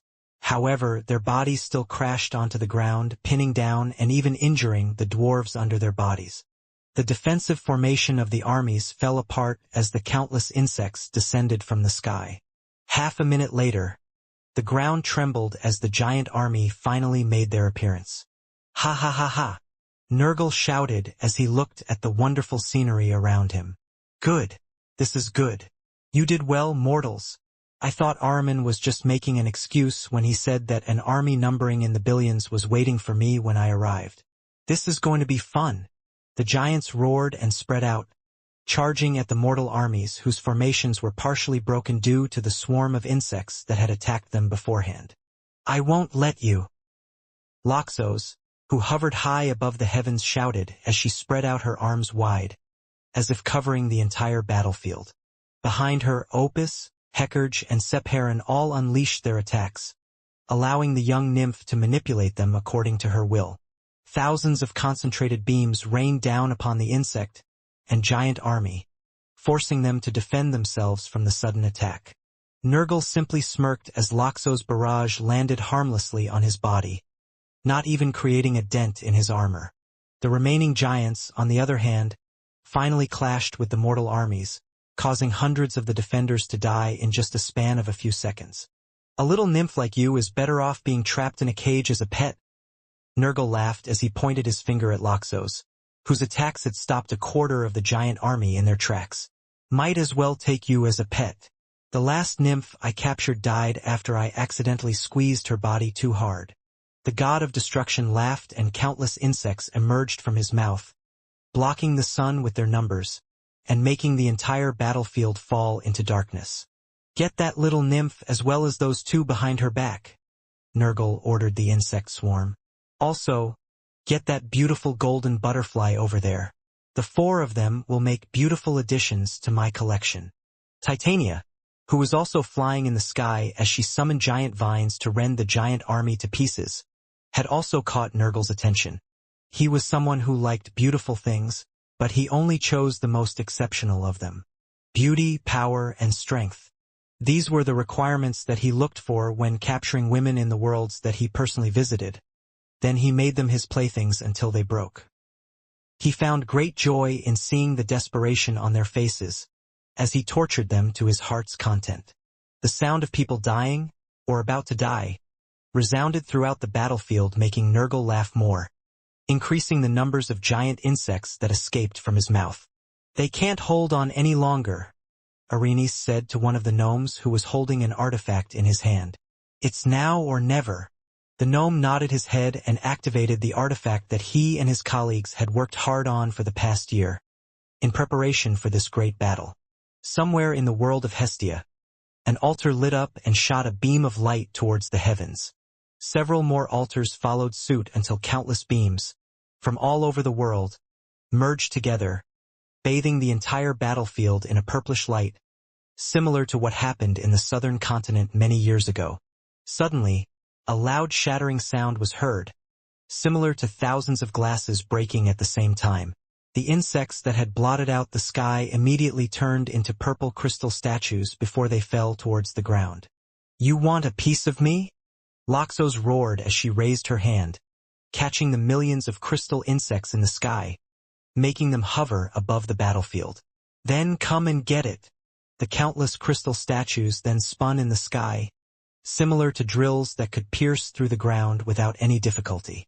Sephiroth and Ifrit then unleashed their strongest fire attacks, allowing Loxos to imbue them to the crystal statues under her control. "Turn everything to ashes," Loxos shouted as she pointed her finger towards the giant army, as well as the hateful god of destruction in front of her. "Graveyard of the Fireflies." Countless flaming drills rained down on the battlefield, similar to a meteor shower.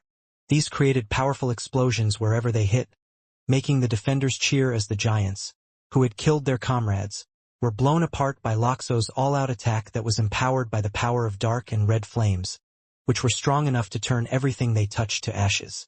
Dense smoke obscured everyone's view as the Loxos unleashed hell on earth using the crystal statues, combined with the dark flames of Sephiroth and the fiery red flames of Ifrit. Everyone watched with bated breath, as they waited for the smoke to disperse, allowing them to see the destruction that the nymph had done to the army of destruction. Suddenly, from within the dense smoke, a loud laughter emerged. Strong gusts of wind blew the smoke apart, making everyone's faces turn grim after they saw the outcome they didn't want to see. Standing at the center of the army of destruction was a giant who had the body of a lion, the wings of an eagle, and the head of a demon with horns. In the giant's left hand, he held a mace with a lion's head on it. In his right, he held a green sword that seemed to reek with deadly poison. Although Loxos' all-out attack did indeed kill some giants, she was only able to kill a few thousand of them, which was a very minuscule number from the million-strong army that Nurgle had brought with him to Hestia. "Nice try, little nymph," Nurgle chuckled as his demonic eyes fixed on Loxos, who was looking at him in disbelief. "Did you really think that a little pseudo-god like you can contend against a god? You must be out of your mind." The kings, as well as their armies, who thought that they had finally gained the upper hand in battle, felt their skin crawl as they gazed at Nurgle's true form, which was truly horrifying to look at. "Everyone, don't be intimidated," Loxos shouted. "Let's do it one Moria Euro." Loxos wasn't able to finish her words because she suddenly found herself unable to move her body properly. A moment later, she coughed, and blood spilled from her red lips, making her feel as if her strength was being drained from her body. It was not only her that felt that way.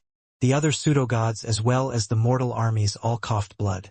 A moment later, they were having difficulty moving their bodies, as if they were slowly becoming paralyzed. "Oh? So it finally kicked in?" Nurgle asked in a teasing tone. "Do you really think that I, the god of pestilence and diseases, was only creating ordinary bugs to play with you lot? The insects that come from within my body create powerful toxins, and spread it through the air with their wings. However, no need to worry. It is not fatal. What it does is weaken the body and cause paralysis. That way, I can better enjoy the desperation on your faces as I tear you all apart." The god of pestilence and diseases made a gesture and the army of destruction charged towards the weakened mortal armies, creating a one-sided slaughter. Ha! What a wonderful sound! Nurgle laughed as the sound of screams spread throughout the surroundings as the armies tried to defend themselves from the giant's advance. As for you, my little pet, come. Nurgle made a pulling action, creating a powerful gust of wind, pulling Loxos towards him. Since the young nymph's body was paralyzed, she was unable to do anything but stare helplessly at the god of destruction who wanted to cause harm to her.